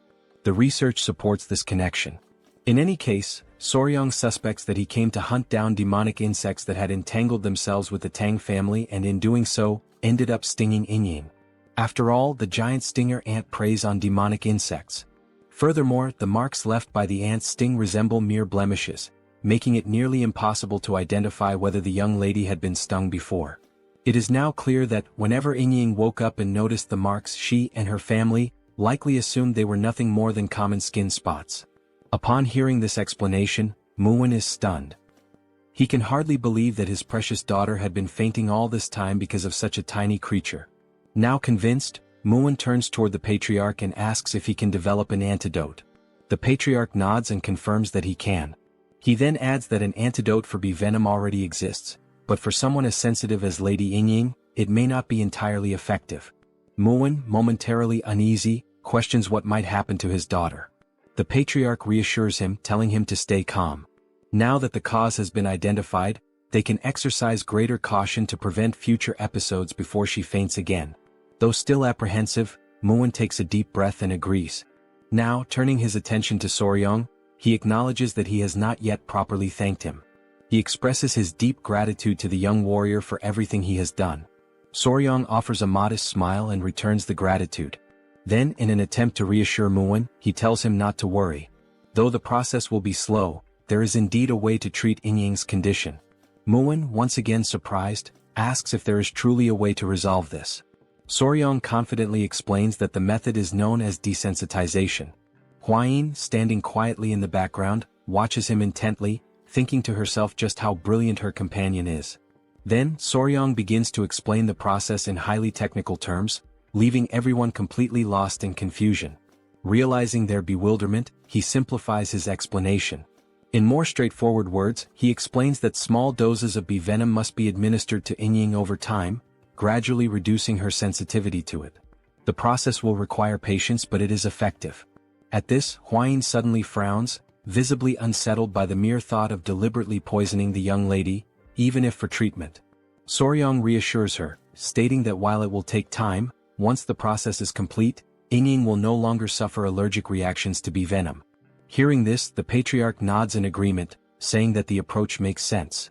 Even within the Tang family, certain training methods involve injecting small doses of poison to build resistance.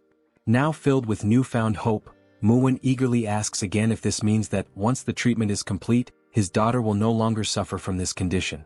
The patriarch, maintaining his composure, tells him that it will take time, but yes, it is very likely. At this, Murim breaks into the most genuine toothy smile he has shown thus far.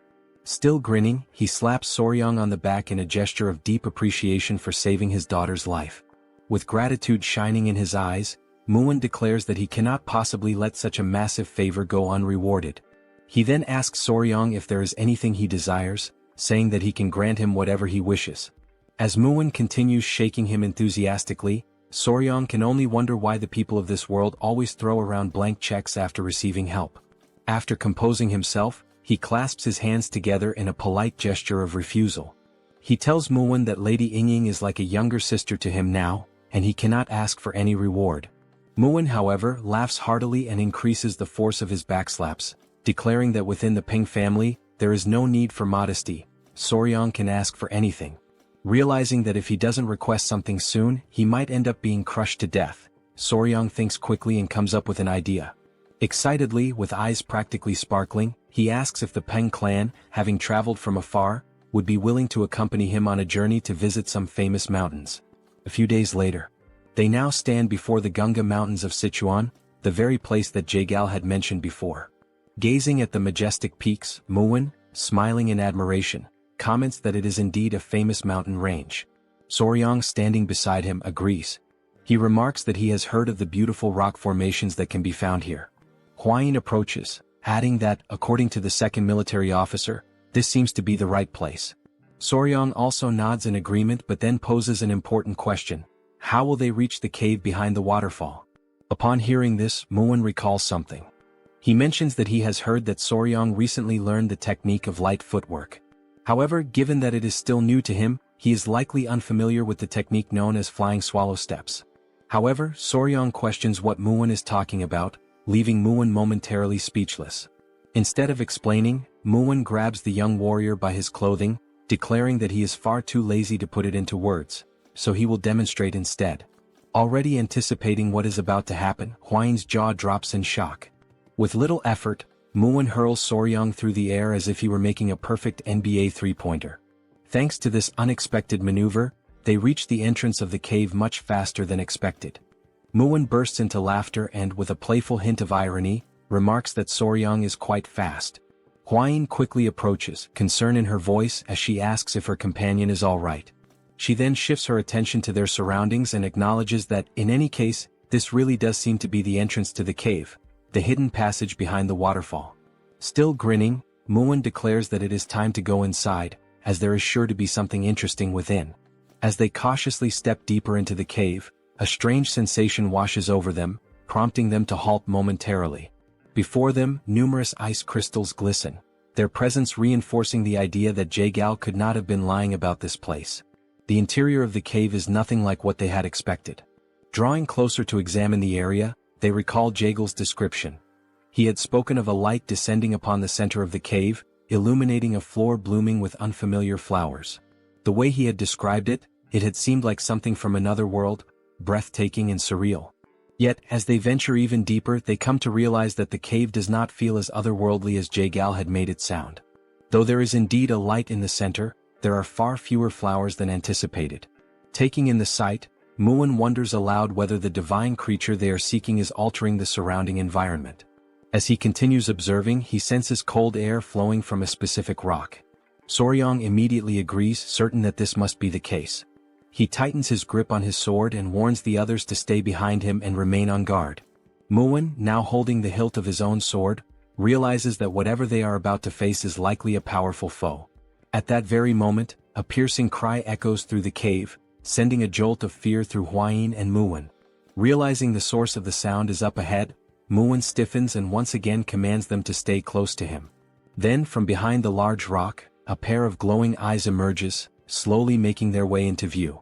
Once more, the creature lets out the same eerie cry, leaving Soryang visibly startled. And then, when the mysterious being finally reveals its full form, Soryang's eyes widen in recognition. That's a fat-tailed gecko. The creature stands at around 30 centimeters in length, with large, round, golden-yellow eyes and a slightly plump tail. The young warrior's eyes sparkle, and he practically drools with excitement. This creature is both unbelievably fierce and ridiculously adorable at the same time. Hwayin, observing it closely, comments on how beautiful its shimmering blue scales are. Soryang, impressed, praises her for recognizing it instantly. Meanwhile, Muin is left in utter disbelief. How can the two of them be so calm when there is such a powerful enemy right in front of them? Still gripping his sword tightly, Muin urges them to stay on high alert, stating that there is another gecko deeper inside the cave. Given the circumstances, it is likely that this pair is a mated couple. Soryang, now more intrigued than ever, tries to get a better look further inside.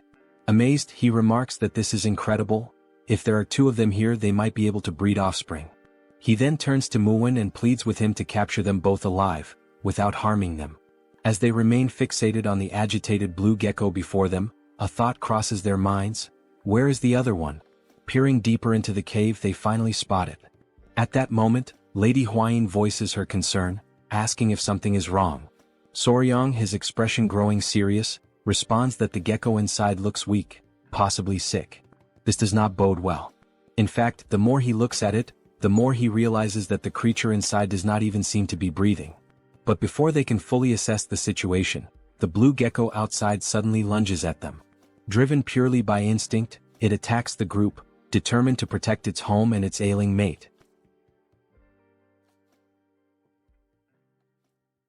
Upon observing the dangerous instinct displayed by the creature, Soryong quickly turns around and says that he'll leave this matter in the hands of Commander Gu Pei, asking him to notify him immediately if anything happens.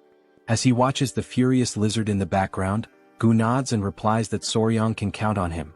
If that little creature shows any unusual behavior, he will be informed right away. With that decision made, the group agrees to withdraw for the time being. Once outside, it finally dawns on them that, first and foremost, they don't actually know much about the creature's habits, and trying anything now would be reckless and could potentially harm the already injured creature. While Soryong stands atop a rock, lost in thought and clearly worried, Hwayin sweetly calls out to him, inviting him to come eat as she tends to a few tiny centipedes in her hands. Watching her carefully handling the small insects, Soryong finds the scene incredibly gentle. It almost looks like she's caring for little children in her own home. They all gather as they wait for a stew to finish cooking. Muin then asks if there was any progress today, and Soryong replies that once again the injured creature didn't move at all. Muin adds that when he went to check on it earlier, it still didn't move, and wonders aloud whether a living being shouldn't at least eat or drink something. Soryong immediately agrees, but explains that geckos or lizards in general sometimes go without eating for days when they're under stress. In particular, fat-tailed geckos store energy in their thick tails, and if one isn't eating at all, it's likely surviving entirely off the stored energy. And given the current situation, they're reaching a point where a decision must be made, because they can no longer remain uncertain. The reason why the creature isn't moving needs to be investigated. Muin, somewhat energized by this, asks whether they'll be able to capture the geckos afterward, but Soryong clarifies that this isn't about capturing them for now, it's about figuring out where the injured one is hurt. He adds that it would be great if Muin could distract the standing gecko, allowing Soryong and Hwayin to approach the weakened one. This makes Muin slightly uneasy, but then the eyes of both Muin and the other Peng family men begin to gleam, and Muin suggests that it might be easier to just knock down the healthy one as well. That way they'd have both, the strong and the weak. But all Soryong can think is that if these men hit those little creatures with their muscles, they would surely die instantly.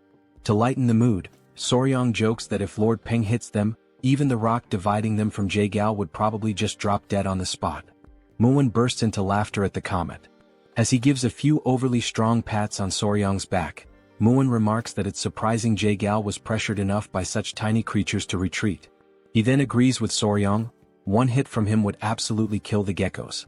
Muin's expression grows serious once again, and he confirms whether they'll go with Soryong's gentle approach. The young warrior replies that it seems to be the best option. Using a small stick, Soryong begins drawing a rough map on the ground, explaining the plan step by step. First, Muin will lure the healthy gecko away, while Hwayin and Soryong will go examine the one that seems injured. Hwayin shifts a few small stones, explaining how the division of the venomous mist could help block the gecko's path, preventing it from getting to Soryong. Muin nods in agreement, saying this truly does sound like the most effective plan. Already clear on what needs to be done, Muin asks if there's anything else he should be cautious about, and Soryong simply tells him to be careful and keep the gecko far enough away so it doesn't get close to them. With a warrior's confidence, Muin pounds his chest and says they can leave it to him. He urges everyone to get moving, stating that his body is burning with anticipation and eager for action. He dashes off excitedly, while Soryong calls out for him to calm down and hold back some of that enthusiasm. As they watch him go, Soryong and Hwayin can't help but worry. If the gecko inside truly is sick, it may not have much time left. A few minutes later, they're already back inside the cave, standing in front of the gecko, who now sees them as a significant threat and is ready to strike. Soryong whispers that it's time to begin the plan, and Muin, both excited and lucky, responds that he understands. He draws the massive sword from his back, and a powerful aura surrounds him, leaving both Soryong and Gu Pei momentarily stunned and unsure of what might happen next.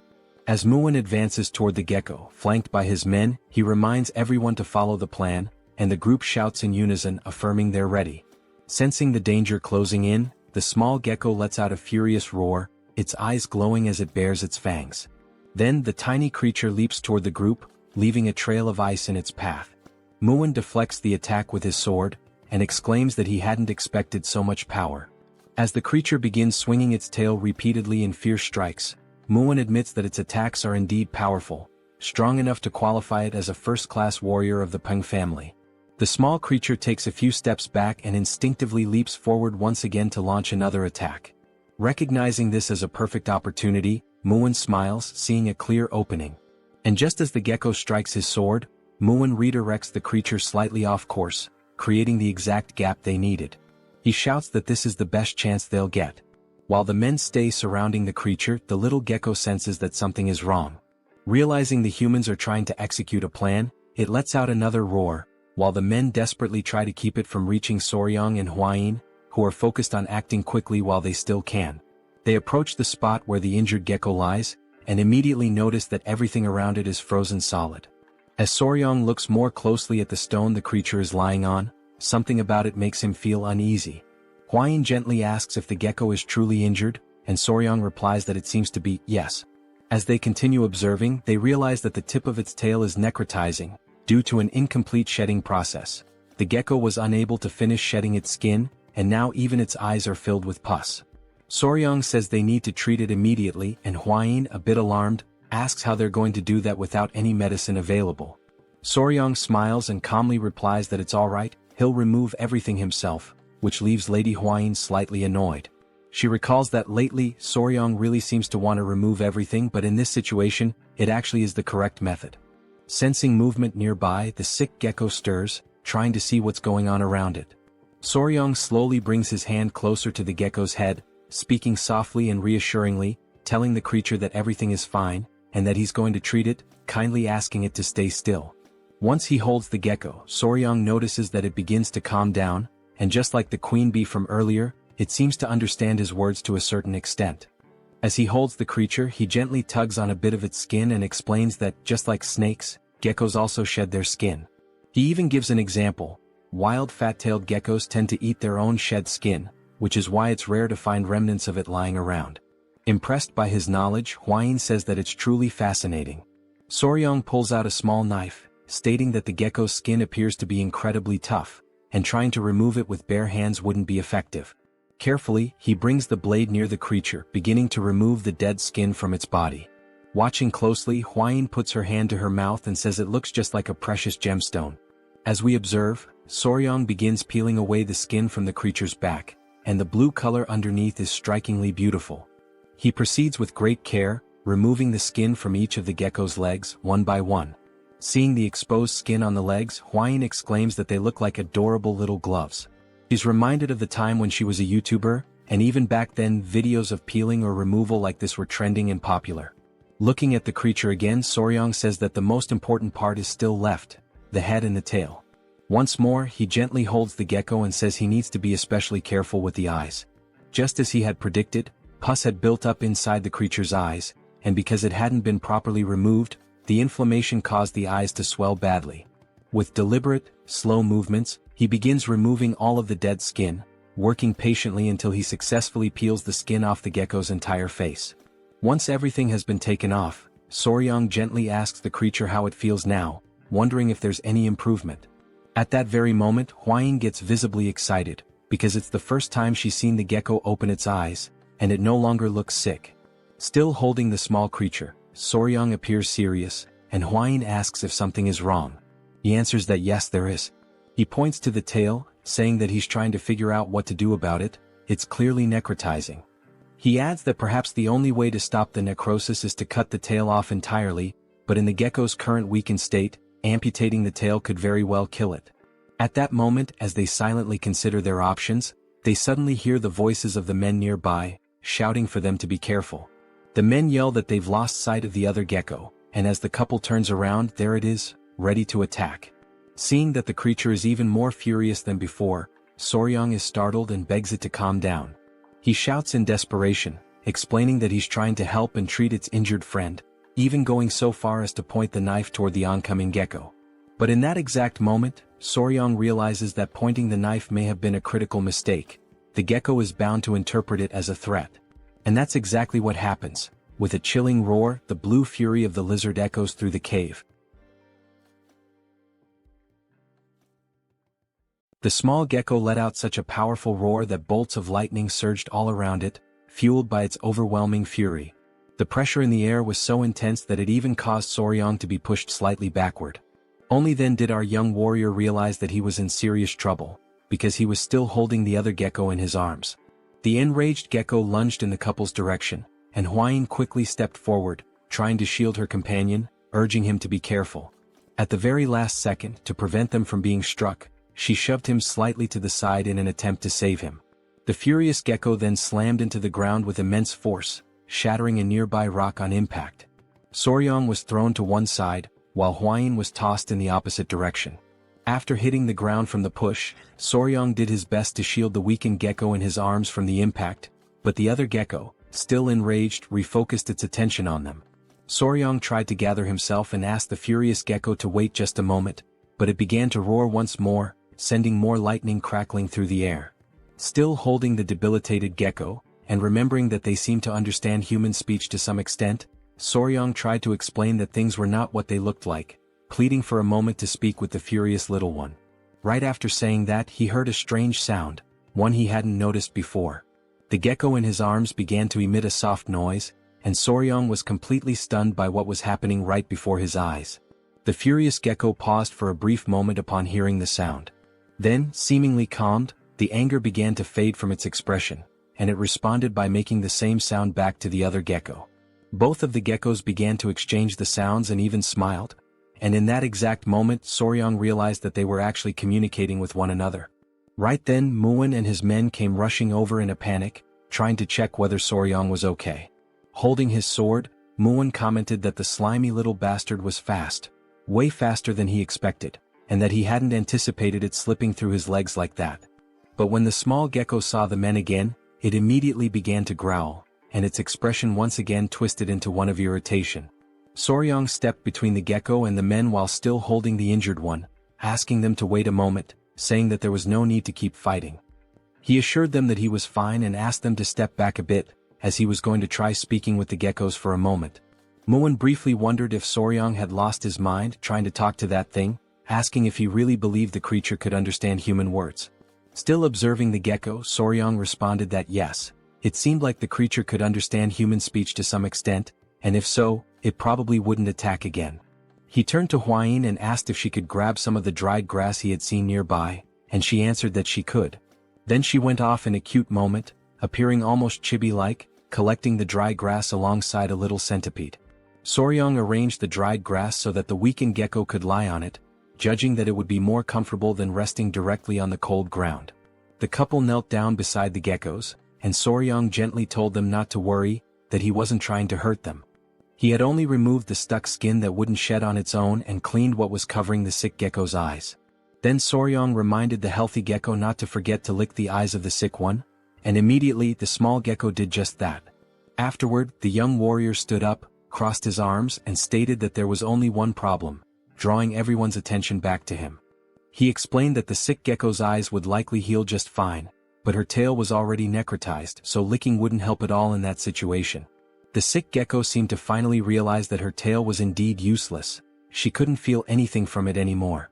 So Soryang continued, saying that, in other words, the only way to improve the situation would be, and while making a cutting gesture with his hands, he implied that they might have to remove the tail entirely. At that moment, one of the geckos imagined his partner's tail being cut off, and the vision of her crying out in pain filled his mind. He began to roar once again, and Soryang, growing nervous, made a scissor shape with his fingers to try to explain. The fury returned to the little gecko, who suddenly leapt toward the young warrior, taking him by surprise with the sudden mood swing.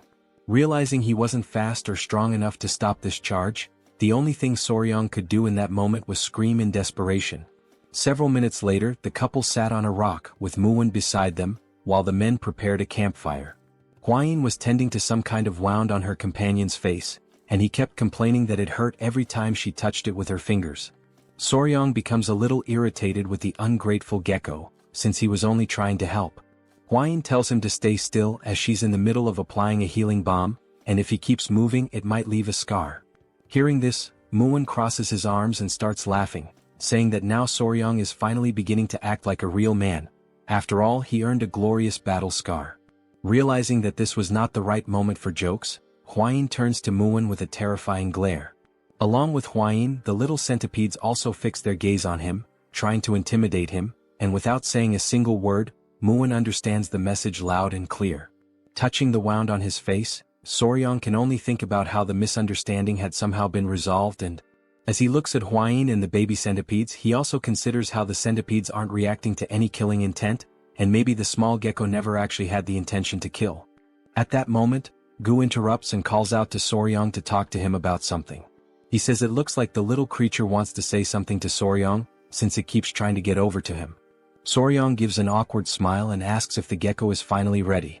The gecko responds by making the same sound as before and nodding its head. Tilting his own head slightly, Soryong says he'll do his best. But first, there's something he needs to ask, which makes the little gecko curious.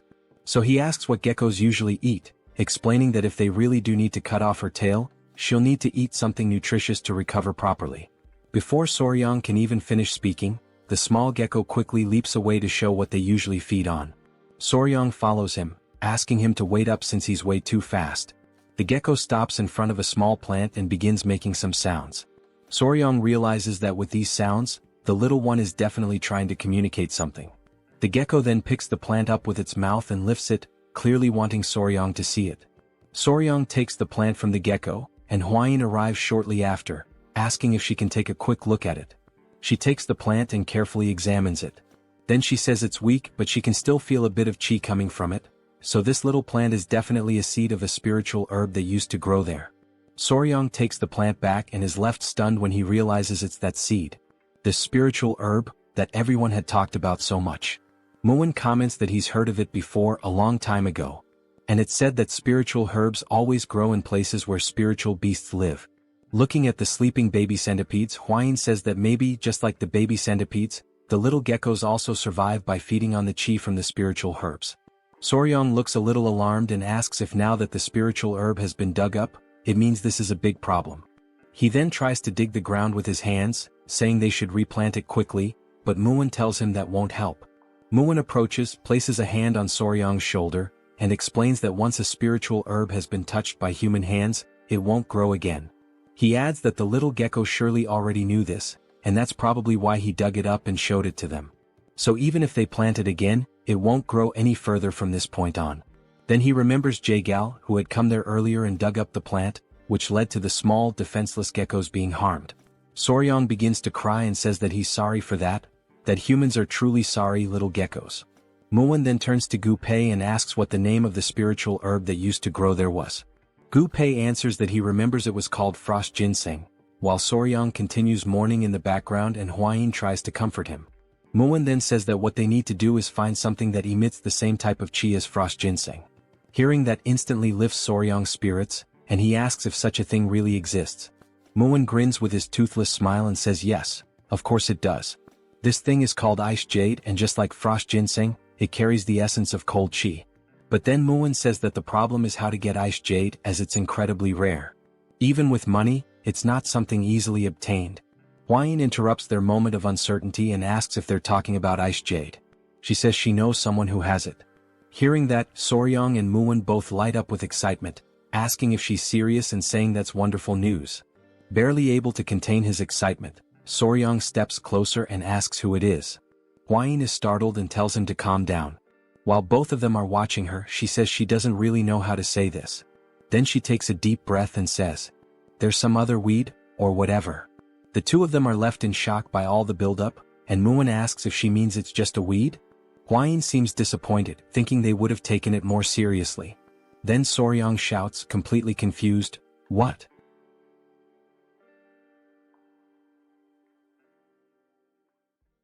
Both Soryong and Muin continue staring at her, completely shocked by this recent revelation, unable to process what they just heard. Muin asks if what she just said about the herb is really true. Soryong, knowing the partner he has, immediately starts to get nervous and begins to sweat. As the tension builds up, Soryong starts recalling how his father-in-law once gave Hwain the nickname Weed when she was just a child, and that most likely led to this very misunderstanding. Still utterly confused, Muin asks who this other weed is that supposedly possesses the ice jade. But Soryong, now fully understanding what might have happened, quickly tells him to stop before the situation gets worse. However, Hwain responds calmly and clearly, saying that it's one of the 3 flowers of Muism, the Flame Queen Peony. Her name is Seol, and she is the daughter of the Namgung clan. Hwain mentions that from what she's heard, Seol possesses the ice jade, although she isn't completely certain about it. It's only after hearing this that Soryong and Muwon become excited again. At that moment, the fat-tailed gecko approaches and starts making noises, trying to get the attention of the young warrior. Seeing the gecko's distressed expression, Hwain asks what the little one is saying, and Soryong responds that it seems like he's begging them to quickly treat the injured gecko. Soryong then suggests that they leave the rest of the conversation for later and focus on treating the gecko first. Hwain agrees, pointing out that the gecko looks very anxious, so it's probably better to speed things up. With that, Soryong turns his attention to the sick gecko, who is resting on the dry leaves they had carefully placed earlier. He picks the little one up to examine it more closely and assess its condition, while the gecko's companion watches intently. Hwain moves closer and says she heard that geckos can cut off their own tails. She asks if Soryong knows why this one waited until things got so bad. Soryong replies that she's right, geckos can do that, but not all of them.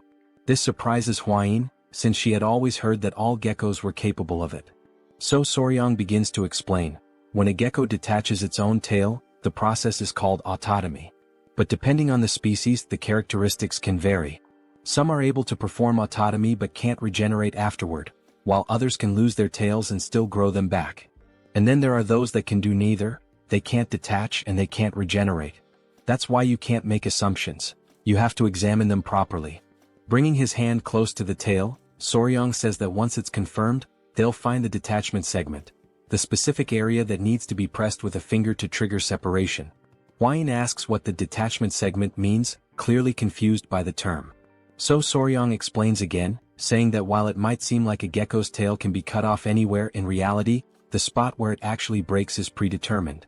And that particular point is called the detachment segment. Once again amazed, Hwain admits that she doesn't know much about geckos since they're not venomous, and then she asks how Soryong knows so much about them. Holding the sick gecko gently in his hands, Soryong realizes that he sounded quite confident when he explained all of that, but the truth is, because the tail is already in such a deteriorated state, he's not sure if the procedure will go well. But regardless of the uncertainty, he knows he has to try. With determination in his voice, Soryong says that he will succeed. Otherwise, he doesn't deserve to be called Spicy Fabre, his former YouTuber name. Sometime later, Muwon is left alone with the little gecko while the couple is working in the background, focused on the procedure. The small gecko starts making some sounds, and Muwon realizes that it wants to say something, so he turns around. Watching the cheerful couple in action, Muwon asks what happened to the injured gecko. Soryong replies that fortunately, everything went well. Now, as long as they take good care of her, she'll be just fine.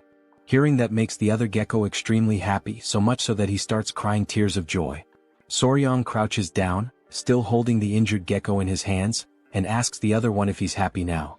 Muwon observes it all quietly, not saying a word, but thinking to himself that the more he looks at that boy, the more incredible he seems. And so, after finishing the surgery, the group decides to stay close by and monitor the gecko's condition for a few days.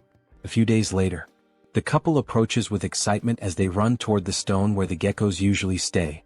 Soryong calls out to them, and right away the geckos respond to him with the familiar sounds they make. Soryong's eyes sparkle with joy, thinking to himself that they're not even cats, they're baby geckos. But if this had happened in his past life, it definitely would have gone viral on YouTube. Looking at the injured gecko, Soryong sees that she has regained some of her strength thanks to proper rest. He leans down a bit and says that it looks like everything's okay now, adding, "We'll get going for now." This makes the gecko a little sad, and it tries to communicate even more before they leave. So, Soryong takes a moment to explain that they're not leaving forever, they're just going to gather some food for the geckos and then come right back to that place. Upon hearing this, both geckos become visibly happy, making cheerful little sounds. Soryong can't help but think to himself just how incredibly adorable these little geckos are. The young warrior then turns to Hwain and says that for now that's all they needed to do here, so it's time for them to return to the Tang clan.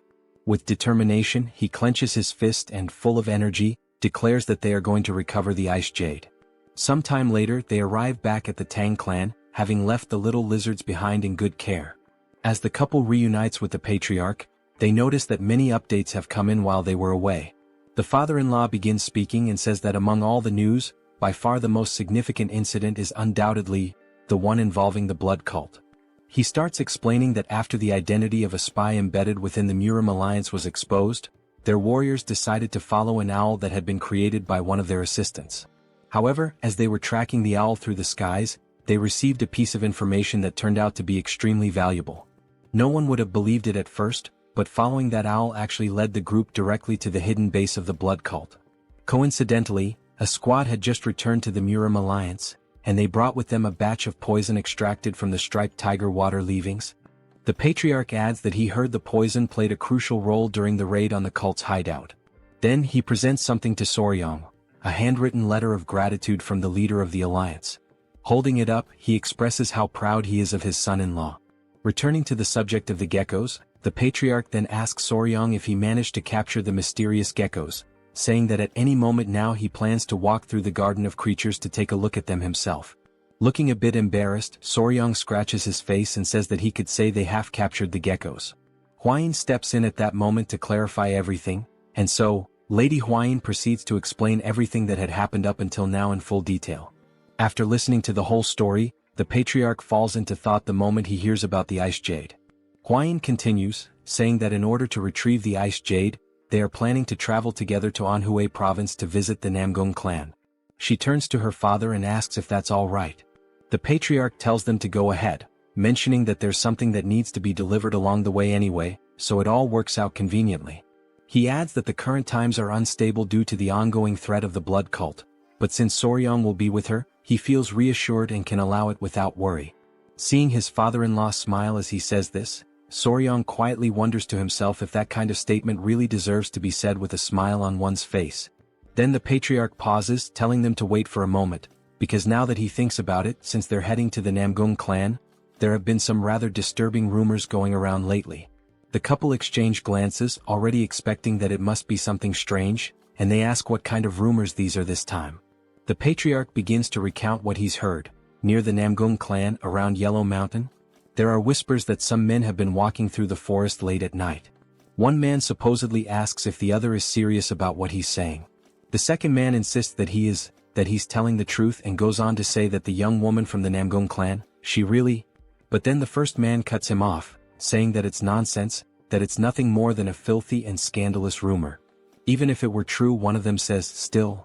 But before he can finish, something suddenly grabs their attention.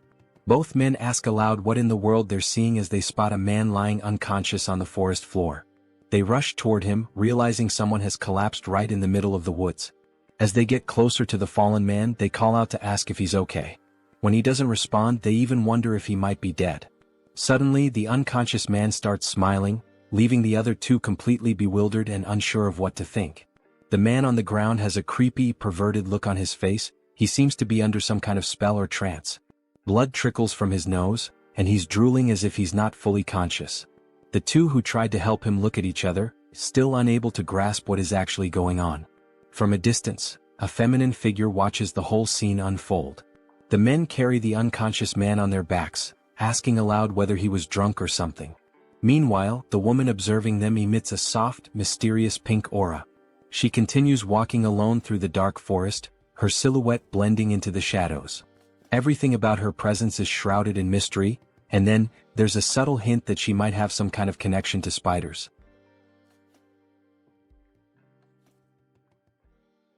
Still during that same night, a woman dressed entirely in flowing white garments remains intensely focused, emanating a concentrated chi as she firmly grips her sword, holding it poised and ready to strike at any moment.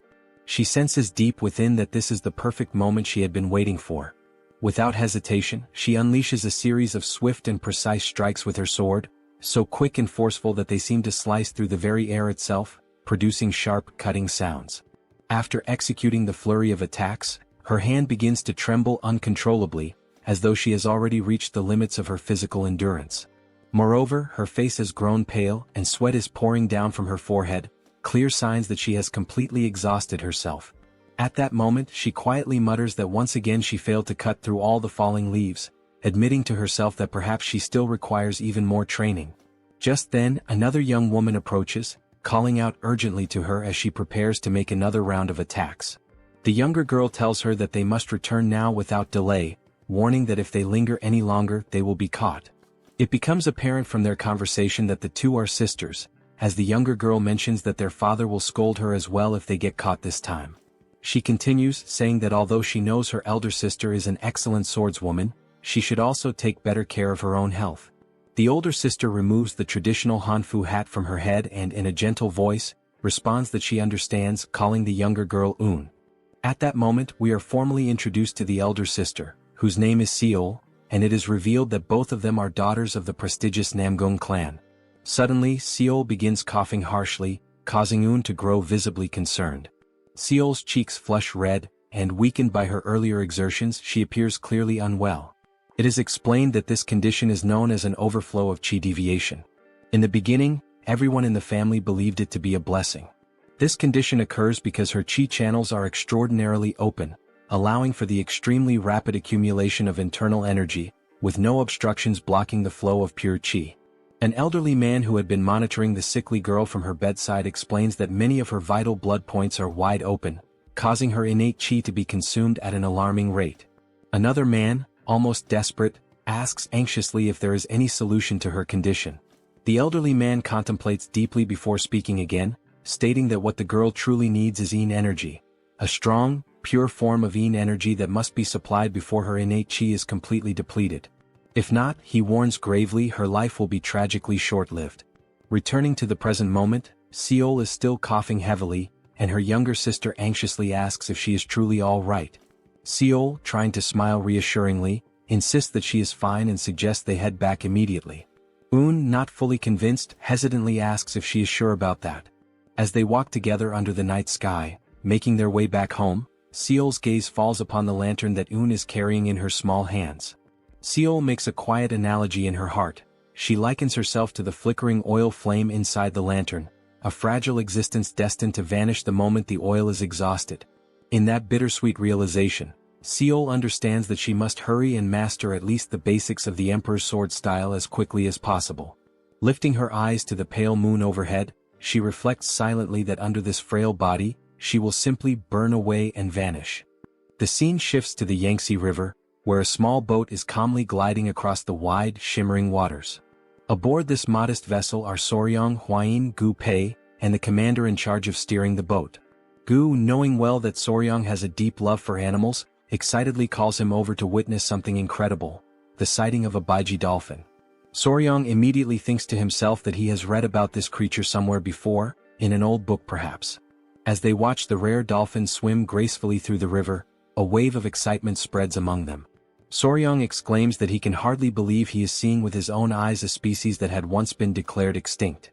Although he usually prefers insects and reptiles over mammals, even he has to admit that dolphins are truly magnificent beings. Huayin, smiling, points out that if they continue following the flow of the Yangtze River, they will soon reach Wuhan, where the headquarters of the Murim alliance is located. Soryong recalls aloud that his father-in-law's orders were to make a stop in Wuhan to deliver the keelback red-necked snake venom. After completing that task, they will then be free to sail downstream toward Angyang, which has been designated as a safe zone. As they navigate the waters, they realize with growing excitement that at this speed, they might arrive much earlier than they had originally anticipated. The couple then sits down together, seeking a moment of calm, and Soryong calls Huayin over, telling her that there is something weighing heavily on his mind. Curious, she immediately asks what it is. He then poses a question that has been bothering him. If the ice jade is truly so valuable, would the Namgung clan really be willing to hand it over as easily as she had claimed earlier? He admits that he has thought long and hard about this issue, and no matter how he reasons through it, it continues to trouble him. In response, Huayin simply smiles warmly and urges him to trust her. She reminds him that the ice jade was intended for a very special use, to help Namgung Seol, and apparently Seol needs something she can actually consume, but the ice jade itself cannot be eaten. Pointing directly at Soryong, she explains that since they possess this, implying whatever they are carrying, then they will be able to negotiate. Surely in exchange the Namgung clan will be willing to give up the ice jade. After all, this can be consumed unlike the ice jade. Adjusting his clothes or whatever precious item he is guarding beneath them, Soryong agrees that she is not wrong. However, he confesses that he still cannot shake the feeling of uncertainty about whether the ice jade is truly safe. He explains that since the geckos already have cold blood, they naturally hate anything that is too cold. He tells her plainly that he feels uneasy about feeding them something when he is not entirely sure of its effects. Then he adds that he actually has another question forming in his mind.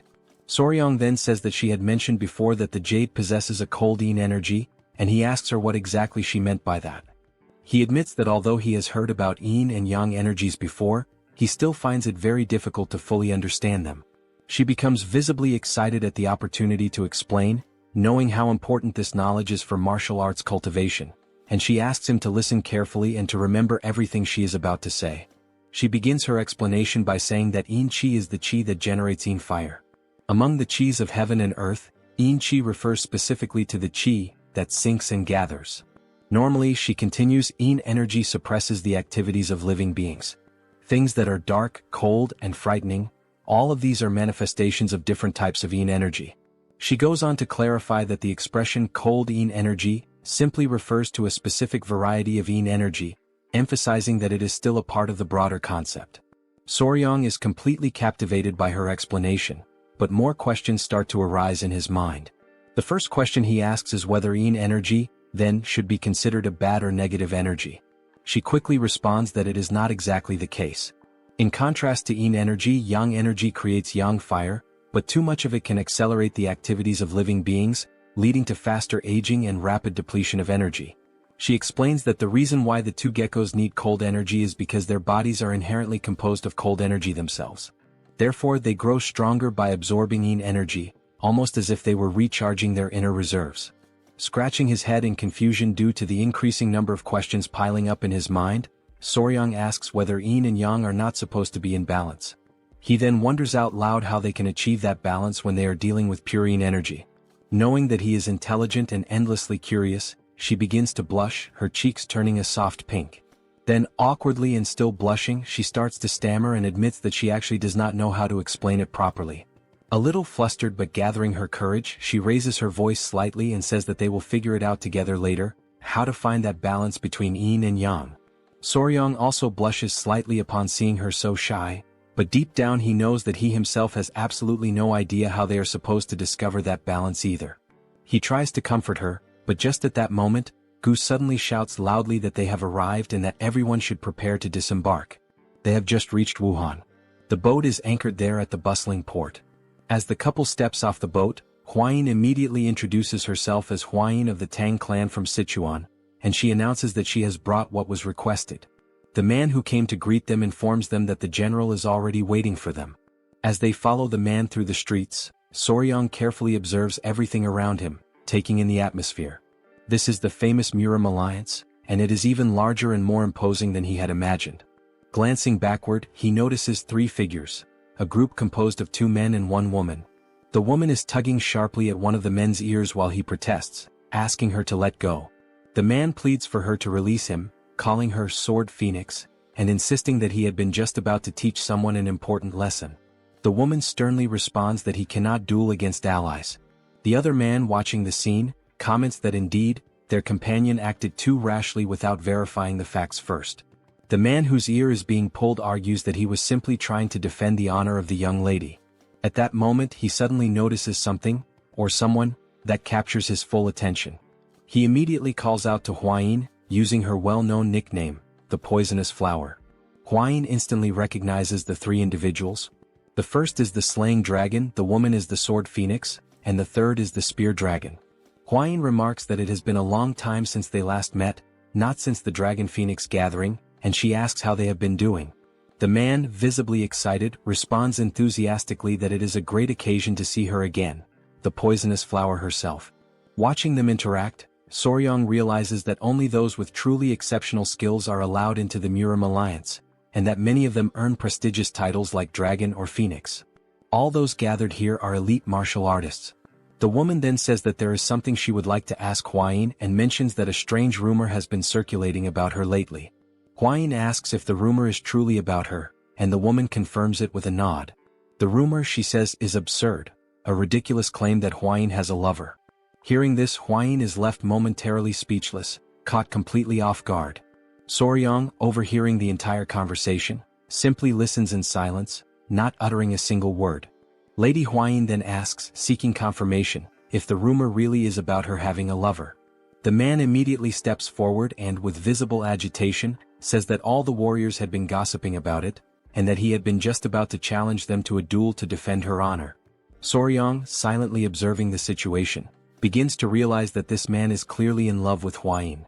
Huayin withdraws slightly, and with a somewhat shy and embarrassed expression, she softly says that indeed, the rumor is incorrect. The man responds energetically, saying that he already knew it was false, and declares that he will now return and teach a lesson to the warrior who dared to spread such false gossip. At that moment, Huayin decides to settle the situation once and for all. She suddenly grabs Soryang firmly by the arm and pulls him close to her, taking everyone around by surprise with the suddenness of her action. She then corrects the rumor with clear and determined words, announcing that she does not have a mere lover, what she has now is a fiancé. She officially introduces Soryang as her fiancé. I personally found her action extremely cute and endearing, but judging by the expressions of the three onlookers, they certainly did not share the same opinion. All three of them stood frozen in complete shock upon hearing this unexpected revelation. The girl, wide-eyed, immediately asks if he truly is her fiancé, commenting on how young he looks. Huayin simply apologizes, saying that she should have introduced Soryang to them much earlier. Out of respect and politeness, Soryang clasps his fists together in the traditional martial salute and says that it is a pleasure to meet them, formally introducing himself as Wei Soryang. Two of the three individuals respond to the greeting, acknowledging him. Soryang begins to say that he looks forward to getting to know them better, but before he can finish his sentence, he is abruptly interrupted. When he looks forward to see what is happening, he sees the man who is clearly in love with Huayin practically engulfed in the flames of rage, glaring at him with burning eyes and demanding to know if he is truly Huayin's fiancé. The man demands confirmation of his name, asking directly if he is indeed Wei Soryang, to which Soryang calmly responds that yes, he is. Without hesitation, the man drops to one knee, but not in a friendly or honorable gesture. His aggressive and unfriendly posture causes his two companions in the background to become visibly alarmed. With a fierce expression, the man introduces himself as Yang Xianggu, the spear dragon from the Yang family of Sichuan. Still burning with fury, he calls out to the young Soryang and challenges him directly to a duel. The sudden and unexpected challenge to a duel left the couple completely stunned, as neither of them had anticipated such an impulsive and bold action. The man's companions, however, reacted with visible disappointment, as it appeared that this type of behavior was far more common for him than one might expect. Soryang, now sweating coldly with nervousness, asks for confirmation, questioning if the man truly intends to challenge him to a duel. The man, unwavering and intense, replies with a firm yes, he wants a one-on-one duel. Just at that moment, Yang Xianggu is pulled back roughly by his clothing, stopped by his own friend. Huayin grows visibly irritated at the very idea of a duel, and the other young woman also seems upset. Both of them demand that he calm down and take a moment to reconsider his actions. In the background, Soryang remains completely frozen, unsure of how to respond to the chaos unfolding around him. Suddenly, a thought crosses Soryang's mind. He remembers Murim and the men of the Peng family. He recalls how someone had challenged him to a duel the very moment they met, and now, once again, he finds himself wondering why he keeps encountering such strange and unpredictable people. At that very moment, another figure arrives on the scene, interrupting the growing commotion and asking what all the fuss is about between those gathered there. The newcomer is none other than General Jaegao, always holding his elegant fan, though this time his expression is more serious and commanding than usual. Soryang, maintaining etiquette, clasps his fists respectfully and introduces himself to General Jaegao. The man with the spear also greets the general, though his greeting is noticeably more casual and lacking in proper decorum.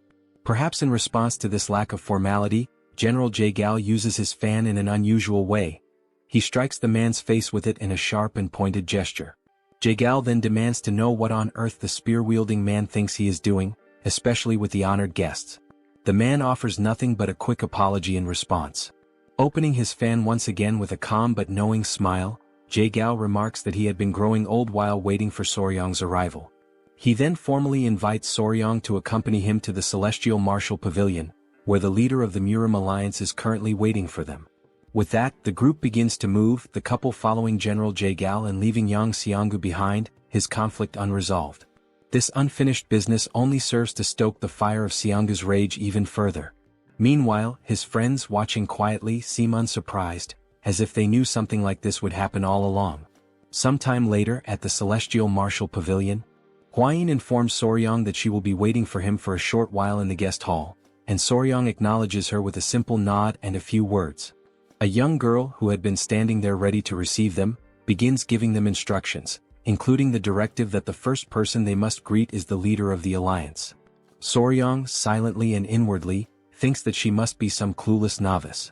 Jaegal seems to share a similar impression. He immediately comments that this is the girl who was brought in to replace the previous servant, who had turned out to be a spy. The girl appears visibly nervous, likely because of this high-stakes situation. Raising her voice, the young girl shouts toward the inner chamber, announcing that the general and the young warrior from the Tang clan have arrived. They soon hear a voice from within instructing them to come inside. They proceed forward slowly and carefully, and upon entering the chamber, they see the silhouette of the Murim alliance leader standing with his back to them. Once again demonstrating respect, Soryang clasps his hands and introduces himself, offering a formal greeting to the leader of the Murim alliance. The leader turns slightly, visibly impressed upon learning that this is the same Soryang he had heard so much about. He tells him to come in and says that he must be tired after such a long journey. However, as the leader looks at him more closely, something catches his attention almost instantly. The leader immediately asks about the tiny creatures on Soryang's wrist and waist, questioning whether those little beings have bitten anyone yet. Soryang, a bit startled by how quickly the leader noticed them, replies honestly that no, they have not bitten anyone.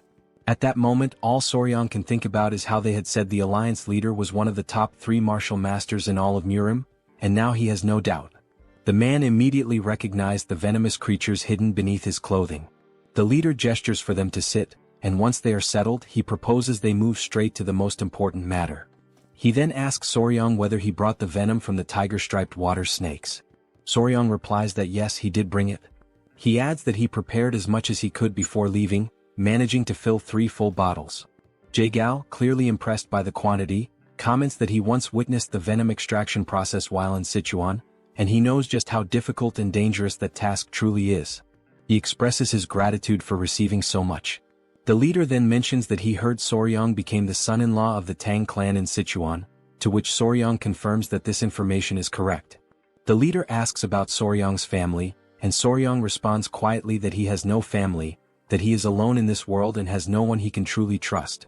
Jaegal comments that he had heard the young warrior lost all of his memories in an accident. Before being taken in by the patriarch of the Tang clan, he had lived by himself on an isolated island, catching snakes and selling them to survive. The leader expresses sympathy, saying that Soryang must have lived a difficult and lonely life. Soryang scratches the back of his head and offers a slight smile, saying that perhaps he wasn't as alone as everyone thinks. The leader, seeing no reason to dwell further on the topic, shifts the conversation back to business. He says that the main reason he summoned Soryang was because the young warrior played an important role in the recent incident involving the blood cult. For that reason, the leader says he would like to grant him a reward.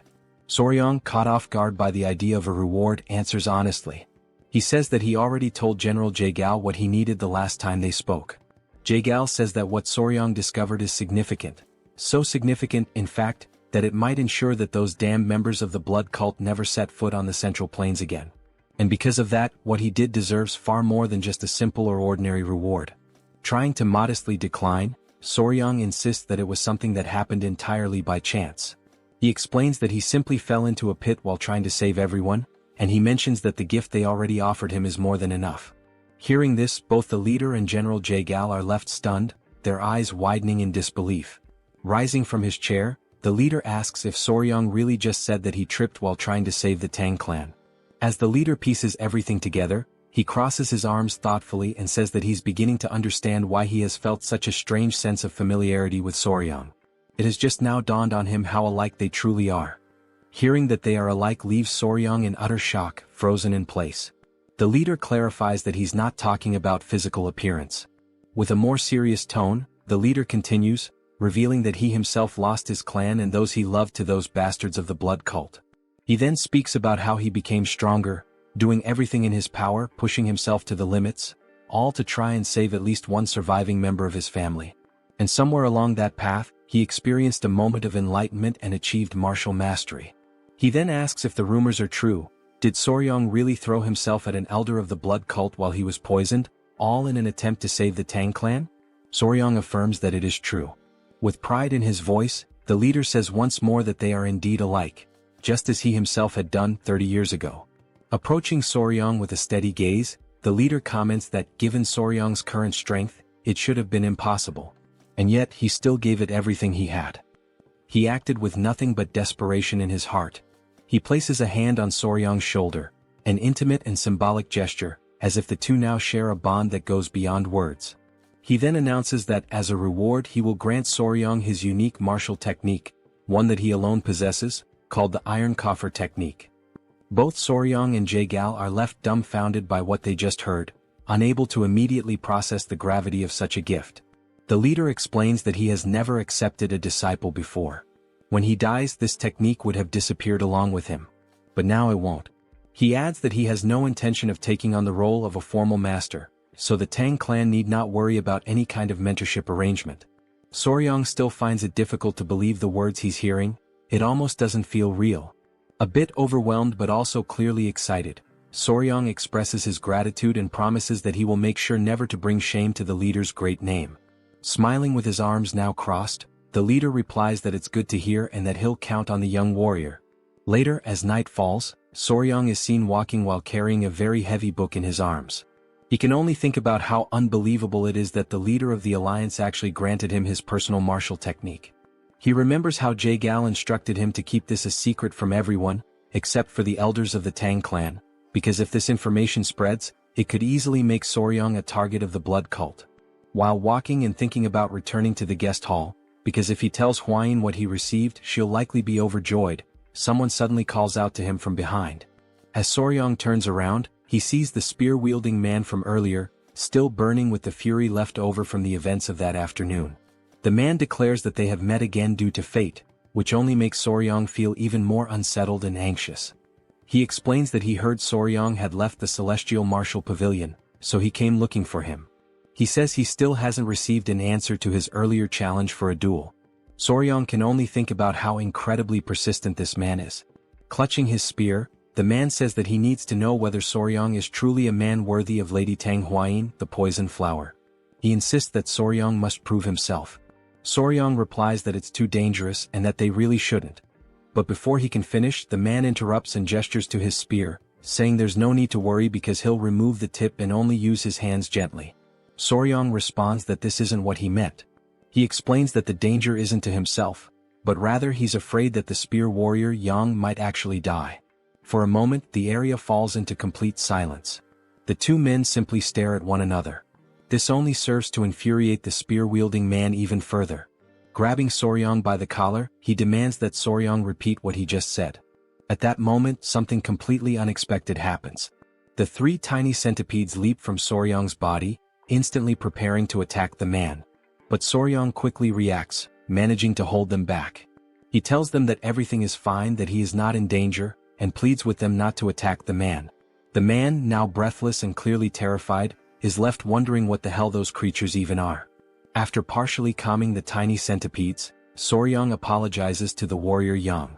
While the man remains on the ground, still shaken with fear, Soryong states that this is exactly what he meant. It really is too dangerous. Soryong steps closer to him and kneels down. The man's breathing grows heavier with each passing second. Then, with a devilish expression on his face, and the centipede still wriggling ominously, Soryong places a hand on the man's shoulder and says that he has just spared his life, for now. After that bold declaration, the man is left completely speechless, unable to process what just happened. Only then does he truly realize that this is no joke. If Soryong had not intervened in time, he would genuinely be dead. It finally dawns on him that Soryong is, in fact, a terrifying man. In his mind, Soryong appears more like a monstrous figure than a mere human. As Soryong checks if the man is okay, someone else arrives at that very moment. It is Hwayin calling out to both of them, her voice carrying an intimidating aura that sends shivers down Soryong's spine. With a murderous intent evident in her tone, Huayin demands to know if the dragon spear wasn't once again trying to cause trouble for Soryang. Realizing the dangerous path this could take, Soryang quickly makes up a story, saying it was just a misunderstanding. He lies, claiming that he got lost and that the dragon spear showed up to guide him back. Huayin, still suspicious, asks if that's really the truth, and then questions why the tiny centipede seems so lively and animated. Trying to reinforce his story, Soryang places one of the centipedes on the dragon spear's head and explains that they were simply talking about the centipedes. He goes on to say that he jokingly asked the dragon spear to release a bit of killing intent as part of their playful conversation, and things ended up like this.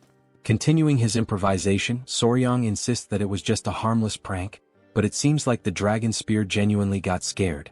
The man, still visibly shaken, gets up and awkwardly agrees with Soryang's fabricated version of events.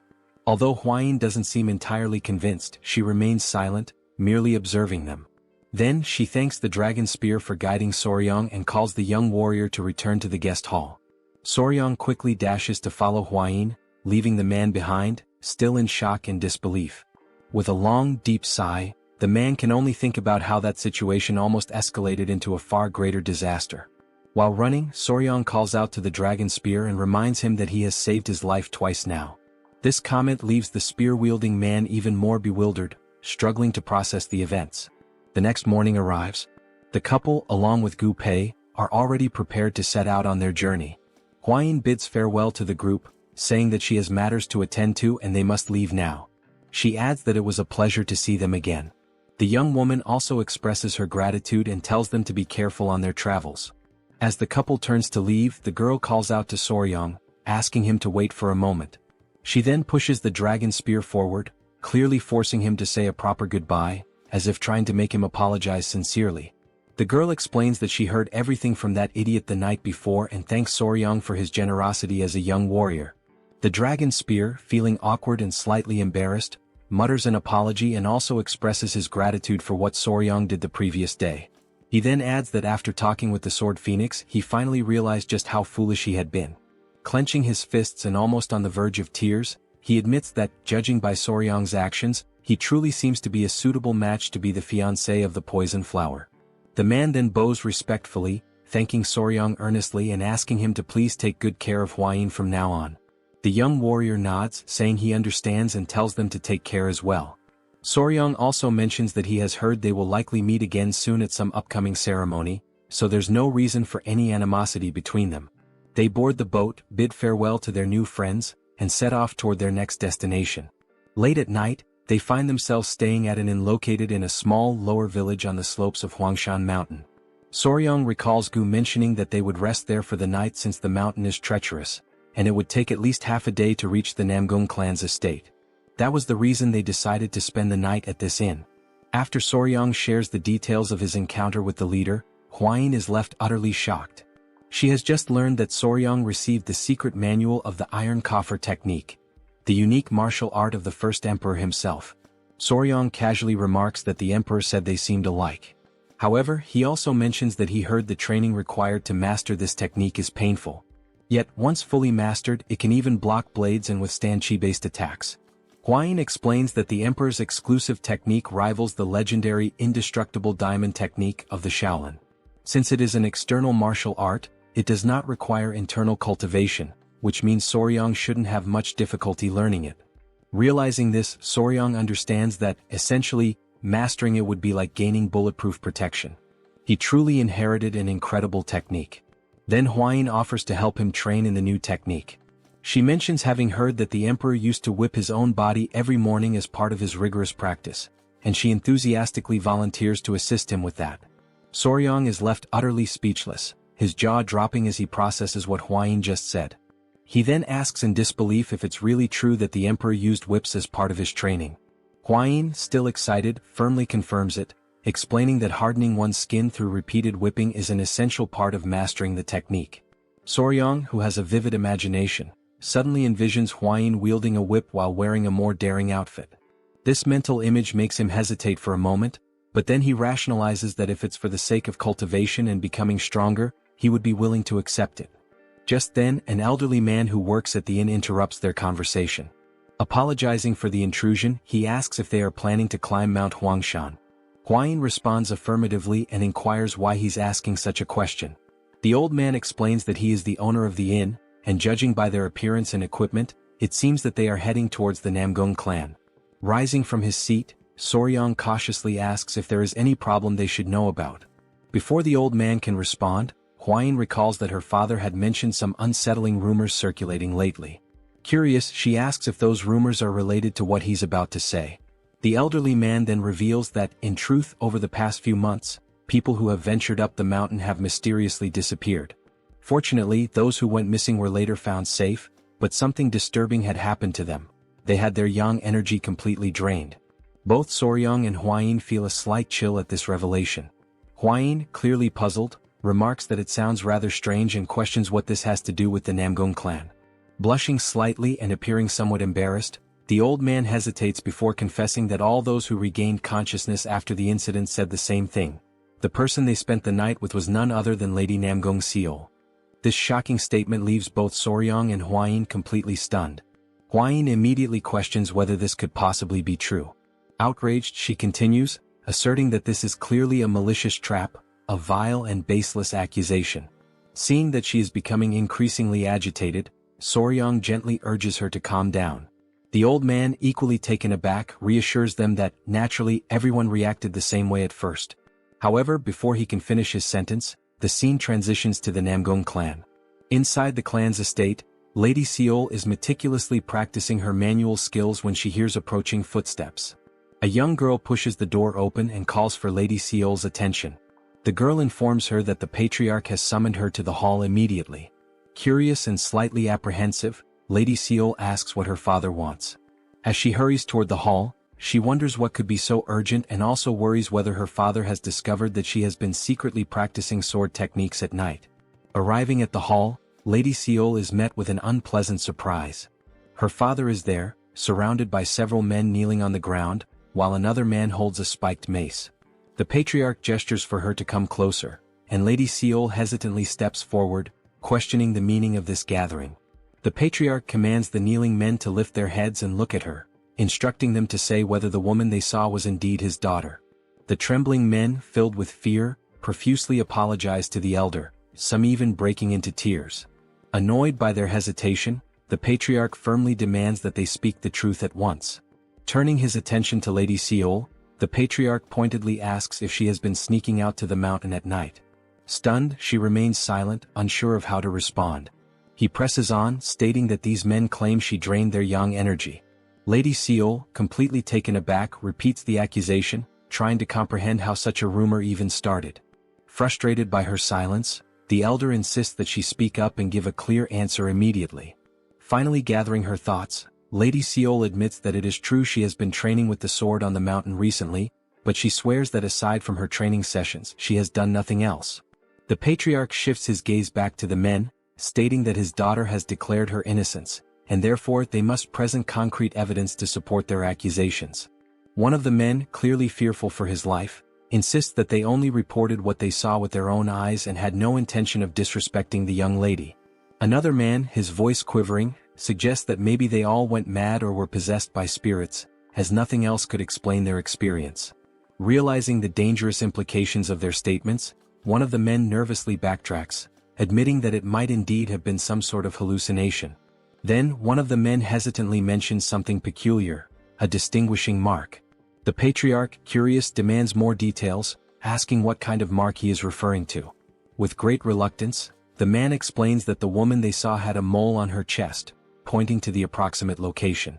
The patriarch, increasingly skeptical, calls the claim absurd and immediately questions Lady Seol to see if there's any truth to it. This unexpected accusation leaves Lady Seol in utter shock, her mind racing with confusion and disbelief. For a few moments she is completely paralyzed by the implication. Her father, growing increasingly irritated, raises his voice, demanding to know whether she truly dared to do something so reckless and dishonorable. In her mind, Lady Seol desperately searches for an explanation, bewildered by how such a situation could have come to pass. The next morning the couple is walking together, and Huayin seems to be in a somewhat gloomy mood. It's quite evident from her expression that something has deeply bothered her. Soryong, noticing her demeanor, moves closer and gently asks if she is still upset about the story the innkeeper told them. She quickly denies it, but Soryong knows she is not good at lying, and her reaction only confirms his suspicions. Suddenly Hwain stops walking, her frustration finally breaking through. She vents her anger, firmly stating that the idea of Lady Namgung draining the yang qi from men in the middle of the night is an absolutely absurd and ridiculous rumor. Soryong can clearly see that she is deeply irritated and tries to think of a way to calm her down. Realizing that her anger is getting the better of her, Hwain takes a deep breath, visibly trying to regain her composure. After a moment of silence, she seems more relaxed and even apologizes to Soryong, admitting that she didn't want to get so angry. However, she can't help but express how incredibly unbelievable the rumor is, and she feels the need to explain herself. Hwain then elaborates, revealing that Lady Namgung Seol is actually unable to come into contact with men. Soryong, taken aback by this unexpected revelation, listens attentively as Hwain continues. She explains that Seol suffers from a condition where, without sufficient yin energy, her life would be significantly shortened.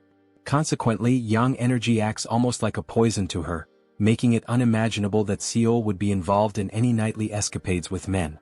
Being so careful around men, the thought of her doing such things night after night is simply inconceivable. Soryong, after hearing this, can't help but associate the whole story with tales of fantasy heroines. The entire situation seems too bizarre to be true. As they finish discussing, they finally arrive at the Namgung family palace after climbing the mountain together with Gu. One of the guards stationed at the entrance stops them, asking why they have come to the Namgung family estate. Hwain subtly leans towards Soryong and whispers that the atmosphere within the Namgung family seems tense. She warns that if they mention they are there to see Lady Seol, they might be turned away. Understanding the delicate situation, Soryong quickly thinks of something plausible to say. Raising a finger for emphasis, he confidently states that they are there on business and have come to make a deal. The guard, somewhat puzzled, doesn't quite grasp what Soryong means. Hwain, equally confused, asks Soryong what he is talking about. Just then, someone from inside the estate opens the gate and demands to know what all the noise and confusion are about. The couple realizes that they might be in a bit of trouble. Looking carefully, they notice that the person who opened the gate is none other than Lady Namgung Eun, Seol's sister, who immediately recognizes Hwain. Now inside, Hwain and Eun share a joyful moment, clearly delighted to see each other after so long. Eun remarks that it truly has been a while, and Hwain asks if she has been doing well, noting that it has been 2 years since the meeting of the 7 clans. Before answering, Eun curiously inquires what kind of deal they have come to make. Hwain responds that something happened at the Tang clan, and they desperately need the Ice Jade. She mentions that she heard Lady Seol possesses the Ice Jade, and that they came specifically for this reason. Hwain then asks if there's any way they can obtain it. Eun, still cheerful and happy to see Hwain, suggests that they go to the Patriarch's hall to discuss the matter. She explains that it would be better to speak with her father, as he would surely be pleased to see Hwain again. As they head that way, Hwain nudges Soryong and mentions that they also brought something to offer in exchange for the Ice Jade. Curious, Eun asks what exactly they intend to trade. Sometime later, now in the Patriarch's hall, the atmosphere turns more serious. After explaining their purpose, the Patriarch raises his voice in disbelief, asking if it is true that they brought an elixir containing cold qi. The couple nods in agreement, and Hwain prompts Soryong to take out the elixir from his clothes. Placing it on the table, the Patriarch examines it with growing astonishment. Holding the cold qi elixir close, he asks if he can inspect it more thoroughly. Soryong agrees, explaining that he kept it carefully protected inside his clothing during the journey, hoping it would be deemed valuable enough to secure the exchange. After a careful examination, the Patriarch marvels at the elixir's purity, remarking that it is remarkably high quality and that, with it, Seol could live at least 10 more years. Eun, equally intrigued, asks if it truly is that amazing. Feeling a sense of relief, the couple is overjoyed when the Patriarch agrees to trade the Ice Jade, recognizing the elixir's immense value. However, the Patriarch then notices something peculiar within the crystal of the elixir and questions what it might be. Soryong, caught off guard, apologizes and firmly states that he cannot disclose what it is. Understanding the need for secrecy, the Patriarch nods, acknowledging that revealing the nature of the object might inadvertently give away its origin. Soryong expresses his gratitude for the Patriarch's understanding. At that moment, Soryong recalls that, in reality, the reason for his secrecy isn't just about the origin. It takes him back to a time when he was walking with the Great Patriarch. Soryong was walking and every now and then he would complain about how cold it was. The great patriarch, noticing his discomfort, asked him what was wrong. In response, Soryong took out from within his clothes the object that was causing the cold, revealing it to be a tail. Showing it to the great patriarch, Soryong explained that there was something peculiar about it. It looked like ice crystal forming on the tail of the gecko he had kept as a keepsake. Intrigued, the great patriarch carefully examined it and remarked that it possessed an incredible cold chi energy. He acknowledged that it could indeed be a valuable material for practitioners who had mastered ice techniques or cold chi martial arts. Soryong could only think that perhaps geckos stored nutrients in their tails, and in this case it turned out to be cold chi. Realizing its potential worth, the great patriarch asked if Soryong wanted to try transforming it into an elixir. Returning to the present, Soryong decides that it is not worth mentioning the shriveled gecko tail. The patriarch, still enthusiastic, instructs Un to inform her sister to exchange the elixir for the ice jade. He then suggests that the guests should rest, as he intends to prepare a celebration to welcome the guests from the Tang clan. Curious, he asks if Hwayin is close to Seol and she confirms that she is. The patriarch continues, explaining that his daughter Seol has recently been through something distressing, and perhaps Hwayin's presence could help comfort her during their stay. Un then offers to guide the couple to the guest residence, and the patriarch entrusts this task to her. As they walk, Un mentions that thanks to Hwayin, her father's mood has improved somewhat, as in recent days, it felt as if they were walking on thin ice. To clarify, Hwayin cautiously asks if something happened to Lady Seol. Hwayin then shares that she has heard some troubling rumors and admits that she has been worried. Un, a bit disappointed, asks if Hwayin really heard about the rumors. With a hint of frustration, Un confesses that she doesn't believe Seol would do something like that, but unfortunately, they haven't been able to find any clues to prove her innocence. As a result, Seol had to be confined in the seclusion room and marked with virginity sand to prove her purity. Hwayin is utterly shocked by this revelation, while Soryong, confused, can only ask what on earth virginity sand is. Un and Hwayin proceed to explain that virginity sand is a substance that women apply to their bodies to demonstrate their purity. If one raises a gecko and feeds it with cinnabar, the gecko's body will turn red. The gecko's body is then ground into powder and stamped onto a woman's skin. If her body is pure, the mark cannot be washed away, not even with water. Hearing this, Soryong feels a surge of indignation, thinking that identifying a woman's purity should be the job of a unicorn, not a gecko. To him, this practice seems like an outrageous violation. Un then points out that Seol is just ahead, prompting the couple to turn their attention towards her. For a moment, the young warrior is speechless. Even from a distance, it's clear that Seol's beauty is truly unique. As they move closer, they see her sitting there, seemingly untroubled, though on her hand remains the mark left by the virginity sand. Hwayin feels relieved to see Seol and quickly approaches her, catching Seol by surprise as she didn't expect to see Hwayin there. Un takes the opportunity to explain that Hwayin brought an elixir containing cold chi, and that their father has agreed to exchange it for the ice jade. Observing the elixir up close, Seol comments that she can indeed sense the powerful cold chi emanating from it. The couple's spirits lift as Seol gratefully acknowledges the gift, revealing that she has the ice jade with her right there. She takes out the ice jade and shows it to them. Soryong takes the jade, and both he and Hwayin feel an immense sense of relief at having secured it. However, before they can fully rejoice, Seol lets out a deep sigh, interrupting their moment of celebration. Noticing Seol's apparent sadness, Hwayin cautiously brings up the rumors, expressing that she still finds it hard to believe that Seol could do something like that. Seol, appreciating the concern, softly admits that there were indeed many witnesses. She wonders aloud what exactly those people saw and, more puzzlingly, how they knew about the location of her mole. The young warrior's eyes light up with a sudden spark of excitement, as he is now convinced that this must be a truly mysterious case. An enthusiastic grin spreads across his face, and he can't help but burst into hearty laughter. Seeing this unexpected reaction, Hwayin looks at him with concern and asks if he is feeling all right. Quickly shifting his expression to one of confident seriousness, Soryong proudly declares that he is an expert in such matters. In fact, he even goes as far as to claim that in his past life, he was famously known as Sherlock Fabre when it came to solving cases like this.